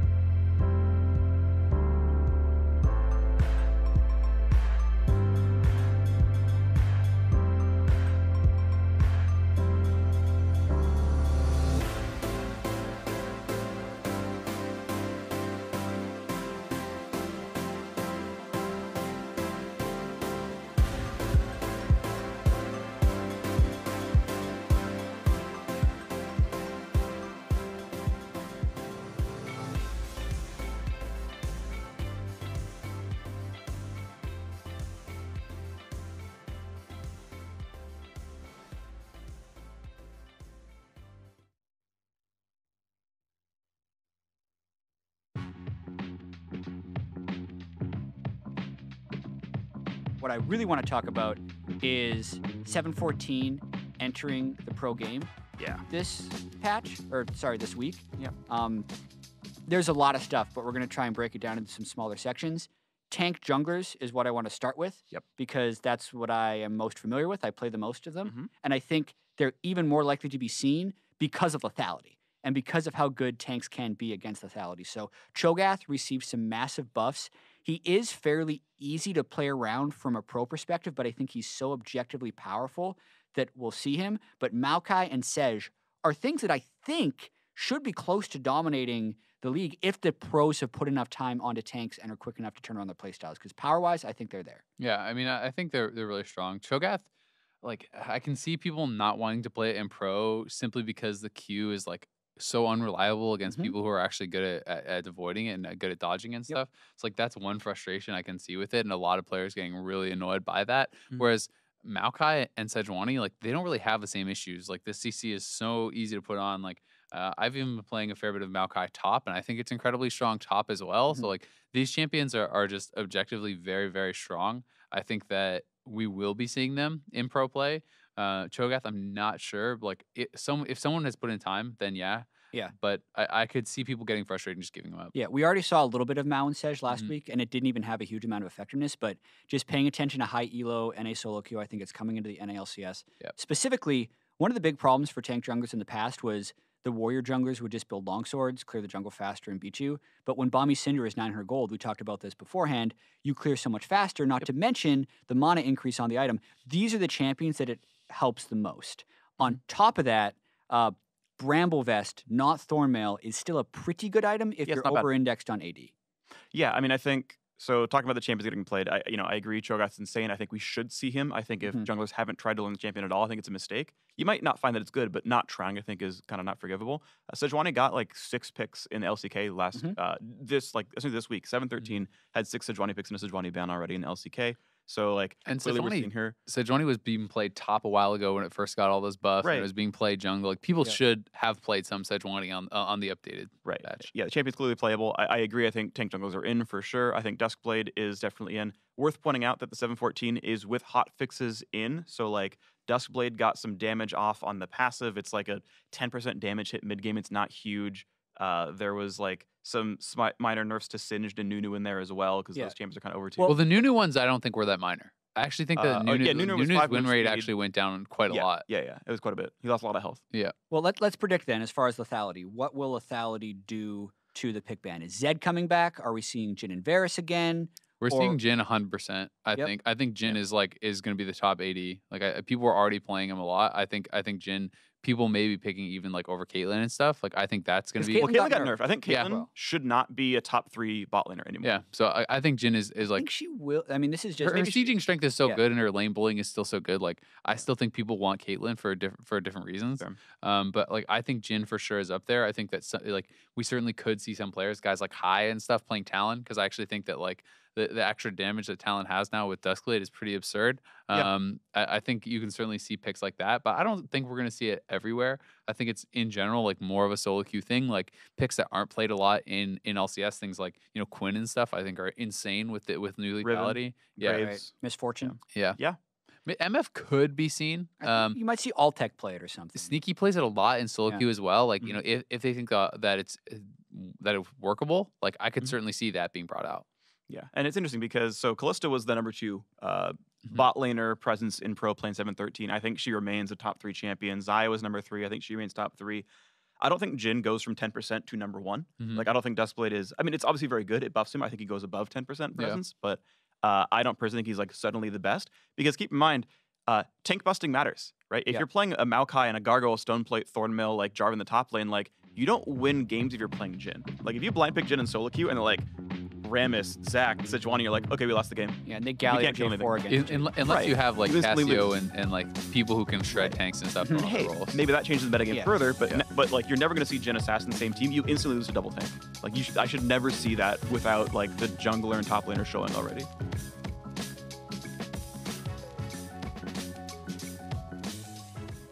Ever see that? Never. No, we're heading back into game 3 now of FlyQuest versus Immortals. A little bit of the tank talk from you guys on the dive, and we have seen the tanks. They are in the meta in the play. Yeah, and we wonder if Immortals is going to be able to do the same ban strategy on red side now that they did on blue side, because they banned out the Cho'Gath and the Maokai and played Jhin, because that's what you want. If you're going to be able to play Jhin, you can't be playing against the super tanks. That changes the complexion a little bit when they move back over to red side on the third game of the series.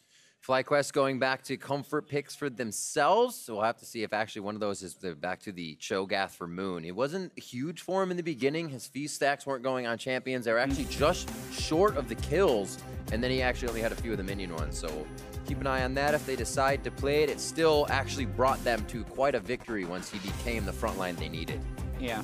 Talking with pro teams as well, when there are a lot of perceived OP picks, blue side becomes even stronger, because in theory, you want to say like, oh, you get one and then you can trade the other ones over. But oftentimes there's just things that counter other things. So if you're in a world where Caitlyn and Kalista are the top tier AD carry picks, if you ban Caitlyn, they get Kalista and there's no counter. If you ban neither, Caitlyn is better than Kalista in the laning phase and the blue side would win anyway, as a cogent example of that happening. Here though, you can see the Cho'Gath being banned out, maybe the Maokai being banned out, which would leave over Caitlyn for them. They would be generally okay with that if that happens. And with that, I hope we see a first pick Maokai actually, now that they've decided to ban the Caitlyn. We'll see. Yeah, well, it could be their flex if they really wanted to. I feel like FlyQuest is pretty quick to adapt to these things. Balls has played a ton of Maokai in the past. I think Moon will have played it because he plays almost everything in solo. Ooh, Jhin. This is a bit of a gamble here. So we know that Immortals still getting one of something. They might get both, is what I think the gamble that's is. true. That is true. Because Immortals banned out Maokai last game, so FlyQuest is saying that Immortals isn't going to play it and that they can get it later. There's one. Gragas locked in, mainly for Xmithian, what we would think at this point. And they're actually going to take the Kalista, so the AD carries match. And now it's the side of FlyQuest. Yeah, so still a very strong bottom lane pick for Cody Sun. They paired it with Kennen in the first game, fell off heavily in the late game. What will FlyQuest pick to round out their team composition? Xmithi's Jarvan was pretty good last game. Gragas is locked in, can go top or jungle, most likely jungle for Xmithi though. I remember as the players sometimes talk in the lobby chat, Moon was in his Rek'Sai games, he's like, I just kind of want to play J4 in the jungle all the time. He's going to feel pretty good. He's going to feel pretty good about this pick. He loves flying around in Cataclysm, the opposing team. As well, Rumble locked in for balls on that top side. Comfort, now again, here for FlyQuest. See if Flame and the rest of the team go for that once more. Yeah, I do have a question about the early Rumble pick though. And I'm actually very surprised that Immortals didn't just pick Renekton right here. Because Renekton did so well against Rumble last game, and it's almost certainly going top lane for FlyQuest. Unless we see High pull out the mid lane Jarvan like he has in the past. Because now FlyQuest can ban Renekton in second phase to make Rumble's laning phase easier. This is weird too. The Blitzcrank ban from Immortals, do we really think Lemonation isn't playing Janna, Morg, or Sona? I don't. I think that Blitzcrank ban is wasted. Renekton for Flame. I agree with you there. I was kind of trying to wrap my head around it. I was like, I have an answer. I don't even have. They don't, I mean, the answer why ban Blitz, they don't want to get hooked. that wasn't even going to be a thing. Janna ban, I think, is much more targeted.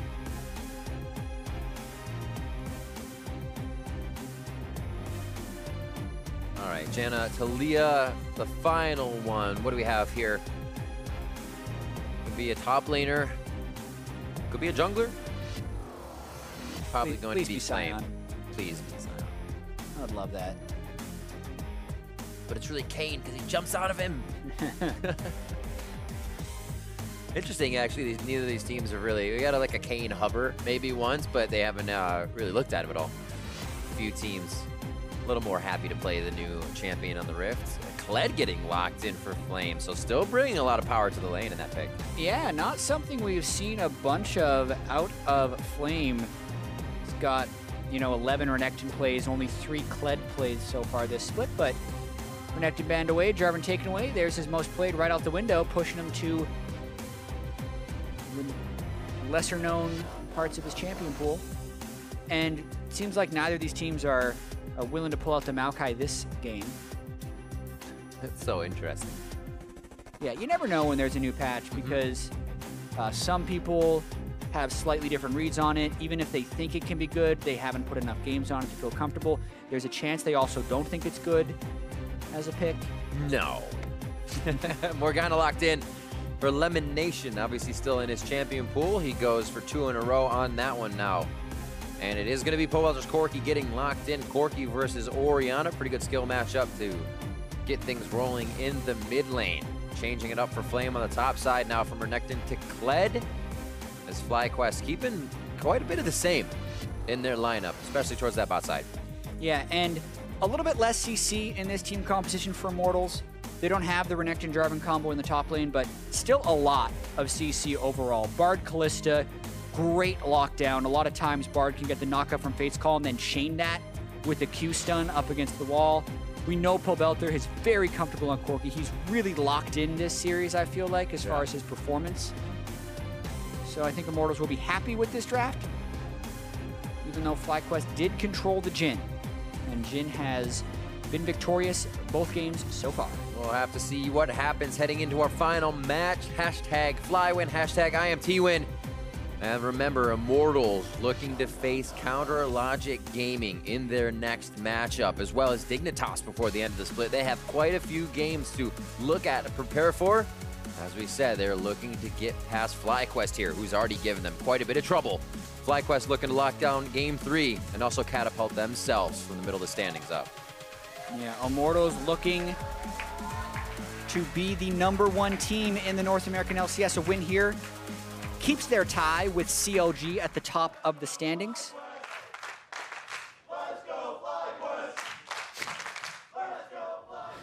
And we are on to the Rift. Let's see what they have off of Summoner's Fountain. We're gonna get evened up lanes. I'm waiting for the meta we get back when we send like 80 carry bot mid again for a portion of the lane or something. Just a quick switch. Why not? Yeah. Make it happen. No So more rare. gentleman's laning agreement.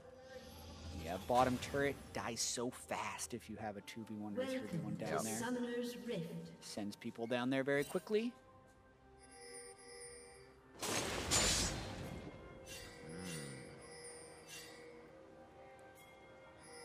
Smithy really loves those Fnatic skins.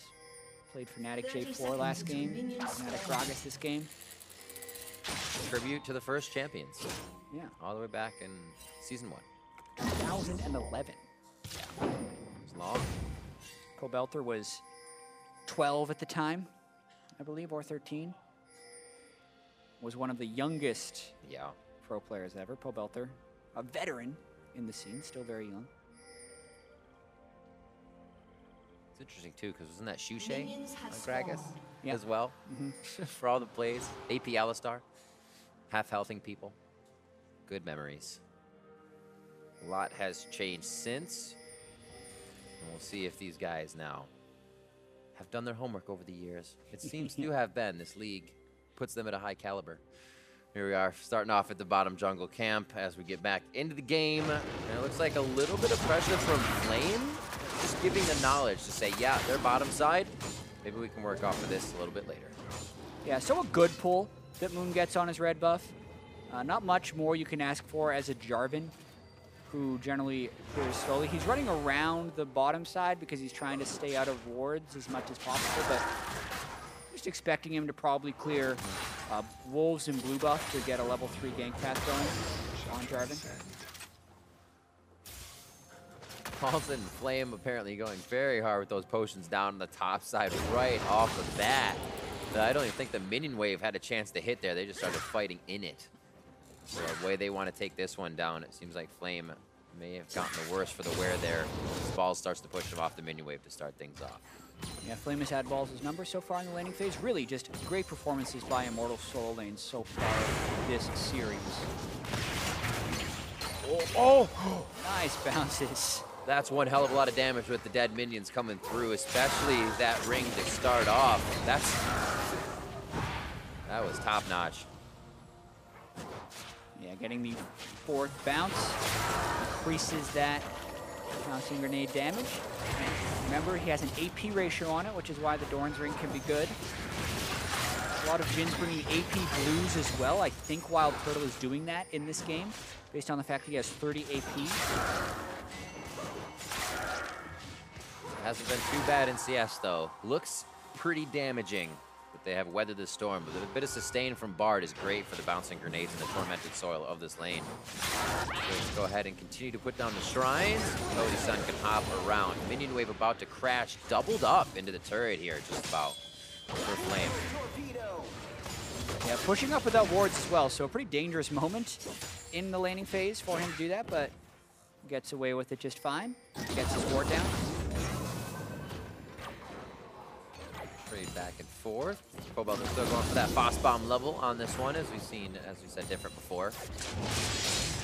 And Moon to Krugs. Could have a little bit of an adventure down towards the bot side of the map. It looks like Turtle and Lemon will have it pushed up a little too far for that gank to happen. High warding top side, making sure he can play towards the bottom of his jungler. Yeah, a very circular clear by Moon. Still leaving his Raptors up, but clearing pretty much every other camp. Both Scuttle Crabs, so Scuttle Crabs are one of the things that keeps his health high in the jungle. Going for the Cinder Hulk Jarvan, most likely. Farmed enough to have 900 gold, and there it is, yep. Picks up the Bomby Cinder. Nice and easy.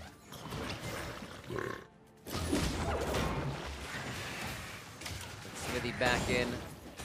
Blue buff almost wearing off. Bot lane control here from FlyQuest, but looks like they're just consistently pushing in. They're saying, let's just let them work under the turret at this point. Once the wave pushes, they try to get extra damage down on and give Lemon Nation room for those dark bindings.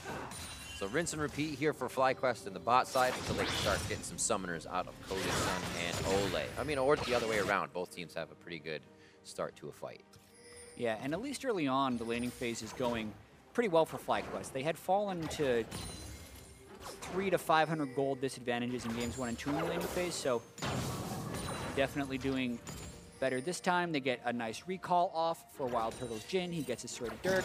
I mean, even Moon had a very good recall timing to be able to pick up the early Bomby Cinder. It allows Jarvan to take Raptors easily, keeps him healthy during his clear. So, improvement for game 3 for FlyQuest. Money. And Meeps. Yeah, good little roam. Gotta keep roaming if Ole wants to keep those Meeps stacked. Pretty awesome changes coming in for Bard as of late. He can do quite a bit of damage now with more Meeps in his pocket. It's what he's always wanted. Yeah, Bard smacks you for insane amounts of damage sometimes. Hey. Oh, he's gonna get smacked a little bit here. And the 4th shot. Lockdown, Deadly Flourish. The Ignite goes down, no flash forward. Takes a bit of damage as the binding connects. They're going to be able to make their worth of it on the turret here with a bit of damage. The bouncing grenade really had to be sneaky with that juke, having no flash down. Ole not wanting to give up this experience at the turret. His marksman's gone. He's just picking up a little bit of CS. Able to get away with it. Does burn his flash for the opponent Ignite.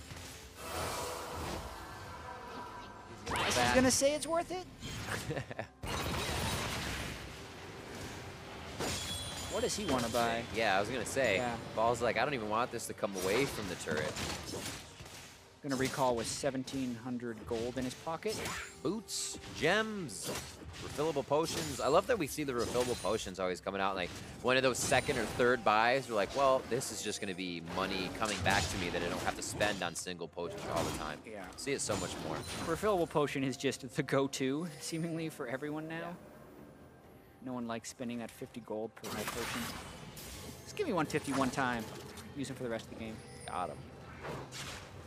Ward control from Ole up towards that dragon pit.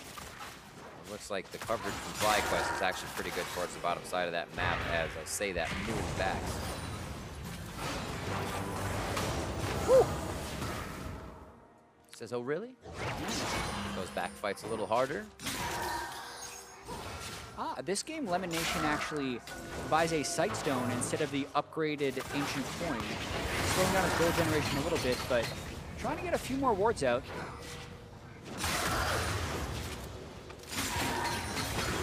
Oh, if that binding would have landed, they would have gone for Ole. Splits the upright. Level 6 is there as well, so might have been difficult. So Ole gets pulled in, Tempered Fate. It always seems like with these Callista picks, there's a safety and there's a kind of a backup to that safety with what they have. And I've been enjoying this meta. Yeah, it allows Ole to play so obnoxiously aggressive when Callista is near, knowing that he can just get ulted out. The first sign of trouble.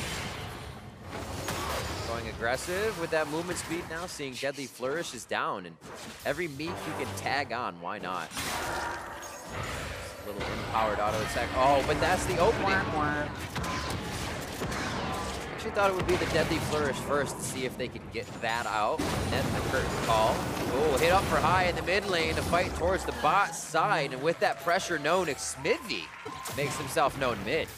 Yeah, pretty slow start to the game, but the flash gank from Xmithy into ult backwards means High has very little to escape with. And controlling that control ward spot too. Lemon, Gragas was on the way, so he had to flash. Cody's as well was kind of playing that one quiet, farming the minions too, so Xmithy could have gotten a great hit there. Let's see what happened in mid though. Body slam flash and ultimate. And as he was stunned, Pobelter got off all of his skill shots. So center of the Foss bomb, right on a High. Big time damage. 82-68. Ball's continuously having Flame Spitter charge just over half on his heat gauge. So he keeps multiple minion waves crashing into this turret with Flame. It's cost him a few CS each time. Surprise balls as well can pick up so much CS. For Rumble players, it seems like some of it just goes away, but he is quite good at being sure he's picking that up, whether it has to be with a quick harpoon to manage it or not. Yeah, 88 CS at 10 for Rumble is quite high. Pretty much the highest in the game, actually. Aside from Wild Turtle, just saw that one, close to 100. But the bottom lane control going over to Immortals right now. Should be an easy Ocean Drake. That'll only empower their leading phase more. Feel very nice with the sustain, as you said, that we have in that bot lane, plus around the map. More heat. It's like, yeah, Flame gets to kind of go invulnerable for a second, but the damage he's doing to Balls is not even really doing, or going through the scrap shield, I should say. Balls regens from the door and shield before it can even come through again, and Flame has to worry about the minions more so than the lane. It's gotta feel good. That makes his Rumble play even stronger, because he gets to think about what to do next, what to go, where to go, I should say. How else to be a nuisance. Good binding still coming from the bot side, one after the other, and what we're seeing there from FlyQuest, I feel like tells the story of how they're going to get more catches coming through the later part of the game. Yeah, Lemon seems to be pretty accurate with his Dark Binding so far, especially with his team composition. Dark Binding into Equalizer, into a Jarvan EQ, into a Jhin. There's a lot of things they can chain after that first CC land. They saw that Shockwave. Yeah, no cleanses on Immortals either. This game.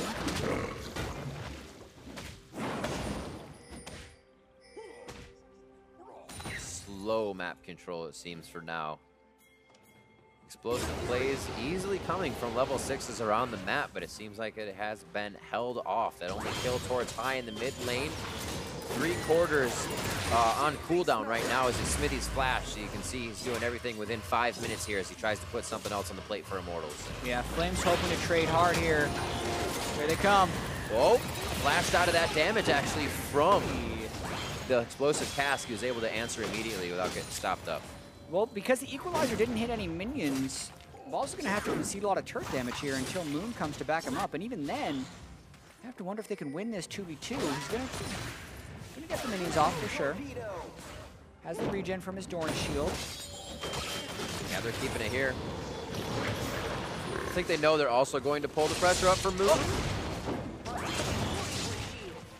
Now we'll see what actually happens on another side of the map. Bot turret is dropped for FlyQuest, as they continuously push back Cody, Sun, and Ole. Even with a bit of sustain from the Shrines, they're able to push through the waves and the HP bars enough to find the turret first. 13 minutes in, binding from over the wall. Remember the few ultimates, Fate's Call and Tempered's Fate, and it's gonna be the kill onto Cody-san. Turtle, one last shot. Oh, the flash for Flash as they both go down. And now Lemonation working the auto attacks. Has the minion help? Is he gonna follow? No, he is not. The black shield onto Turtle to avoid him from getting turned to stasis from Tempered Fate was nice. Xmithy though up top lane. And finally bring that 2v1 situation back when Moon isn't here. And the lane is equaled out. Xmithy had his flash and he's 2 for 2 on kill conversions with flash body slam. That's what you like to see out of Gragas. Let's watch this 2v2 one more time. Beautiful binding from Fog. Nice black shield, but a lot of damage turned back around on a Turtle as he flashes for the kill. It makes it not as advantaged as you'd like. For what felt like an outplay from FlyQuest, they end up burning nearly as many summoners and only getting 1 for 1.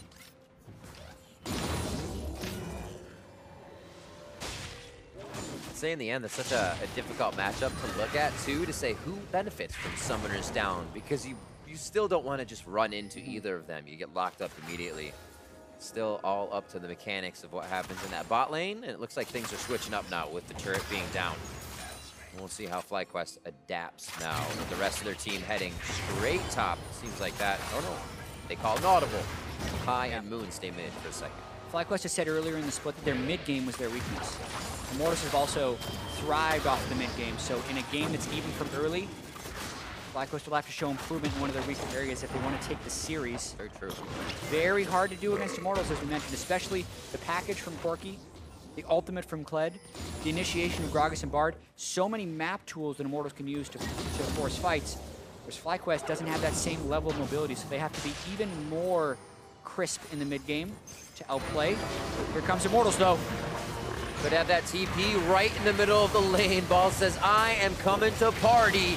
And it's going to be Lemonade to knock back the first one. Balls is actually trying to just leave the fight here for a moment while the team is fighting above him. Moon goes in. Wild Turtle with the shots onto Xmithy. He gets stopped up. Flame gets just that. Burned down by Balls. Ole whacked around by Moon in the standard. And now they're after Pole Belter as he tries to inch his way in and out of the fight, but can't find the damage. What a clutch fight by FlyQuest in the mid game to take the second turret of the game and parlay it into the Rift Herald. High makes it up before Pole Belter. Moon gets the kill onto the clutch marksman of Immortals and Cody-san. That was a 4-kill swing, plus turret, plus most likely the Rift Herald.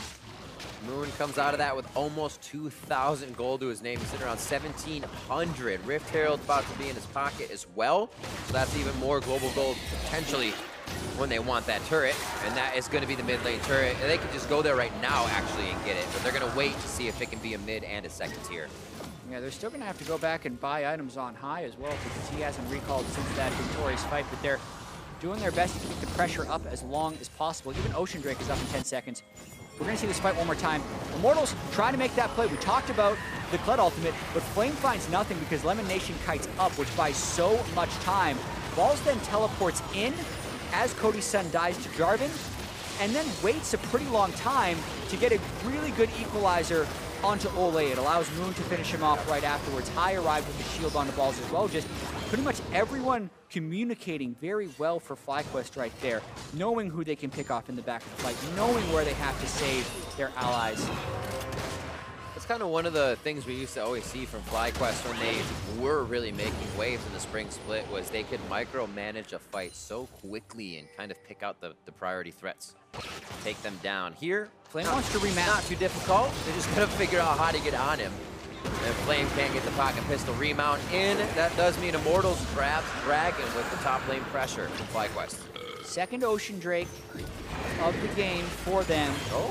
But that's a Rift Herald on the top side. I like that Moon did not delay in trying to use it. He's going to get at least a full charge into there, but they don't have the numbers to actually stick with it. So just half a turret there. I always like the prep game over the trying for a 1-2, because now they have this turret prep. The big fight means mid turret as well. A huge influx of gold just waiting on the horizon here for FlyQuest, and looks like they start to put some of the work on that mid turret here. Moon just on the backside as well as Wild Turtle. Yeah, really close to converting on both of those turrets, but they don't have them yet. So that gold is going to stay relatively close between FlyQuest and Immortals. Cobalt really needs his Trinity Force. Cody Sun really needs his Blade of the Ruin King. Try and get back into this one because it is actually FlyQuest who have hit the big item power spikes first. Look at Wild Turtle's Jhin compared to Cody Sun's Callisto, just from an item perspective. Not even close. 2 full items on Jhin. Actually, just a purchase coming in from Cody Sun. I was going to say, how much money does he have? He has enough just to grab that Blade of the Rune King and now a bit more attack speed to keep himself very mobile and hopefully out of the hands of this FlyQuest team. His target, or the target for him, has been Moon. Continuously going on, so Cody Sun trying to stay away from that Flag and Drag initiation.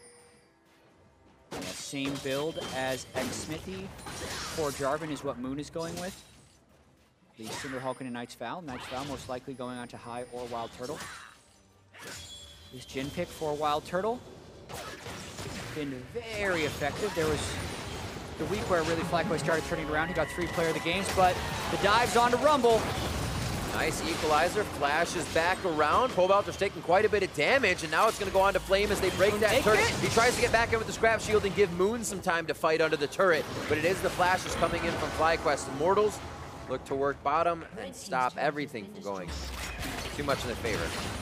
FlyQuest. FlyQuest did manage to take down both turrets, but it cost both of their solo laners' lives. Most likely not worth, as Immortals can slowly weave back into this game if they can get any turret pressure.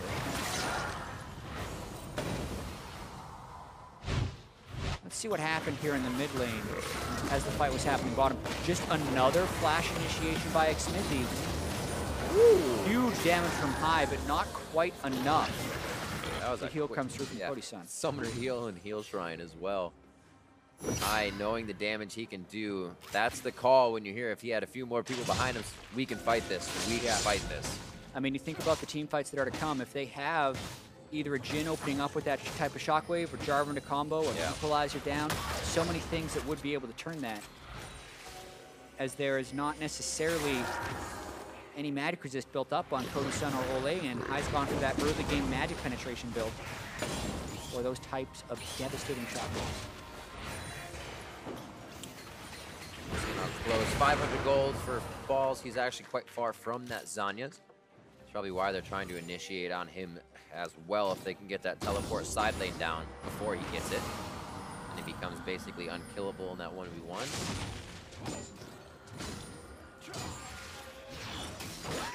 It's going to be a bit of top lane pressure. Obviously, Baron is what we're going to be dancing around for now. But just continuously clearing that top wave back and forth. And with High and the rest of the team having their mid, they keep pushing up mid quite fast, and Immortals is going to have to keep respecting that. Yeah, 4 turrets to 0 is just creating such a map advantage for FlyQuest, not to mention the gold lead they hold to just kind of bully Immortals around.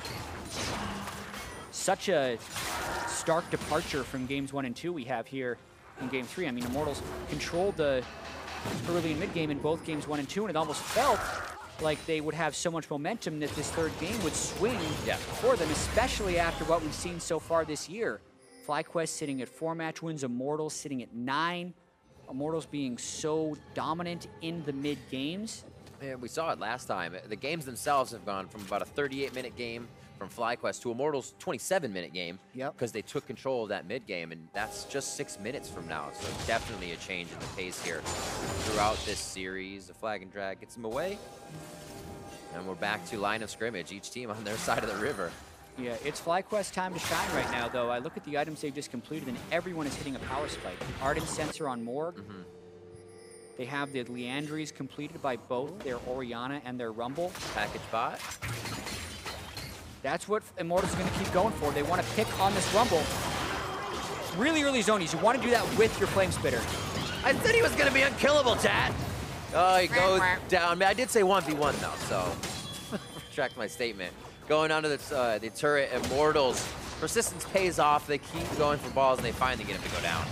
Yeah, and FlyQuest unable to pull the trigger on an initiation elsewhere. That's the second time FlyQuest have been caught by that exact same gank. It's what Immortals is using to get themselves back into the game. Actually, it works out really well that they don't have to pressure down through mid. Now they pull FlyQuest away from their mid. The rest of Immortals in mid can start to take that as this second tier takes pressure. Pobelter Shell has no flash. Flame has his. Little baby Valkyrie. But is it enough? The flag and drag just misses. High, dashing left and right. Gets himself to safety, and the question marks in mid as they aren't able to take it. What was up with that order from Moon? It's the other way around. You EQ to force the Valk, and then you ult him afterwards. Oh, yeah, yeah. That's what you're saying. He just let him Valk out of the Cataclysm, and then he missed his EQ. I think a misplayed gank there by Moon prevents them from picking up a kill on a Pobelter. Oh, sees him with the sweeper. Hit him! Moon! I'm pretty sure he took that damage, too. There's that portion of damage you can take right as you're being beamed up. And they are going to go ahead and get themselves a Cloud Drake. 3 now. Immortals has completely controlled. I'm sorry, that was FlyQuest. But Immortals has completely controlled the objectives throughout these games. FlyQuest now starting to make a mark on that. Yeah, turning into a pretty close one, though, because of the kills. FlyQuest just pulled back. Onto balls is Rumble. You could see High there going for the one-shot onto Ole. Ole realized he could have fallen to it, so he flashed immediately. Heads up play by him. This Corki has become a problem, though. They're getting a lot of sideline pressure. Turrets are going to start falling very fast. Lemon Nation knows what happens as well once the rapid fire cannon is built. It starts to sting a little bit more, and Pobelter having a very similar game to that actually the player of the game he got on his Corki.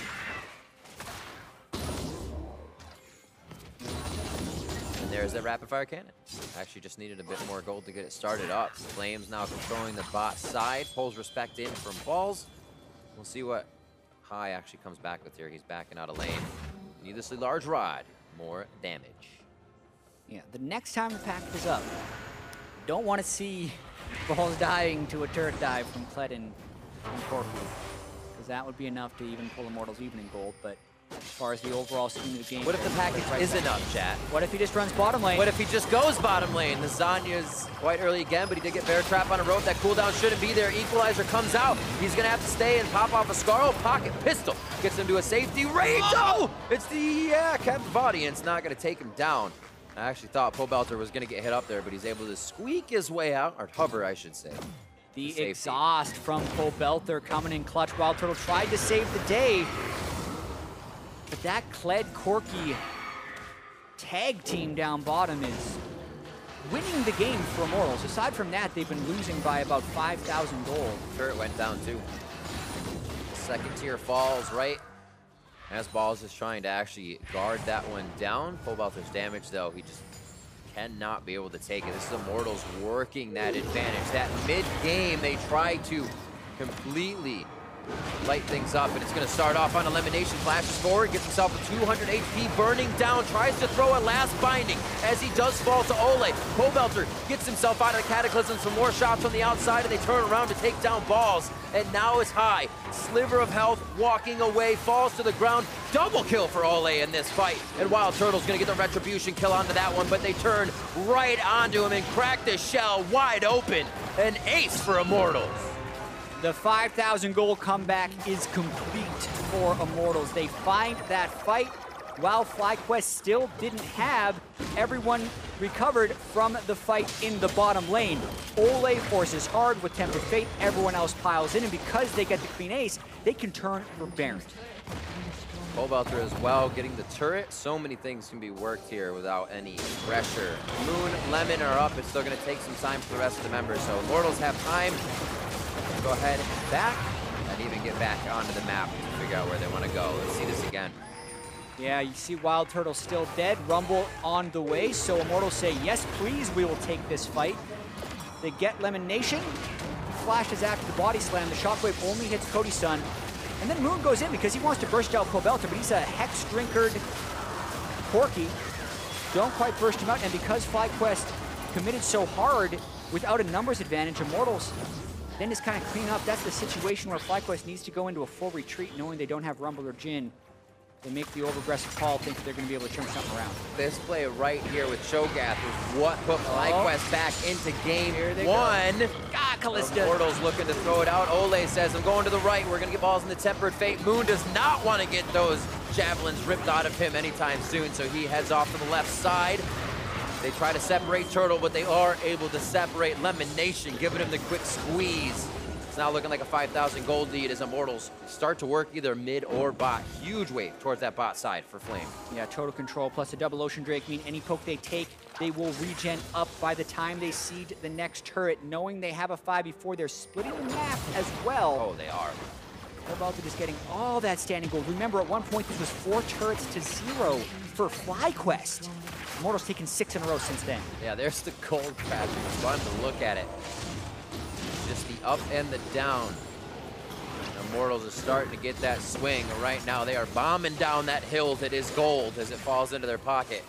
14-7, just a few minutes over their Game 2 victory here.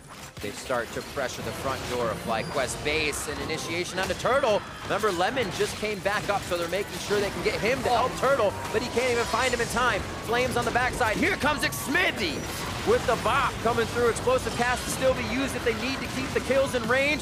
Lemon gets drunk under the table. Ole actually coming up with another double kill on this 6-2 and 4 Bard, as High looks to shut somebody down, going down valiantly himself as Immortals own FlyQuest base. Rib, this could be the game. They still have Baron. They just got a 5-for-1 ace. It's just a matter of getting the minion waves to the Nexus so they can get rid of the bonus to kill him. Immortals might go for it. Talked about the strength of that mid-game Jack. Minion. You got one cast a minion. If he's not focused, I was going to say you have all the armor gone in the turret. That's going to be the Nexus turrets going down. Immortals turn this one back around for themselves. It went 3 games, but they take it 2-1 over FlyQuest. And it looked grim for a moment in Game 3 for Immortals, but it was just that moment. That moment, yeah. Pobelter and Flame took over this game from the side lanes, killing Rumble time and time again, setting up the fights in the mid lane. And then Ole came in the clutch with Bard to get the initiations in the 5v5. It's hard to remember that this was a comeback.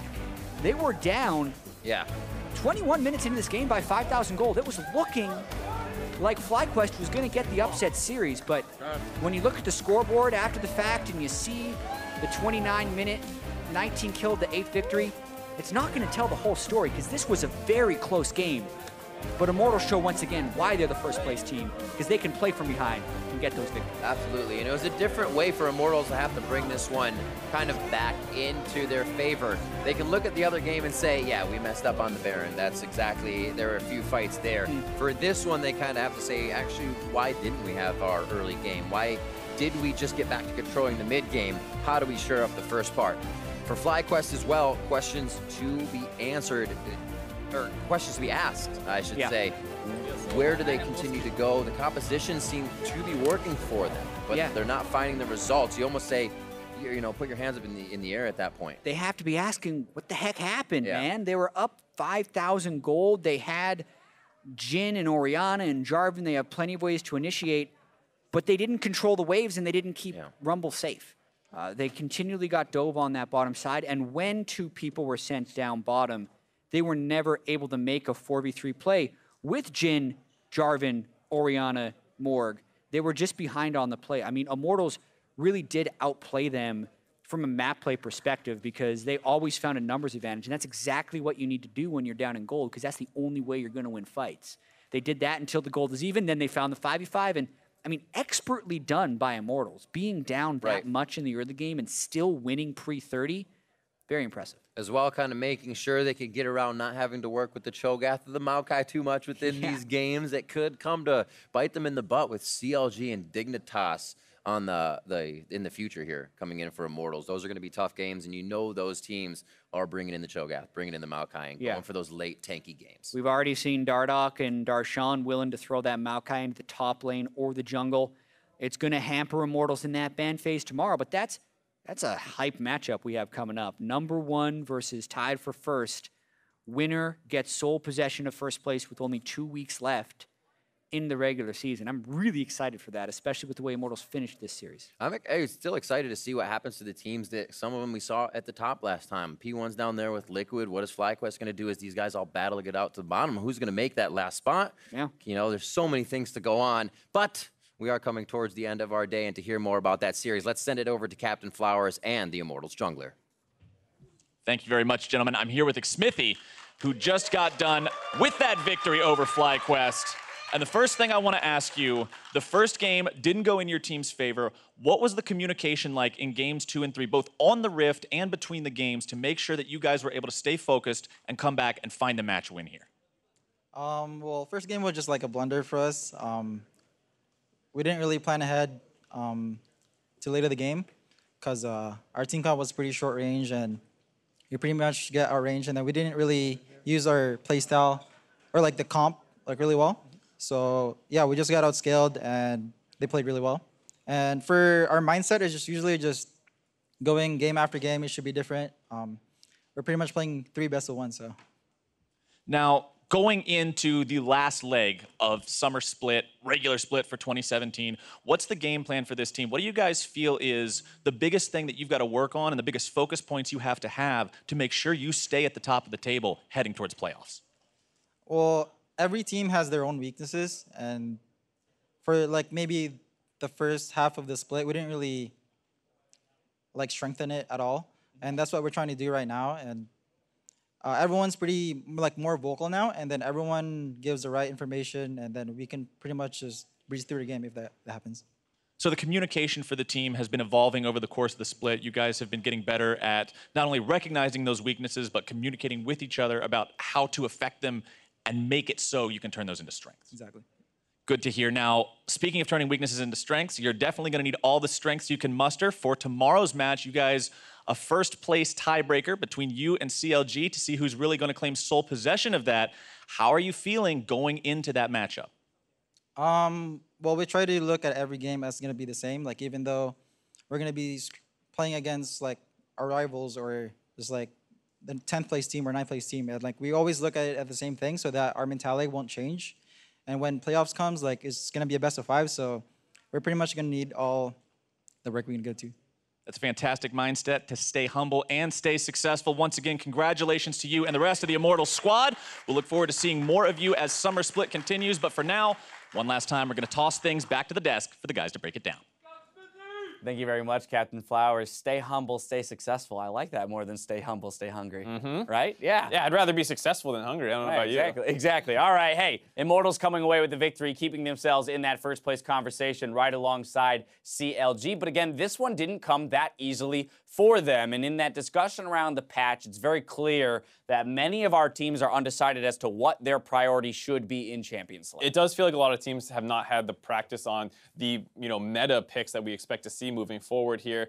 There was the first pick, Jhin, that was coming in. Rumble's priority went up, which, I mean, we haven't seen Kled at all on 7-14. But now that Rumble's being taken early, Kled, one of the classic counters to it, you see that one start getting picked as well. So a very different draft than what you've seen so far in 7-14. But that's kind of the story of it, is that everyone's drafts are different. Exactly. And so then, of course, we've got to talk about how the play develops. And for FlyQuest, things started off on the right foot really early on. We've got a couple kills going their direction, 1450 rather into the game in the top lane, 4-for-1 in favor of FlyQuest. Going to take a look at this one.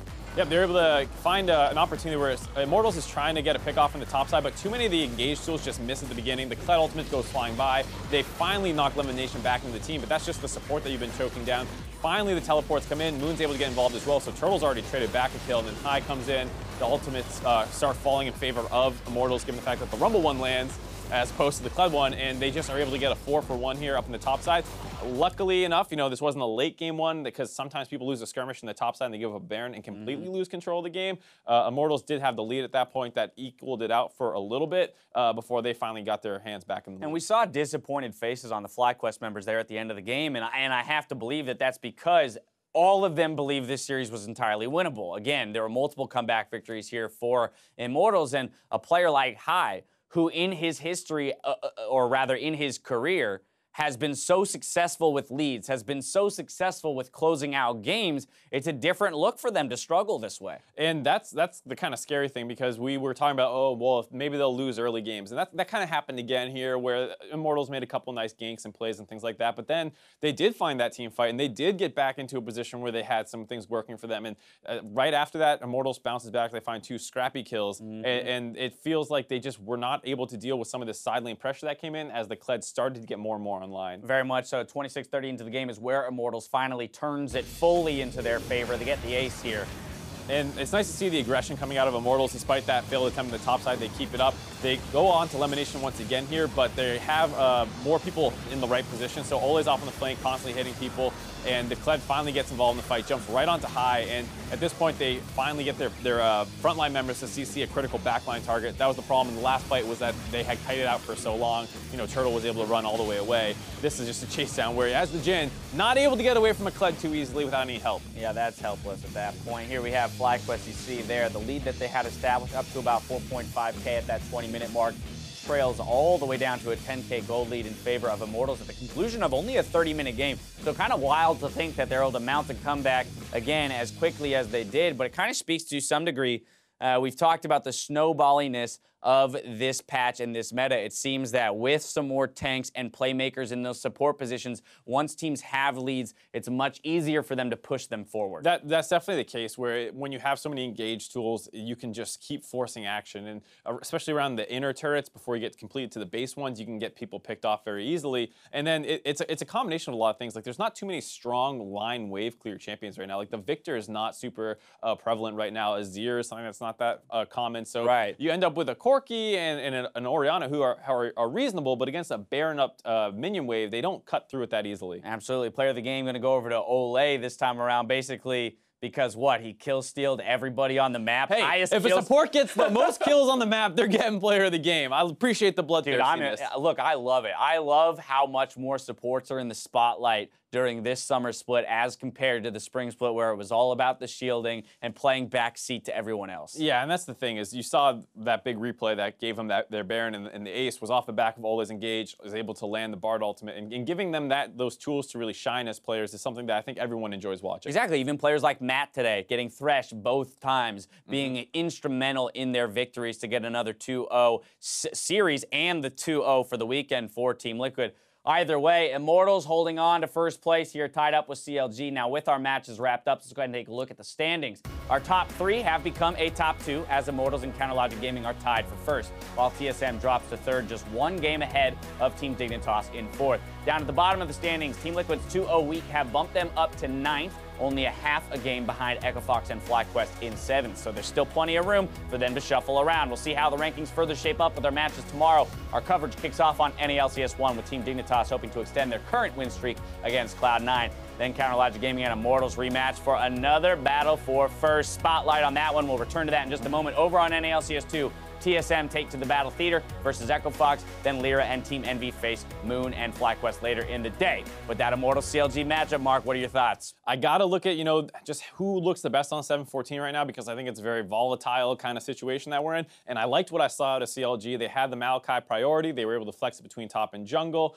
They had a lot of tricky things that they're able to use, as well as the fact that they already looked good on the previous patch. And a lot of people are still using, a lot of the priority picks from 7-13. And it's very clear that, as you discussed earlier in the day, kind of the mini metas that can be established in scrims. We had Immortals, for example, in one game going for that Callista Cannon, not even seeing glimpses of that in CLG's play. So once again, watching these two teams clash and develop throughout the 3-game series when it comes to champion select, you got some very smart coaches, some very smart players on both sides. I'm excited to see what they come out with. That's the big thing, I think, is the coaches have a lot of influence over the game right now, just with the difference in the picks, the difference with the level 1 choices in terms of what you give your junglers to start with. These crazy leashes and paths are unlocked. You can set some really nice early game plans to kind of give your team that bonus if you're really thinking ahead as a coach. All right, well, those big matchups come tomorrow, but for tonight, I'm going to say good night, I guess. Now, for myself, the casters, and the entire live broadcast crew, thank you for watching. We'll see you tomorrow for more North American LCS. Good night. Yeah, you got to get that last one.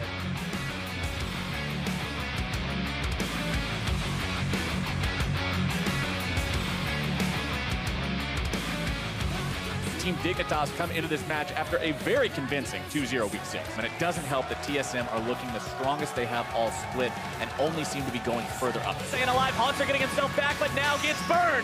The hook back onto Adrian, but the stun coming out from Keen will shut down Bjergsen. And in from behind, the cavalry has arrived. And a double kill for Alltech as Double Lift is now grounded out and shut down. FLICKR cannot escape, and Bjergsen will be the last man to fall as Dignitas 2-0 TSM. Away, Loopy here, but huge ball done. Gets everybody else's dash on, leaps in, and Keith just explodes. Loopy gonna go down next, that's the third kill. Oh no, it's a massacre in the bot lane. To save it up, but he's just getting locked up. Dardoch just assassinates Keith as he dives into the backline, gets a double kill as he slays Meganar, just so strong. The speedrun is complete, CLG with the sweep. If we really want to make sure we go to Worlds, and we really want to go to playoffs, and keep playing this season, then we need to win these games, and we really can win these games. Rumble, rumble, rumble, rumble, rumble, rumble, rumble. We're fine, we're fine, we're fine. We can fight, we can fight. Tipping over. Can we? Yeah, I'm on Talia. Talia, please, please, please, Talia. Our team fight's actually got now. Yeah, I'm pretty sure we'll win this game. Wild cards find their target, one after the other. We said it was going to be one big ending game fight. FlyQuest makes it 2. Lemon gets drunk under the table. Ole actually coming up with another double kill on this 6-2 and 4 Bard. The Immortals turn this one back around. No, Lee Sin, no flash. Fight slow. As slow as possible. As slow as possible. The most slow possible way, okay? Flash on arrow, they could die this Oh, he's dead. Bolu's gonna slam Empyrean dives as well. It's just a massacre in the mid lane. And Team Liquid sweep the weekend. GG, too easy.